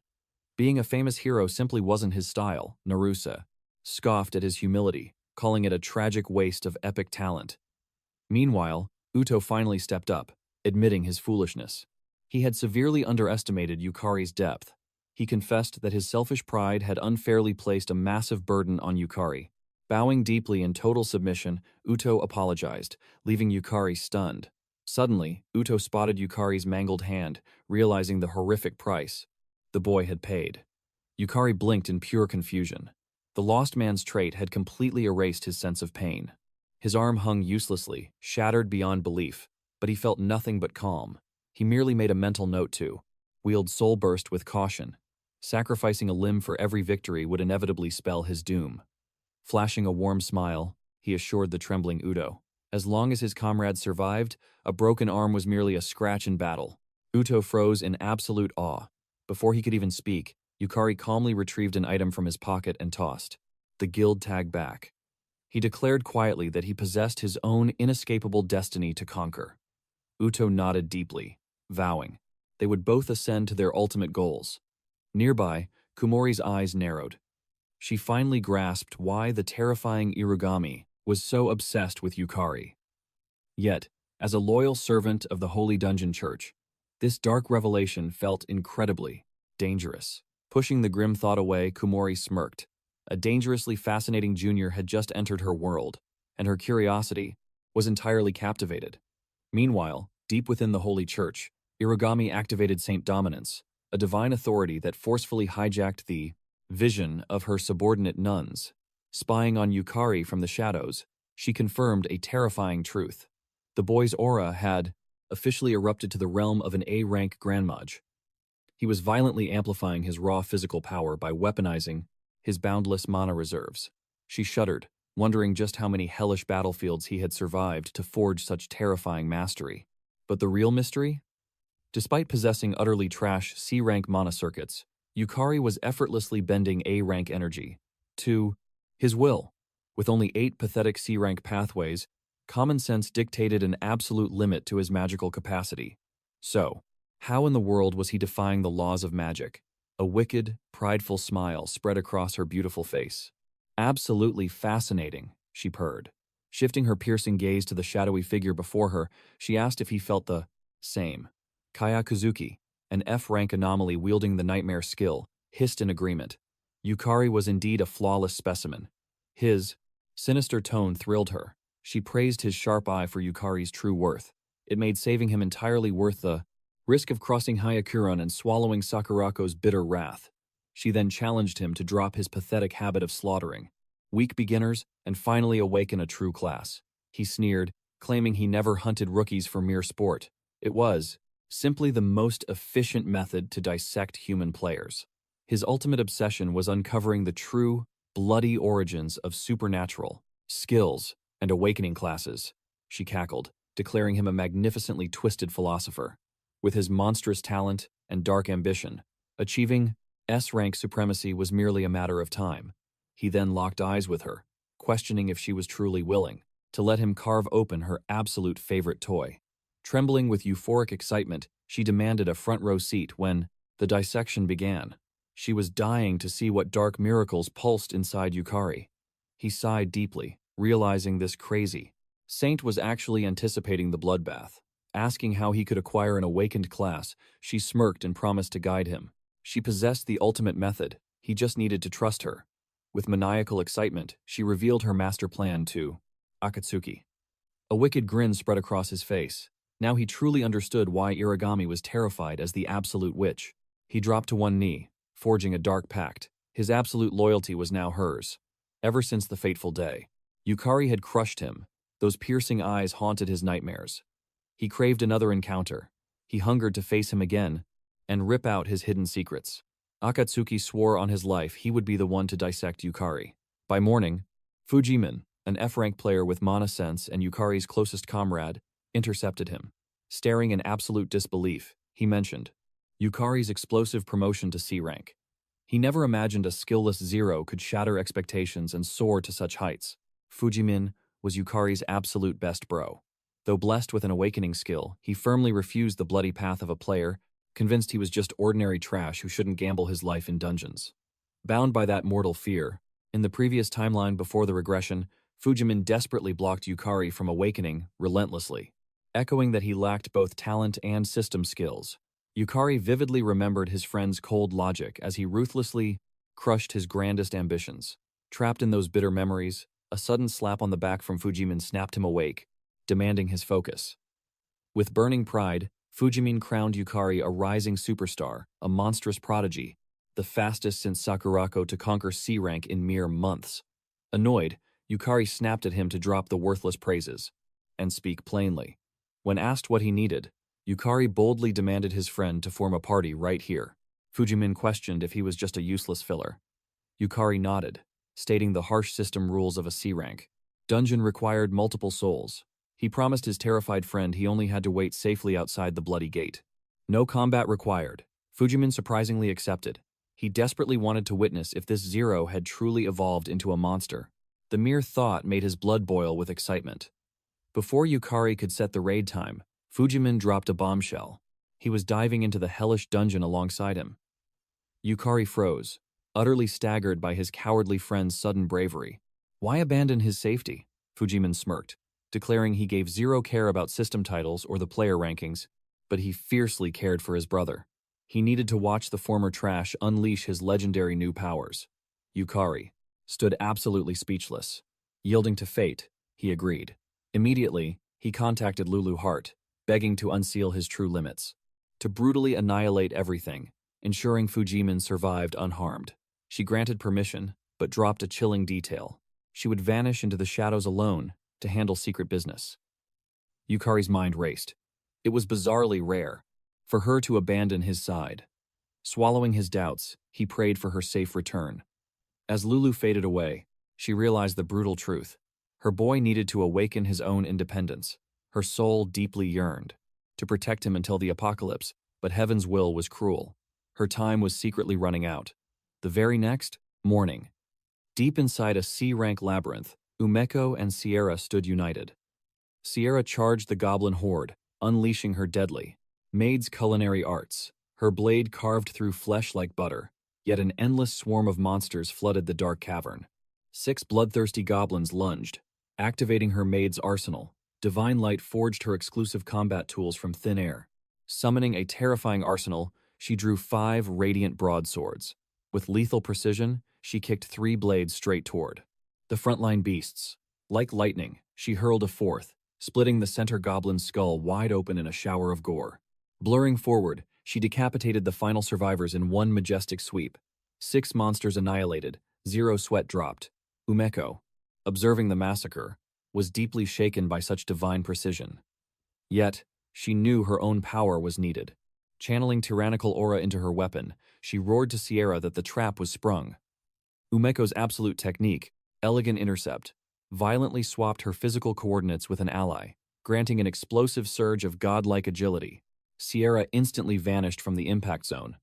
With the kill box clear, Umecho brought her heavy blade crashing down. The devastating shockwave pulverized the remaining horde into dust. While looting the glowing mana cores, Umeko wildly praised Sierra's god-tier footwork. How did she move like flowing water? Sierra calmly explained her divine system class, the Maid. It granted an overpowered skill, flawless movement, letting her physically mirror any martial art imaginable. So you're literally incapable of failing? Umeko gasped, laughing that such a broken mechanic was absolute cheating. But Sierra smiled, whispering that Umeko's dormant talent was far more terrifying. Puffed with immense pride, Umeko boasted about her supreme genius class. If she merely met the basic conditions, she could steal and master any class in existence, a perfect cheat code. For her short attention span, Sierra praised her monstrous potential, admitting that Umeko's limitless growth was truly terrifying. Masking her pride, agreed with absolute confidence. However, she admitted her limits. For instance, she tested the assassin path during the last raid, but it felt wrong. Next, she grasped the saber class, which flowed better, but the chi gathering took far too long, so she abandoned the art. Sierra suddenly realized that Umeko shifted her combat arts for each dungeon, possessing the monstrous talent to instantly master any path. Without a doubt, she was an absolute genius destined to reach S rank. Umecho then questioned what Sierra believed Yukari's true cultivation path was. Sierra confessed she shared that burning question, completely clueless. Umeko gasped, shocked that Sierra was blind to it. She remembered that right before breaching the Oryu Guild dungeon, Kira revealed that the first realm of the Lulu Hart dungeon had fallen. Sensing the spiritual ripples, over 20 supreme factions had gathered there. Struck by disbelief, she had sensed nothing. But Kira explained they utilized supreme shadow arts, high-tier stealth techniques. He also warned her that every single faction was watching the explosive clash between Sakurako and Irigami, with Yukari standing at the absolute center. Pure horror washed over her, finally realizing that Yukari was caught in a deadly storm. Kira added that the sole reason these elite cultivators fought with him in the crossfire was their dangerous obsession with him. That alone crowned Yukari a supreme piece on their board. Kira also warned that if he, the Oryu Guildmaster, took one more step toward Yukari, it would be publicly declaring the boy a heaven-defying treasure. Umeko grasped her brother's heavy words, instantly realizing that this was her destined role. Kira nodded, commanding her to officially investigate Yukari's profound secrets on behalf of the Oryu Guild. Kira issued a firm decree to uncover Yukari's true identity, his martial path, his abilities, and most crucially, the ancient secret binding Yukari to the Lulu Hart dungeon. At that exact same, the moment inside the C-class realm, he warned Fujimine to stay by Harbel, entrusting the beast to fiercely guard his companion. Harbel obediently agreed. Fujimine remarked on Harbel's adorable charm, mistakenly assuming Yukari followed the path of a beast tamer. Yukari smiled, claiming similar arts, and assured him that Harbel's terrifying strength would absolutely keep him safe from any threat. Fujimine respectfully extended his hand to greet the majestic creature. However, before Harbel could react, Yukari warned the beast against biting Fujimine. Moments later, Umeko and Sierra, concealing their aura, felt an overwhelming presence from afar, instantly realizing Harbel's spiritual energy was completely monstrous. Sierra trembled, realizing Harbel far surpassed C rank. It was a terrifying force, easily bordering on A rank or even S rank potential.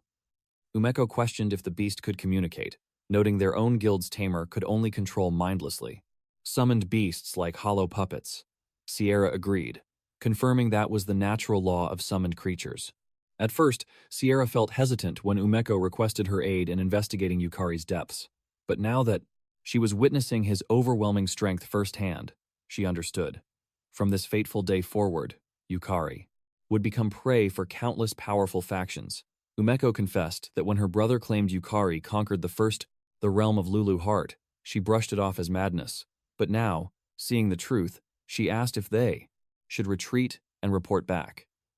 However, Sierra boldly refused, urging Umeko to observe the unfolding chaos just a little longer. To shield Yukari from looming threats, they desperately needed to measure the true depths of his power.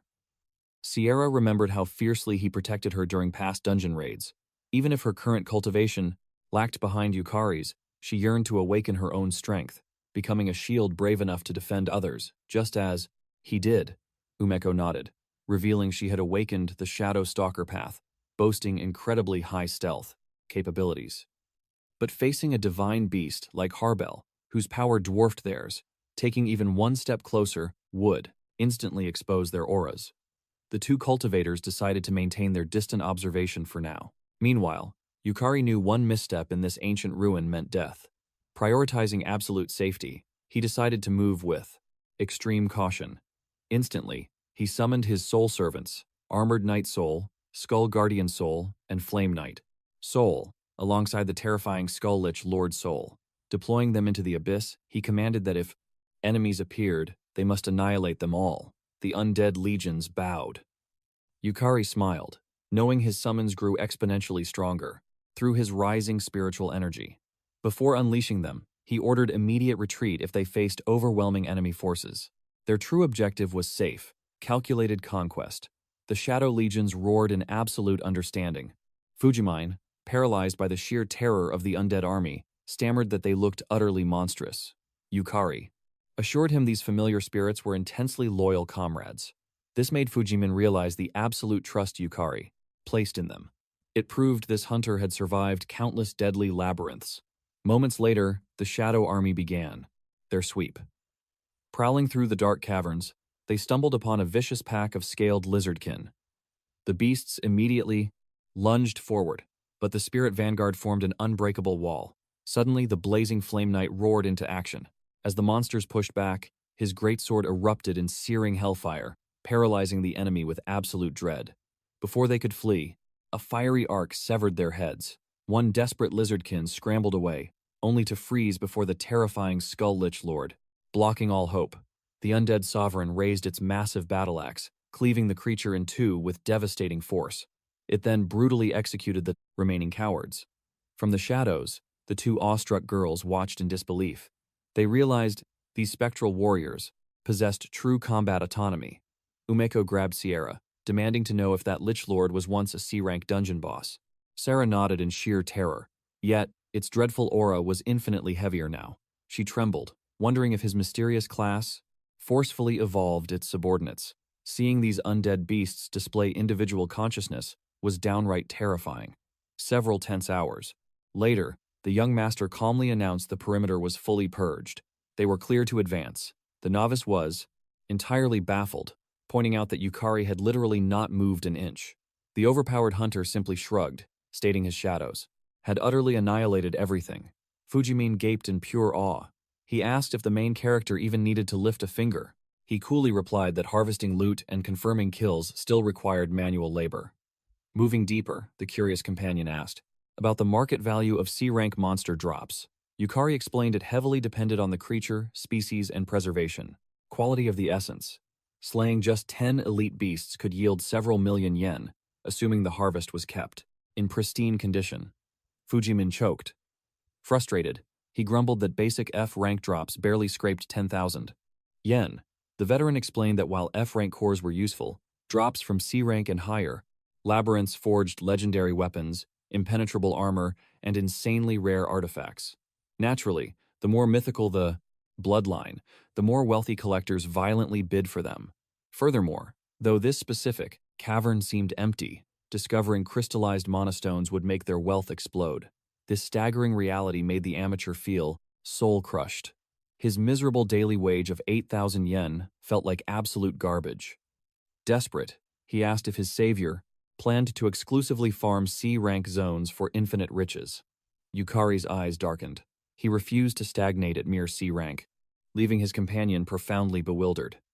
Was this monstrous power not already at the absolute pinnacle?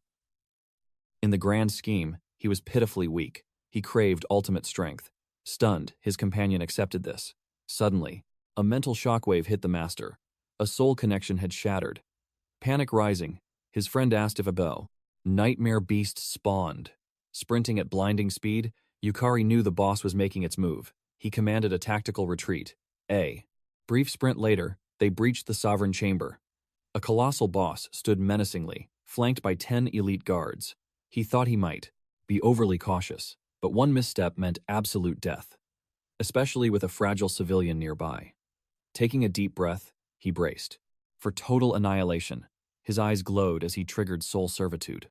The very air trembled as pure water, thunder, and raging fire spirits burst forth. Fujimin dropped to his knees, paralyzed by this godlike display. The spying heroines gasped from afar. These primordial entities were entirely new beasts. A terrifying realization hit them like lightning, finally, grasping Kira's warnings about this boy's fathomless power. Meanwhile, the protagonist locked his deadly gaze entirely on the folders. Impending slaughter. Calculating every micro-movement, his killing intent locked onto the dungeon tyrant's eyes. Without looking back, he commanded his elemental army to provide heavy artillery fire. He instructed his strongest guard to flawlessly protect his civilian friend. The hidden watchers nearly screamed. Charging an entire boss raid party solo was absolute madness. It was a suicide mission, yet an invisible pressure glued them to the floor. He exploded forward like a cannonball, eager to end this slaughter fast. A hulking guard intercepted, swinging its massive greatsword to crush the reckless human. But before the steel could even descend, the raging fire spirit incinerated it into white ash. Leaving a trail of embers, the dark hero zipped past the terrified ranks. With a silver flash, he claimed another monster's head, sending blood spraying across the stone. Furious at its trembling army, the boss let out a deafening roar, left with no alternative. The elite guards swarmed him in a frenzy, but they had just stepped into a living nightmare. The water and lightning spirits combined their fury. A devastating elemental storm drowned and electrocuted the vanguard to a crisp. Cutting through the massacre, he finally faced the king. Channeling his explosive aura, he teleported right behind the giant. Raising his blade to the heavens, he swung down, in a tempest of merciless strikes. The sheer speed left his companion breathless. As the dust settled, the triumphant hunter, around, scanning for lingering threats. His tension faded when Fujimin boasted that the battle ended in a flash, praising his overwhelming power. Fujimin stepped closer, amazed, asking if Yukari truly obliterated the dungeon boss all alone, and suggested they retreat. Yukari nodded calmly. Yet, a shadow of doubt lingered in his mind. Something felt completely wrong. A mere lizardman boss possessed nowhere near the raw magical aura required to annihilate the legendary Skull Lich Lord. He remembered the Lich Lord boasting about his awakened magic, proving that the undead ruler's power had exponentially surged. Still, the pieces of this puzzle refused to align. A hidden mastermind had to be pulling the strings. Meanwhile, the girls, stood completely paralyzed by Yukari's godlike speed in conquering the C-rank domain. Sarah watched in sheer disbelief. The Lulu Hart dungeon was meant to be a nightmare. Yet, Yukari didn't just defeat the terrifying apex predators. He utterly crushed them without breaking a sweat. Ume trembled, whispering that his strength had skyrocketed since their last raid. Back then, his aura was nothing compared to this absolute dominance. They suspected he had absorbed the Lulu Hart dungeon's mana. As they observed him from the shadows, their minds raced. Yukari's unfathomable, heaven-defying power instilled a deep, primal terror within their souls. Later, under the city lights, Yukari and Fujimin strolled calmly after, exchanging their epic loot and beast cores for gold. Suddenly, Lulu Hart materialized in the air before him. He quietly asked if her divine mission was complete. She smirked, confirming the task ended flawlessly and the shadows were dealt with. She then glanced back, asking if he sensed the hidden presences. He nodded sharply, projecting his voice, commanding the eavesdropping girls to step into the light. The duo awkwardly emerged from the dark alleyway. Yukari revealed he had tracked their aura since the dungeon's depths. Sarah frantically defended their honor, swearing they harbored no malicious intent. With a calm gaze, he assured them of his trust, guessing they only followed out of concern for his safety, leaving Lulu Hart absolutely, utterly astounded. Ume blushed with guilt, hastily nodding while screaming that C-rank abysses were death traps. Yukari's expression darkened as he interrogated them about any sinister demonic presence within the ruins, catching Lulu Hart off guard. Ume shook her head, stating her senses detected nothing, and Sierra blindly agreed. Without warning, the heavens ripped apart, revealing a colossal, blood-red demonic eye. An apocalyptic magic formation ignited the sky. Yukari's heart dropped as a suffocating, catastrophic surge of dark mana crushed the atmosphere. A terrifying calamity approached. His guardian instincts instantly flared to life, burning with protective fury. Vile, abyssal energy swallowed the street. Before the darkness fully materialized, Lulu Hart screamed at him to unleash his ultimate ability. Bewildered by the chaos, he demanded answers, but Lulu Hart roared that there was absolutely zero time for explanations. He gritted, his teeth instantly activating Lost Man to purify the corrupted aura. Suddenly, a swarm of catastrophic runes blanketed the heavens, discharging an annihilating beam that obliterated the entire city block. The shockwave raged toward them like a tsunami of death. Yukari threw himself forward, erupting his aura as a shield, but the sheer force was overwhelming, blasting him through a concrete wall. His comrades screamed his name in terror. Yet, Lulu Hart smirked, praising his unshakable composure in the face of absolute despair, acknowledging his tremendous growth as a cultivator. He coughed up blood, grimly noting that a single microsecond of hesitation would have erased him from existence.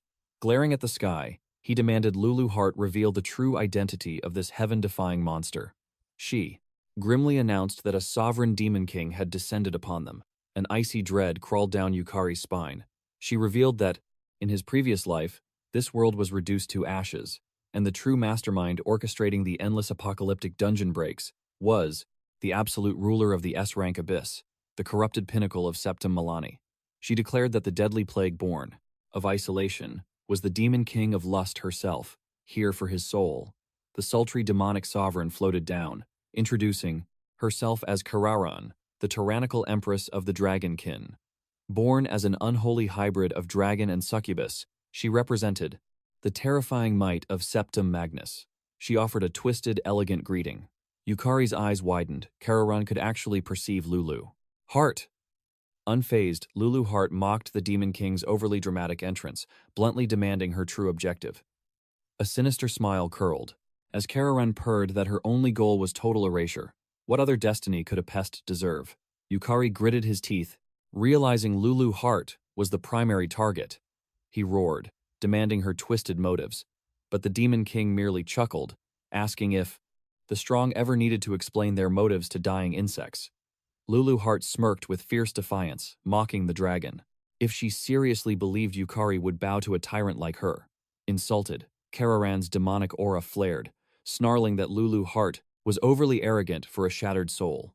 Unleashing apocalyptic hellfire, Kararan dared them to survive her inferno, promising answers only if they lived through the nightmare.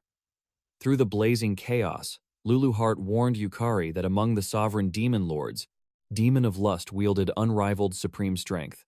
Yet, breaking the dungeon's divine seal had drastically suppressed her true cosmic power. Lulu assured Yukari she would predict the Demon Lord's every strike. She urged him to trust only her voice. Our souls are linked, and together, we will crush her.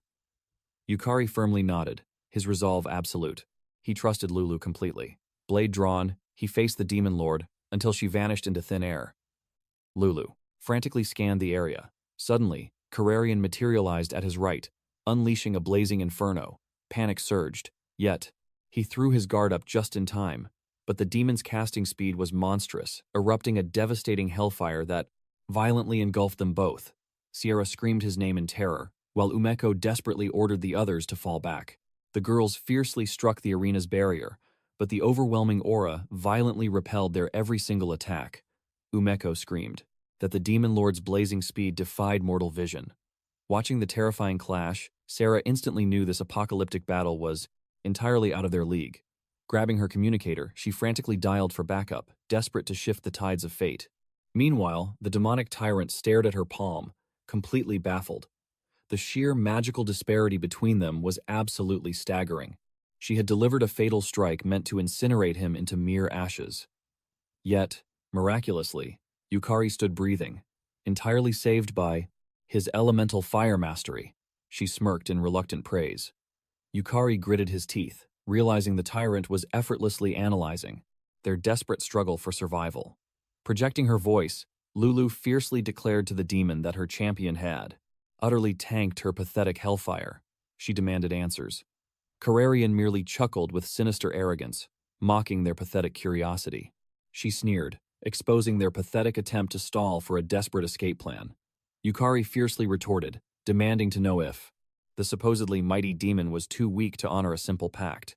Her killing intent flared, but she coldly sneered, confessing. Her true prey was Lulu and the legendary cursed Rank 1 dungeon. After all, Lulu reigned as its absolute sovereign. Lulu demanded to know how her domain was breached. The blazing tyrant grinned, declaring that all draconic labyrinths bend entirely to her supreme will. She had woven a dark sensory web throughout every single conquered territory. Hearing this arrogant confession, the truth struck Yukari like lightning. She was the monster who annihilated the dungeon's skull-lich lord. The very soul essence they had gathered acted as a beacon for her. The demon smiled wickedly, dripping with venomous disappointment, that this legendary ruler possessed such pathetically weak mana, a mere hollow husk of ancient glory. But the former ruler, entirely annoyed by this blatant disrespect, decided to play mind games. Phasing beside her, she whispered a chilling question. Were they not bound by the exact same fate? Leaning closer, she mercilessly mocked that with such pathetic magical reserves, the tyrant could never trigger a dungeon break. The tyrant froze in absolute shock, furiously demanding how she uncovered her secret. Lulu smugly chuckled, claiming weaklings like her were incredibly easy to read like open books. She ruthlessly shattered the tyrant's pride, mocking her for desperately needing pathetic allies to ever reach her legendary level. The tyrant's blood boiled in utter disbelief, her sinister mind reeling as seeds of doubt bloomed. Had the other demon lords betrayed her? Reading her wildly shifting aura, the former sovereign confirmed the tyrant harbored deep paranoia toward her own ranks. But this psychological warfare entirely snapped the tyrant's fragile sanity. She chose instant slaughter. The world blurred as the raging demon materialized directly behind Yukari.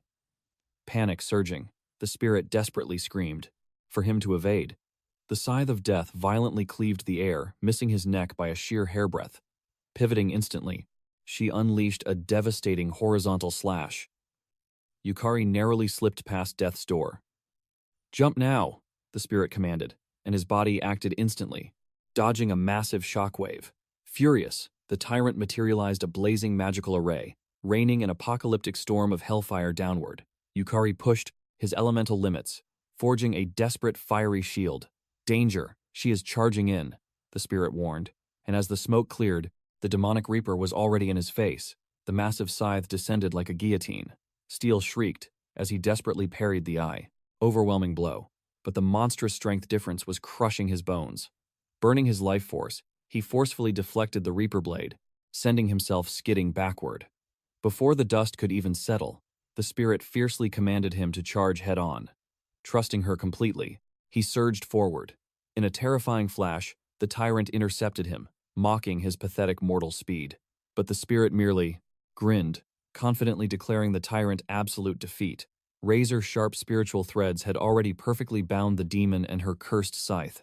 The realization struck like lightning. This was a brilliant trap. The tyrant thought the spirit was merely spouting pathetic, desperate nonsense, until she spotted Sakurako casually perched atop a boulder, masterfully controlling the inescapable binding wires. Completely ignoring the fuming demon, Sakurako teased the hero about how many more times she needed to save his life. Kira stepped forward, gently scolding her for ruining the mood.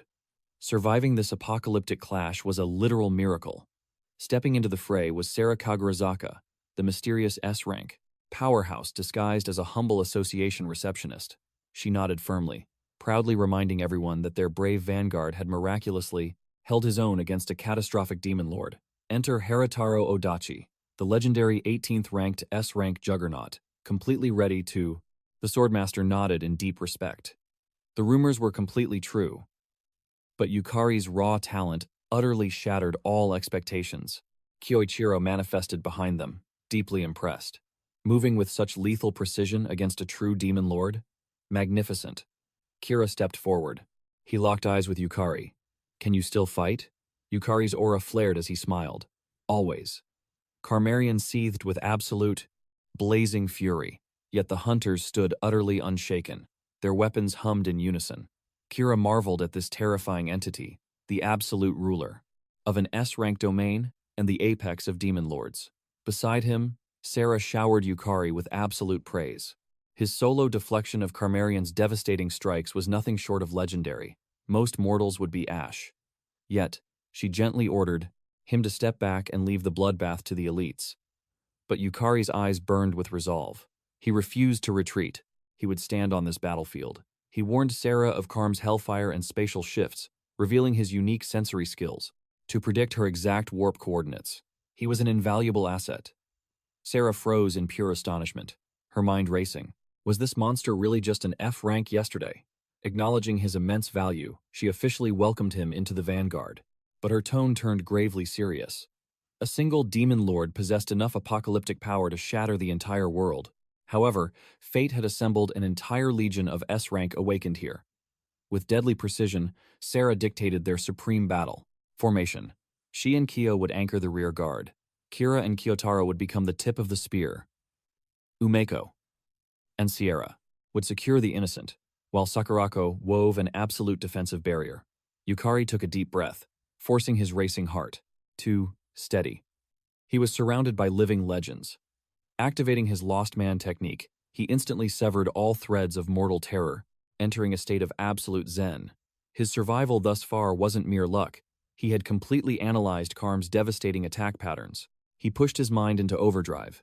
He had to calculate every allied strike, anticipate every counter, and execute flawless maneuvers. Meanwhile, a dark realization struck Carmarian. She walked right into a trap. These human insects had completely masked their auras, baiting the apex predator. Lulu Hart smirked at the demon lord's twitching expression. She could practically hear the monster's inner rage. Flashing a provocative grin, she revealed her bait. She knew that invading a labyrinth belonging to the proud lizardmen, the ancient descendants of dragons, would instantly trigger Carmarian's territorial wrath. That was exactly why she summoned the S-rank vanguard beforehand. Yet, instead of erupting in anger, a chilling smile stretched across Carmarian's face. This world was already hers, she purred. But as a fleeting amusement, she would test the pathetic limits of humanity's strength. Discarding her terrifying scythe, she openly mocked them. No weapons, no supreme dragon magic. With just her bare hands, she promised to extinguish their miserable lives to the last breath. She arrogantly offered a handicap, daring the absolute best of humanity to entertain her. Kira exploded forward.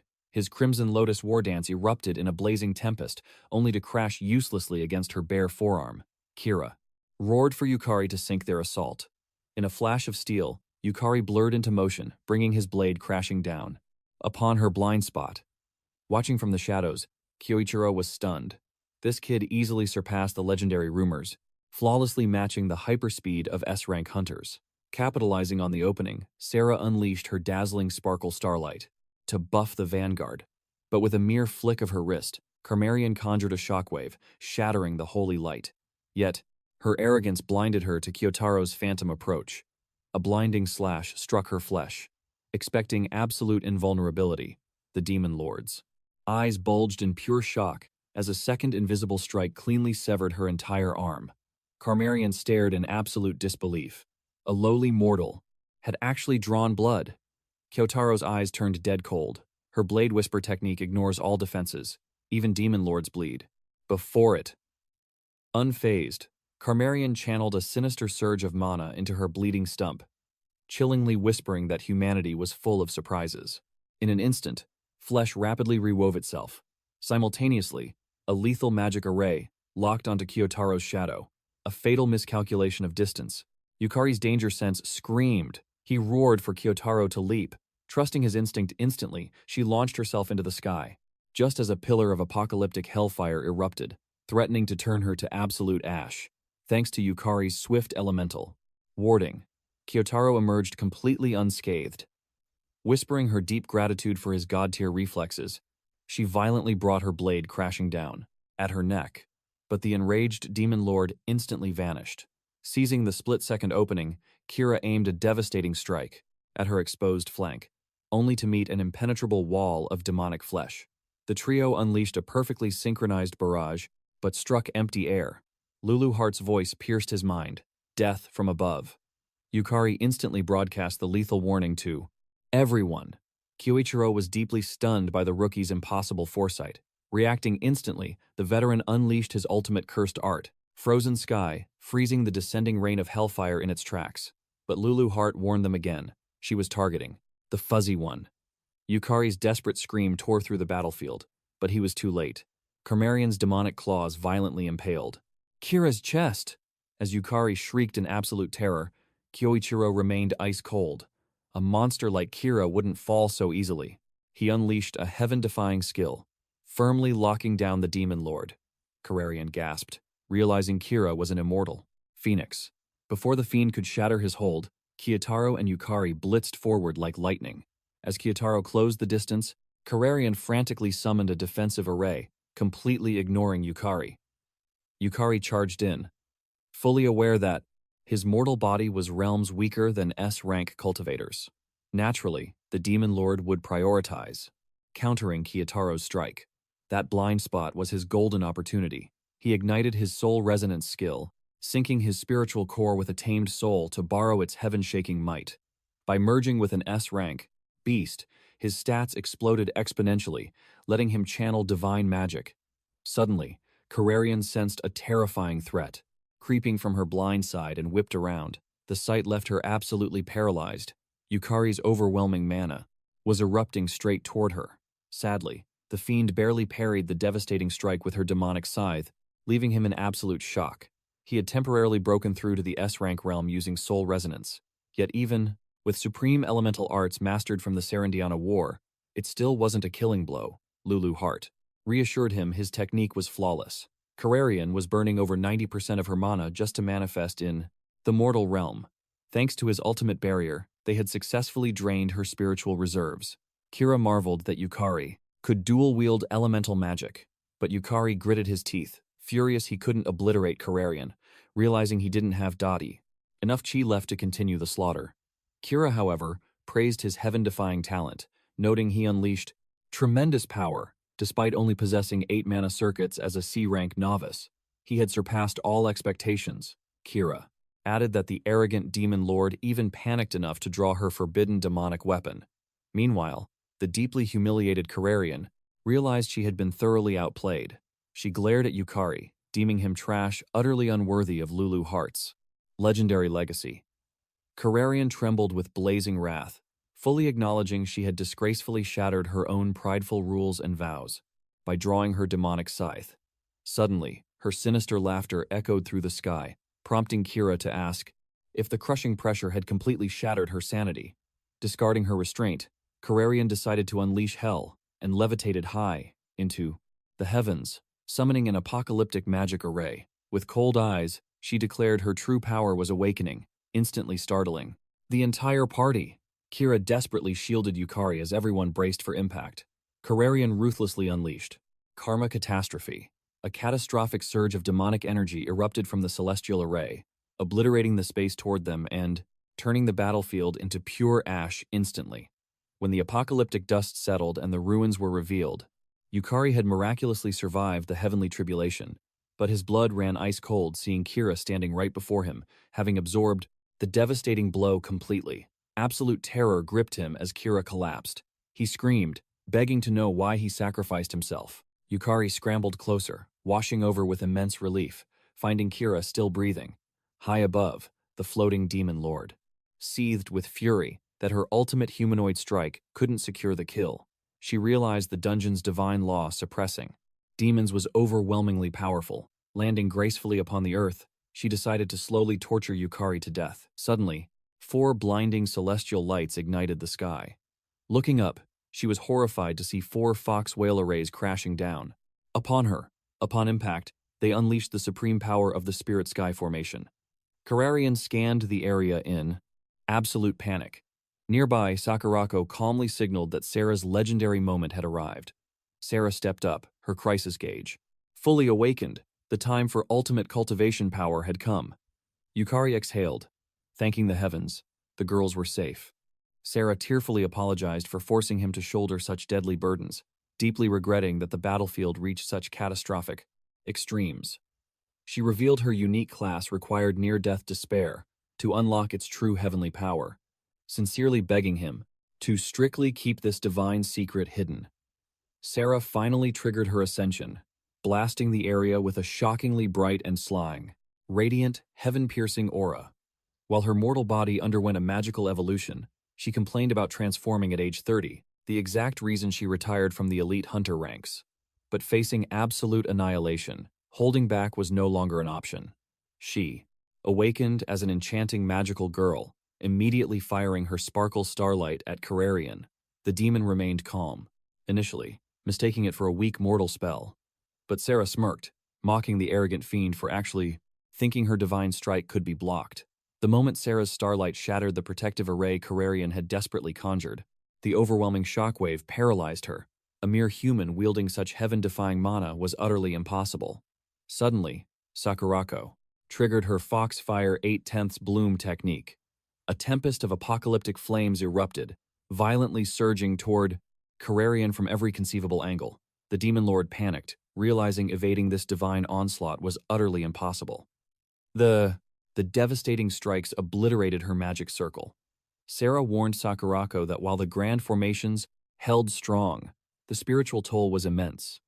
Sakurako scoffed, declaring their sacrifice an absolute necessity, claiming her own power eclipsed countless S-rank cultivators combined. She then commanded Yukari to rise, refusing to let Kira's noble sacrifice fade into nothing. She demanded if he would truly accept such a pathetic defeat. He roared that he could still fight, forcing his trembling legs upright. He swore to perfectly predict every single move Kararian made. Even in death, he refused to yield. Sarah unleashed her shooting stardust technique, sending blinding divine energy roaring toward Kararian. The enemy blocked it again, but Sakurako instantly combined her Fox Lightning 8/10 bloom into the assault, forcing Kararian to retreat. In mere seconds, the overwhelming pressure shattered the enemy's spiritual defenses into absolute dust. Kararian realized these divine formations weren't just sealing her physical vessel, but exponentially multiplying Sakurako's aura. Lethal spiritual energy erupted from every Torii gate, targeting everything inside. This monstrous overflow of mana felt entirely inhuman. Kararian originally mistook Sakurako for a pathetic mortal spectator, but it was a brilliant deception to manifest the heavenly gates. Suddenly, an explosive aura appeared behind her. Yukari struck from the shadows. Kararian barely parried the lethal blade with her demonic scythe, utterly shocked by his terrifying surge in agility. Despite her superior cultivation realm, the villain clearly noticed. Yukari executing Lulu Hart's flawless strategies. That meant the master tactician was still very much alive. Sarah praised his perfect ambush, immediately casting shooting stardust once more. Knowing a direct hit meant absolute destruction, Kararian desperately launched herself into the sky. Simultaneously, Yukari and Lulu Hart roared their warnings. She was striking from above. Lulu Hart gasped, realizing Yukari's battle instincts were perfectly mirroring her own. Divine calculations. Mid-combat. The boy's strength was ascending rapidly. Sakurako instantly activated Foxfire 8/10. Bloom, unleashing an apocalyptic inferno toward Kararian. But the enemy teleported away. Yukari screamed a sudden warning. Kararian materialized right beneath Sarah. Reacting with lightning speed, Sarah blasted another shooting stardust. Although the enemy summoned a barrier, Sarah's overwhelming aura triggered a catastrophic explosion. Before the dust could even settle, Yukari vanished and reappeared behind her. He detonated his soul resonance technique, landing a devastating strike that made Kararian shriek in absolute agony. Infuriated, she cursed how her perfect slaughter had derailed. She desperately wondered when her catastrophic dungeon scheme was exposed. In a panic, she teleported to create distance, but was entirely horrified to find Yukari and Sarah waiting. Anticipating her spatial movement, the duo launched a brutal, perfectly synchronized assault. Kararian raised her mystical shield, but their combined spiritual weight was overwhelmingly crushing. The barrier violently shattered into endless fragments. From the heavens, blazing tornadoes crashed down, creating an earth-shattering crater of destruction. Yukari watched in pure awe, marveling at Sakurako's endless well of divine energy. Her mana reserves remained absolute, truly befitting the supreme sovereign of all magic-class cultivators. He also realized Sarah possessed terrifying physical prowess. Her blinding speed easily matched an S-rank martial warrior. Standing beside such legendary allies, victory felt entirely within reach. However, a suffocating, deeply malevolent energy suddenly painted the sky as Kararian vanished. Yukari's blood ran cold at the horrifying sight. Desperately, stuttering about the incoming calamity, Lulu Hart murmured grimly, admitting she expected the villain to flee, not unleash such forbidden arts. Suddenly, an apocalyptic shockwave violently erupted from the demonic summoning circle. Sarah heroically threw herself forward to protect Yukari. From the abyssal portal, a monstrous, razor-sharp claw ripped through. A towering, bloodthirsty eye locked onto them as an ancient dragon forced its way into reality. Yukari trembled violently. He remembered this exact calamity from his past life. The legendary beast violently clawed through the rift, roaring with world-ending fury. Sakurako stood absolutely paralyzed as her indestructible barrier fractured. Sarah was equally horrified that Kararian possessed the mana to awaken an ancestral dragon. Swallowing his terror, Yukari gripped his blade, reigniting his battle aura. Lulu Hart smiled proudly at his unyielding resolve. She anticipated despair, but Yukari knew destiny had fundamentally changed. In his past life, he had cowardly fled, but now, the great Lulu Hart stood by his side. After continuously dying and returning, his soul had forged unbreakable strength. Empowered by the demonic dragon, Kararian launched a devastating assault, and Sarah immediately manifested a radiant shield. But the beast's crushing weight was unbearable. The dragon furiously whipped its massive tail, intending to shatter their defenses. Sakurako fiercely retaliated with raging fire tornadoes, but the assault only provoked its wrath. The beast's bloodlust surged, lunging violently. Sakurako instantly manifested a four-layered spiritual formation, while Kararian's demonic claws ripped into the shimmering shield. Lulu Hart shadowed Yukari's rapid retreat, assuring him of Sakurako's overwhelming prowess. Yet, Yukari understood the grim reality. Sealing a weakened Kararian forced Sakurako to burn through a massive reserve of spiritual energy, desperately sustaining the defensive matrix. She was actively shielding the ordinary mortals trapped within the blast zone. This war of attrition would only lead to their inevitable doom. Sarah projected her radiant aegis to reinforce Sakurako's fading defenses, but the mortal realm magic stood no chance. Kararian's abyssal strikes shattered her barrier like fragile glass. Sakurako calculated her next desperate move as the Demon King pounded against the cracking seal. With gritted teeth, she declared her intent to awaken the nine-tailed spirit. But Sarah fiercely objected. Unsealing that forbidden art would demand a devastating blood price. Yet, Sakurako's resolve remained absolute. Personal safety meant nothing right now. The only heaven-defying priority etched into her soul was to entirely prevent even a single drop of blood from touching her sister, Sarah. Suddenly, Yukari's commanding voice pierced the tension. He demanded absolute cooperation. A tactical counterattack was ready. Sakurako fiercely demanded his strategy, ordering him to outline the most flawless, heaven-tier battle conditions. Her overwhelming aura flared. If his plan proved to be mortal trash, she would immediately unleash the forbidden nine tails. Yukari's eyes burned with unwavering confidence. He grasped the stakes perfectly, outlining his audacious heavenly scheme to deceive the demonic sovereign. He needed to vanish from her spiritual senses. They must hold the vanguard, buying precious seconds to channel his ultimate technique. Furthermore, Sarah's divine mana was crucial. Following his swift command, Sarah unleashed a barrage of celestial stardust upon Carmion, but the sovereign sneered, retaliating with an apocalyptic wave of dragon fire. Amidst their earth-shattering exchange of mystic arts, Yukari set his heaven-defying plan into motion. Leaping from the celestial archway, he marveled at Sakurako's absolute mastery over advanced spatial manipulation. Plunging like a meteor, he calculated the risk. The soul burst required immense chanting time, leaving him fatally exposed. However, striking from the heavens perfectly masked his vulnerability. Closing the distance to the Demon King, he flawlessly accelerated his soul-shattering incantation. Suddenly, Carmion's instincts screamed. A terrifying surge of spiritual pressure descended from the sky, leaving her completely baffled. Why strike at this exact moment? Just minutes prior, Yukari accepted a brutal truth. His mortal limitations meant certain death. To conquer this tribulation, he desperately needed to rewrite his very destiny. That was Sarah's role. Amidst the chaos, he extended his hand. She hesitated, utterly perplexed by his sudden request. But true soul resonance wasn't just a basic contract bound to demonic beasts. It manifests when two mortal souls achieve absolute synchronization. Yukari gambled everything on Sarah's pure, unwavering faith in his path. If their spirits aligned flawlessly, the resonance would trigger. By doing so, he could temporarily inherit the legendary S-rank combat attributes of the realm's strongest warrior and detonate a catastrophic soul burst. Back in reality, Carmion sensed her impending doom. If this strike landed, her reign would end. Panic flaring, the sovereign erected her most impenetrable demonic ward. Yet, fueled by Sarah's blind devotion, their synchronized souls roared with explosive might. The sheer force of their united aura mercilessly shattered the demon's absolute defense, igniting a blinding, heaven-shaking shockwave. As the dust settled, Sakurako eagerly searched the crater, realizing their ultimate strike only pulverized the barrier, leaving the sovereign completely unscathed. Yet, Carmion was secretly trembling. That combined spiritual pressure was truly heaven-defying. Even one more direct hit could have erased her immortal soul. Breathing a sigh of relief, she grinned as Yukari's aura completely evaporated.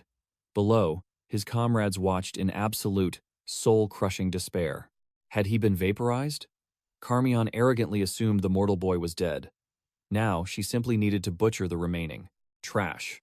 Boiling with frustration over their failed gamble, Sakurako prepared to unseal her forbidden nine-tailed fox spirit, but Sarah interrupted, a triumphant smile blooming on her face.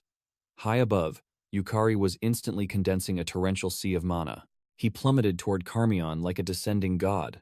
The sovereign was utterly paralyzed by fear, questioning how a depleted mortal could regenerate boundless energy in an instant. The secret? A legendary heavenly elixir, capable of entirely restoring a cultivator's vitality and spiritual core, plundered directly from the Lulu Lard abyss. Sarah joyfully grasped his hand, weaving their destinies together once again. Their spiritual resonance flared brighter than before, driving the Demon King into an absolute frenzy. Ignoring her wrath, they unleashed a devastating, dual-cast soul burst. The cataclysmic beam engulfed Carrarion directly, leaving the surviving cultivators entirely speechless. Their mortal eyes couldn't comprehend such heaven-shaking might. The resulting shockwave tore through the battlefield, violently throwing everyone back. Yukari collapsed onto the scorched earth, his spiritual core completely drained. Gazing through the settling dust with profound anxiety, he flinched. But Lulu Hart firmly grasped his shoulder, confirming the glorious subjugation. The mighty Demon King was violently forced back into her mortal vessel.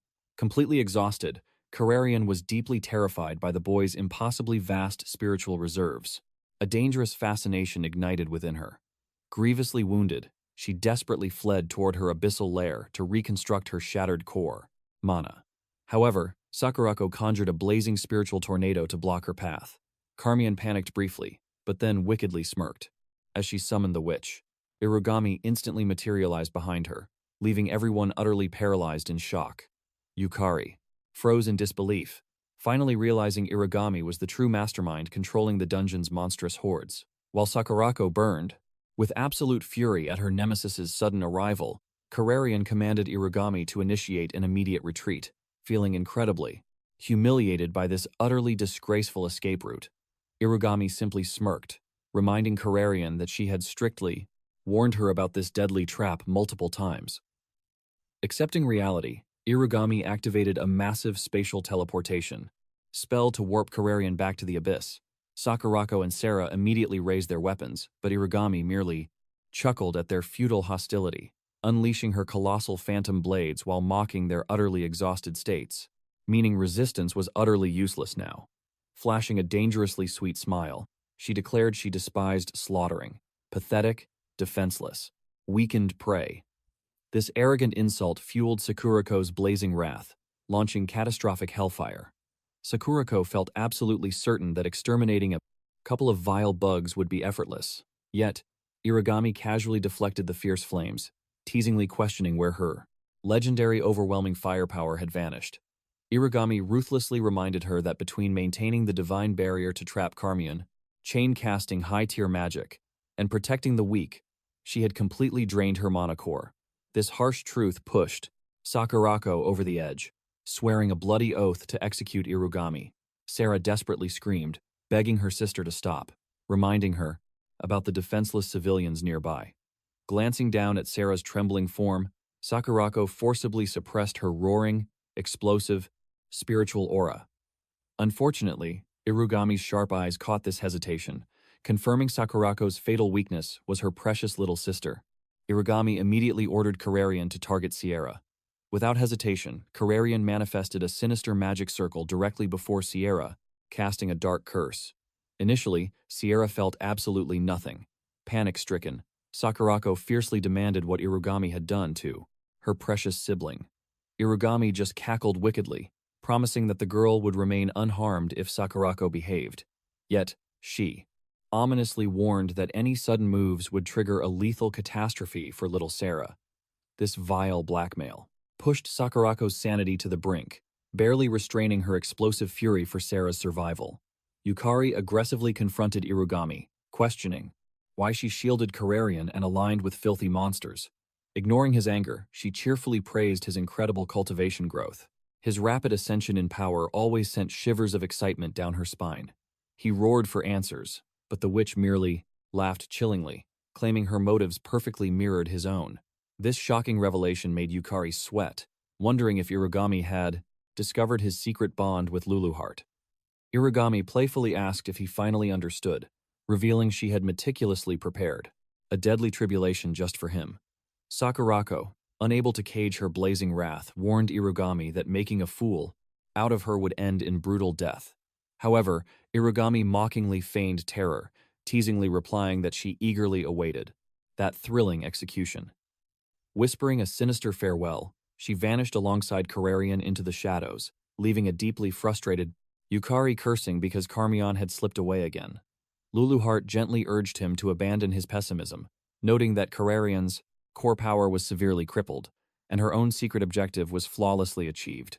She revealed she had deliberately leaked critical intel to spark chaos among the dungeon break conspirators, significantly delaying their apocalyptic plans. A brief moment later, elite rescue squads arrived, casting healing magic on the wounded. Kira bowed deeply, apologizing for dragging Yukari into a terrifying clash with a demon lord. Yukari shook his head, insisting he owed Kira immense gratitude. Without Kira's absolute protection, fighting would have been utterly impossible. Kira beamed with pride, knowing his protective gambit paid off, and highly praised Yukari's magnificent combat prowess. Kira unexpectedly raised a fist, catching Yukari off guard, but a warm feeling washed over him as he returned the fist bump. Yumamecho suddenly rushed over, her eyes filled with frantic worry about his injuries. Seeing her completely safe brought immense relief.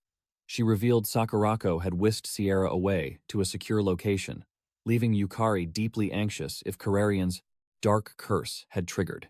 Fujiman sprinted over, sweating with concern. Yukari immediately apologized for pulling his loyal friend into this deadly tribulation. Tears streamed down Fujimin's face, confessing the terrifying battle zone almost gave him a massive heart attack. Trembling, he shoved his glowing smartphone forward. Yukari stared at a viral streaming video of his epic clash, flooded with thousands of awestruck comments. Weeping tears of absolute joy, Fujimin proudly declared he had broadcasted Yukari's legendary feats to the entire globe. However, this horrifying revelation completely shattered Yukari, a shadow dweller who despised the spotlight. Days later, Yukari nervously entered the massive Hunter Association, headquarters for his vital B-rank ascension exam. Sarah cheerfully notified him that a brutal, practical combat trial awaited after the written assessment, to which he nodded without a shred of hesitation. Sarah confidently assured him victory was guaranteed. After all, he had utterly crushed a terrifying demon lord. She offered heartfelt sympathy for the agonizing aftermath of his legendary clash against the lust demon, especially since his legendary battle was broadcast worldwide, still dominating social media feeds. Yukari hated the spotlight. The overwhelming attention only made his skin crawl with nervous energy. He prayed this rank promotion exam would be peaceful. But Sarah shattered that hope, warning him she heard Kira's elite faction was coming. It sparked a memory Kira and Kiritaro promising to watch him. Lulu Hart sighed at the hassle, asking if his mana capacity would explode once he hit B rank. He nodded, explaining that, past B rank, an awakened player's stats would skyrocket, making their dangerous battles within the fight. Lulu Hart dungeon infinitely smoother. She grinned without hesitation, demanding he instantly conquer the trial and reach B rank. He shot her an annoyed glare. She acted like this was child's play, but in reality, the B rank promotion test was a brutal wall. Sarah suddenly broke his train of thought, remembering a crucial detail. She shyly begged him to keep her magical girl class hidden. Being 30 and still transforming into a magical girl was incredibly embarrassing for her. He simply smiled and called it cute, sending Sarah into a completely flustered, bright red panic. Meanwhile, in the tense waiting room, a girl approached him, asking which rank's promotion exam he was challenging today. He calmly stated he was aiming for B rank. Her eyes lit up, revealing she was attempting the exact same trial, and introduced herself as Sonagi Hyagisaka. She cheerfully greeted Ritsuki Kiroshima, a B-rank player, but he instantly snapped, barking at her not to speak so casually and shatter his focus. Sonagi stood her ground, suggesting they build some camaraderie, since they were set to face the trial together. Ritsuki sneered in pure disgust, warning her he was aiming for the elite A rank and refused to be grouped with lowly C-rank trash. Sonagi immediately sensed his veteran aura and asked why he was sweating bullets. He revealed that top-tier guild masters were watching from the shadows, including Kira Senzaki of the legendary Oryu Guild, boasting the most S-rank monsters, alongside Kiritaro Odachi, the S-rank lone wolf. Sonagi gasped in pure awe at those titans. Ritsuki boasted that if he showcased his overwhelming power, he could be scouted by those S-rank legends, but Sonagi shattered his ego, warning it would be near impossible. Enraged, he demanded an explanation, and she casually dropped the terrifying truth the merciless examiner was Arma. Ritsuki's furious expression instantly crumbled into pure dread. Time skipped forward, and the ruthless examiner declared 8 candidates completely crushed, including the previously arrogant Ritsuki. The A-rank powerhouse Arma Arisa coldly dissected his flaws, stating his combat vision was pitifully narrow. While his aura slashes packed heavy force, he only swung blindly at whatever stood directly in his path. She pierced his pride, stating he totally lacked any foresight in battle, coldly ordering him to rot in B rank a bit longer. Ritsuki stormed out of the arena, spitting curses of pure frustration. Sonagi barely reacted. She knew the monstrous gap. Arma was simply an unstoppable force of nature. Ritsuki gritted his teeth, cursing his terrible luck with the examiner. Then, Arma's commanding voice echoed, calling Yukari forward as the final challenger. As he stepped into the brutal arena, Lulu Hart whispered that if he simply summoned Harble, he could annihilate her instantly. But he refused, seeking true growth and reminding her that this battle was a priceless chance to forge his own skills. High above, Kira and Kiritaro watched intensely. Arma declared, the B-rank trial's absolute rule: survive her relentless assault for 5 minutes without hitting the floor. Without hesitation, she drew her twin blades, daring him to begin. His eyes burned with unshakable confidence, accepting the challenge. Arma smirked, revealing she knew of his legendary reputation from Sarah. In a blink, she completely vanished into thin air. Reappearing at point-blank range, she hissed that she wouldn't hold back an ounce of power. She triggered Shadow Step, striking with lethal intent, but he flawlessly dodged just in the nick of time. A thrill of excitement crossed her face. Accelerating, she activated Windrunner, blurring into the shadows right behind his blind spot. Her blade slashed toward his spine, but steel sang against steel as he perfectly parried the blow. She was stunned he hadn't even broken a sweat, his breathing completely calm, radiating the aura of a seasoned battlefield god. Pushed to the brink, she unleashed her. Devastating, scattering Sakura. Slash. A storm of blindingly fast strikes rained down, but his defense was absolute.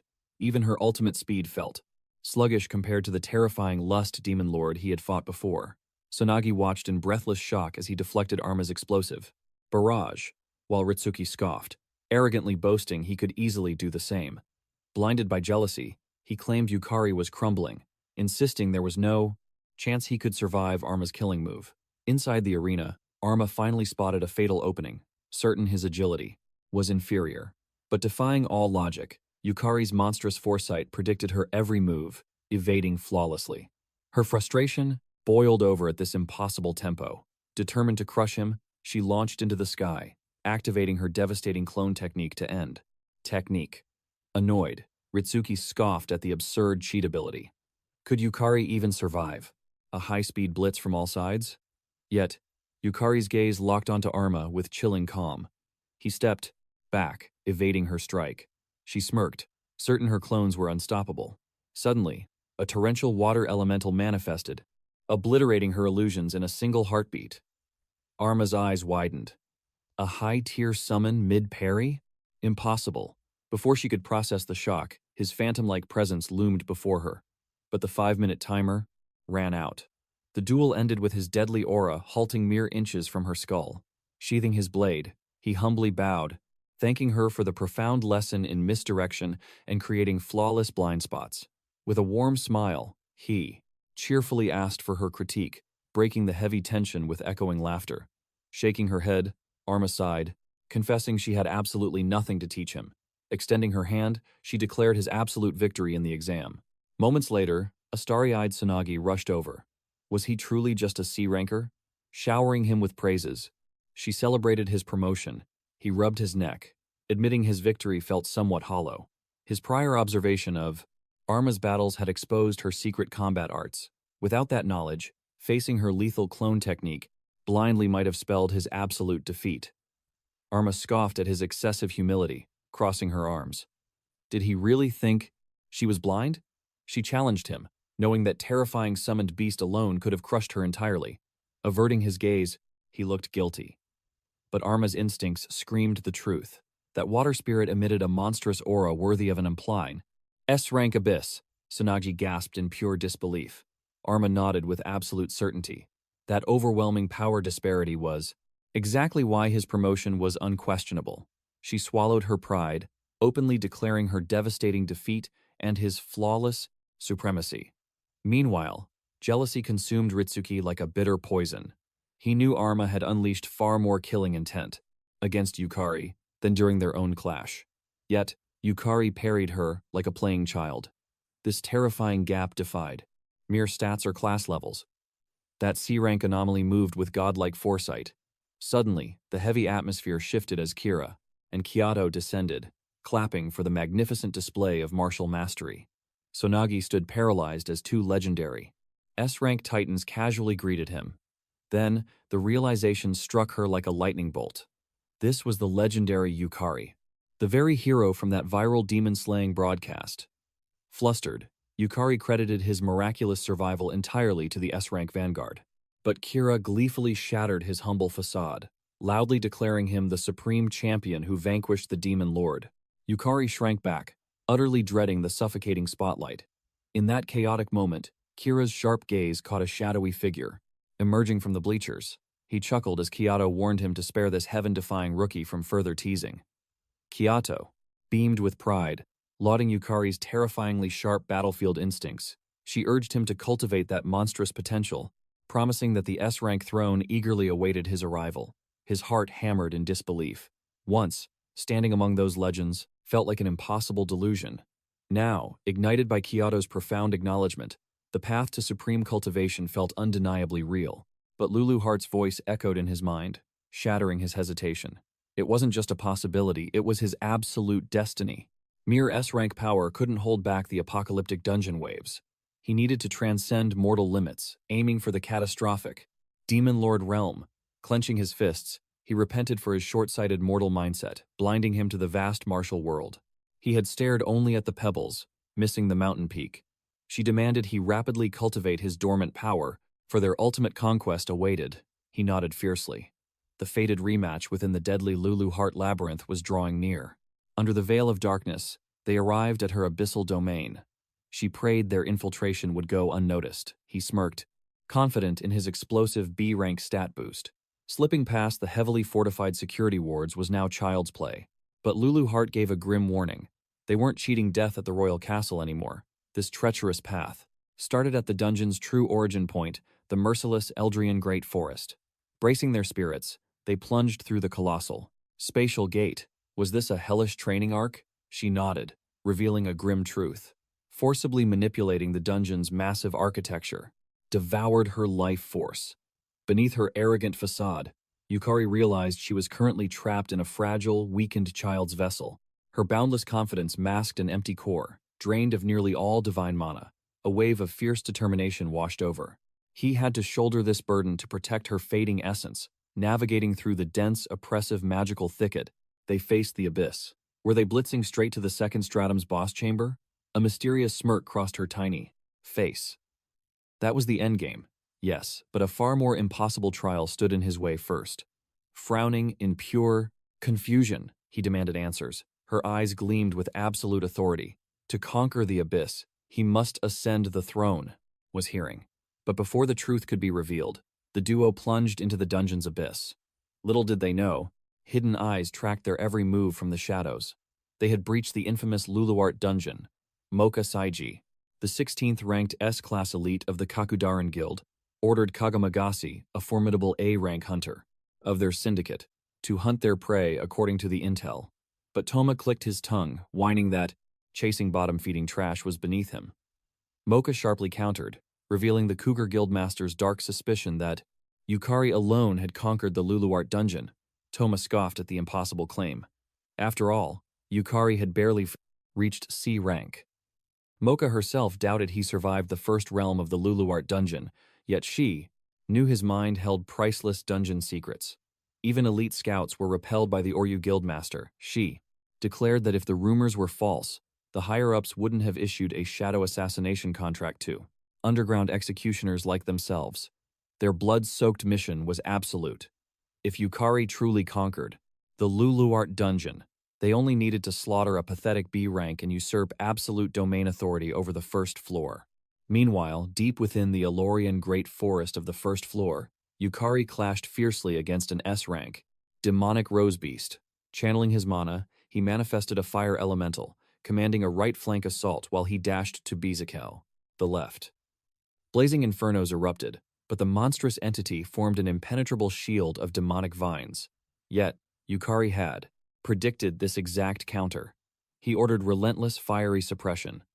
While the beast was consumed by repelling the scorching elemental barrage, Yukari Phantom dashed to its blind spot. But the beast's survival instincts flared, unleashing its fatal charm bloom. Technique. A deadly storm of petals exploded outward, designed to instantly hypnotize and ensnare any mortal within its domain, paralyzing their battle intent completely. The hypnotic aura swallowed him, but his mind remained unbroken. Igniting his lost man technique, he shattered the illusionary chains in an instant. Exploding forward like a thunderbolt, he unleashed a crushing blow. Without hesitation, he commanded his spirit to execute the beast. A catastrophic pillar of fire descended, reducing the monstrous rose to ashes. Lulu Hart applauded his flawless tactical execution. Wiping his sweat, he smirked, noting that despite 3 brutal near-deaths, they had slaughtered the abomination with a single soul summon, preserving vast amounts of mana. The sacrifices were absolute victories. Lulu Hart grimly warned that an endless bloodbath awaited them, serving as the ultimate crucible for hunting S-class threats. Nodding his gratitude, he tightened his grip, declaring their cultivation of power must accelerate. They had to ruthlessly optimize their mana, flow and obliterate foes instantly. The clock of destiny was ticking. Suddenly, his blood ran cold at Lulu Hart's chilling revelation. She confessed that during Carrarian's cowardly retreat, the demon had branded Sierra with a dark corruption, planting the vile mark of Ludesse deep into her soul. Lulu Hart suspected Sakurako possessed the same grim knowledge. Panic struck Yukari. Why the silence? Desperate to save Sierra, he prepared to bolt, but Lulu Hart forcefully restrained his reckless surge. A direct confrontation, she warned, would only trigger Karm and Irugami's deadly fallback traps. To outsmart the abyss, they had to play the fools, feigning total ignorance. To blind Carrarian, with arrogant overconfidence. Only then could they secretly sever the demonic mark of Ludesse. The curse, she revealed, was a parasitic seed of absolute corruption. Once fully bloomed, Sierra's humanity would shatter, twisting her into a demonic succubus thrall, bound to Carrarian's will. This corruption would shatter the mortal veil, granting Carrarian unholy passage to Earth. A cataclysmic dungeon break would erupt immediately, plunging humanity into an apocalyptic bloodbath. Eyes burning with resolve, he demanded the ultimate countermeasure. Her answer was absolute. They must breach Serendiana's colossal citadel, ascend to the legendary World Tree, and claim its sacred divine tear. The immortal drop, she explained, contained omnipotent, purifying energy, capable of incinerating Sierra's demonic corruption. But there was a heavy cost. Lulu Hart's spiritual vessel lacked the immense mana to manifest across the first floor freely, and surviving the abyss drained life force rapidly. The brutal burden fell entirely on Yukari. He had to dominate the Alorian Great Forest with pure, unyielding martial prowess. He knew relying on a spirit forever was the path of the weak. Tearing through the shadows, Lulu Hart issued a grim warning. During her sovereign reign, she forged each floor of this terrifying dungeon as an independent universe, breeding countless savage races with their own brutal evolutionary ecosystems. Yukari's aura flared. This meant waging war against infinite monstrous anomalies. Gripping his blade, he vowed to obliterate anything that blocked his path. But she shattered his optimism. The ecosystem had collapsed.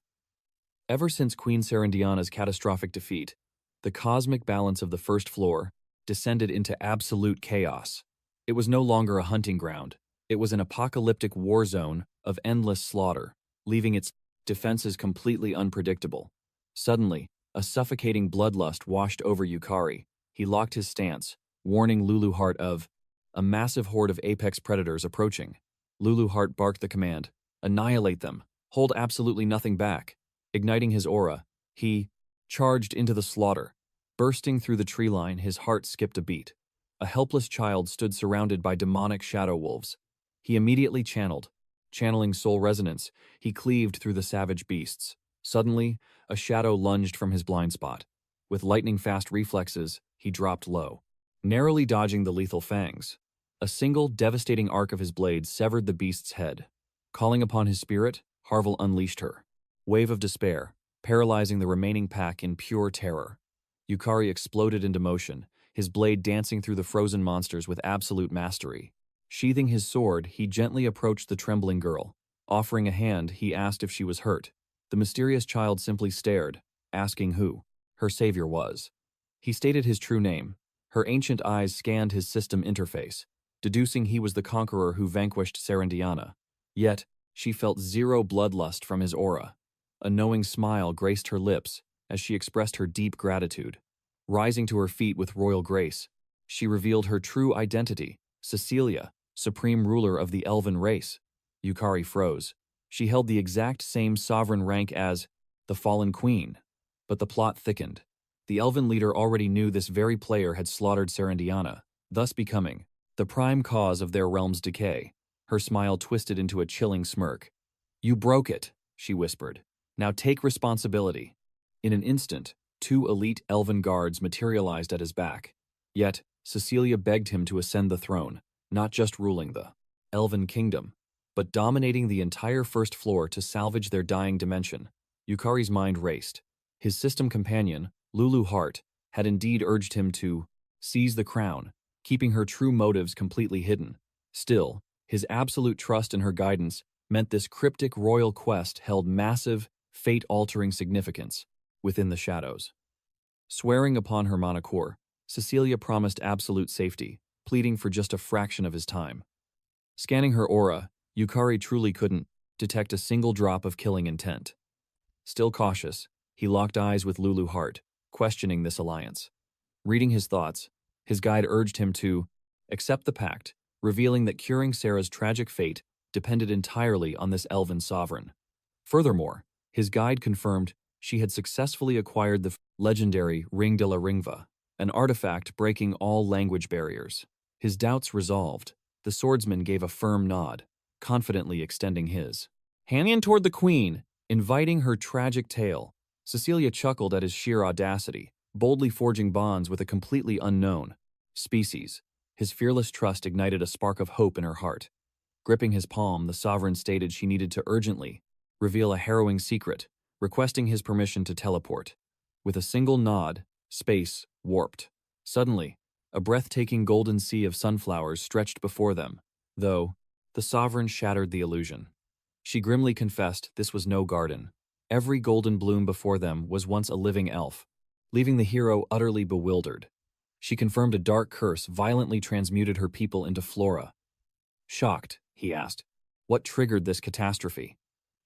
Suddenly, a furious roar shattered the tension.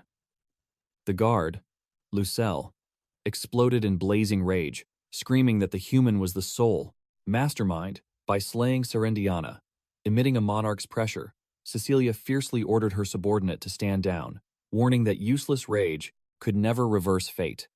Restoring her composure, she redirected their focus to the true crisis, revealing the ancient truth that the starting floor was artificially forged by Lulu Hart. She utilized Yggdrasil, an unfathomably colossal planetary monoreactor. The sovereign exclusively chosen to command the sacred Yggdrasil was Serendiana. Beside him, Lulu Hart puffed her chest with absolute pride.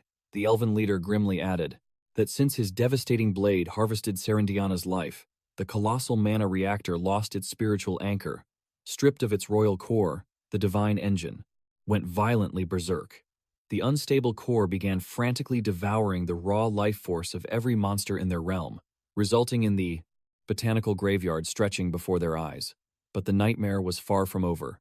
Countless rival factions ruthlessly exploited the power vacuum to launch an all-out holy war against the weakened elven empire, attempting to shatter their ancestral dominion. She grimly pointed out that the ravenous wolf pack he just massacred was part of this rebellion. Softening her gaze, Cecilia promised she held zero vengeance for the queen's bloody demise. In this ruthless realm, the strong crushing the weak was simply an unshakable heavenly law. Yukari's eyes narrowed, questioning if this massive responsibility was the core reason she begged him to claim the throne. The puzzle clicked. His guide orchestrated this, pushing him to crush the dimensional chaos, fully aware that beyond, shattering the dark hex, conquering the colossal tree was his true destiny. Securing powerful allies was essential. Without hesitation, he boldly accepted the crown, declaring himself the supreme monarch. The elven leader gasped in disbelief, having expected a much longer, exhausting negotiation. She cautioned that claiming the throne would trigger massive shockwaves beyond the labyrinth. Smiling fearlessly, the hero swore his path already, aligned with the world tree, refusing to abandon those seeking salvation. Stunned by his pure righteousness, the elven ruler marveled that such a soft-hearted fool existed. Just as she prepared to transfer the sovereignty, explosive killing intent erupted. Lucelle violently drew his bow, aiming a lethal shaft at the hero's heart. Disgusted, the archer violently refused to surrender their realm's entire destiny into the unworthy hands of a lowly mortal. The hero projected absolute calm, swearing he desired zero bloodshed, but his ruthless companion scoffed. Lulu Hart coldly stated that the most efficient method to crush an arrogant brat was applying overwhelming martial might. Diplomacy could never pierce this prejudice. Resigned to the inevitable clash, he heavily sighed in pure annoyance. Drawing his steel, he calmly challenged the archer. This confidence only amplified the elf's blazing fury, causing him to unleash a terrifying meteor of concentrated hellfire. His enhanced perception tracked the blazing comet, easily preparing to dodge. Suddenly, the ambient mana violently warped as the archer triggered his supreme Duga technique. The shaft multiplied into a catastrophic flame wave surging toward him. Consumed by hatred, Lucelle demanded a flawless execution, but gaped when the hero stood still. Activating the supreme skill, Lost Man instantly erased all panic. Clearly, he noticed that although a relentless shower of arrows descended, but their linear paths were painfully predictable. Calming his breath, he activated his soul trial. Legendary mana surged through his veins, bringing agonizing waves of wrath and despair. Yet, he effortlessly swatted away every single strike, leaving Lucelle paralyzed in shock. Activating his Lost Man technique, he cleansed his burdened spirit. He charged fearlessly at the final 5 projectiles. Lucelle gasped, unable to comprehend this suicide charge. Did this monster feel no fear? Maintaining absolute focus, Yukari seamlessly evaded the first lethal strike. As 3 more whistled toward him, his blade cleaved them in half. Snatching the final arrow mid-air, he violently threw it straight at Lucelle. By pure luck, the archer narrowly evaded death. Who in their right mind catches a deadly projectile barehanded? Desperate to recover his stance, Lucelle stumbled upward, but a cold, gleaming sword was already pressing fiercely against his throat. One twitch meant certain death. The match is over, Cecilia's voice echoed with absolute authority. Though deeply humiliated, an icy glare from his leader forced his surrender. Trembling beneath Cecilia's overwhelming aura, the defeated Lucelle completely submitted. Turning her piercing gaze toward Yukari, Cecilia declared that his monstrous power was undeniably proven today. The stage was set. "Shall we proceed to Idrisil?" she asked.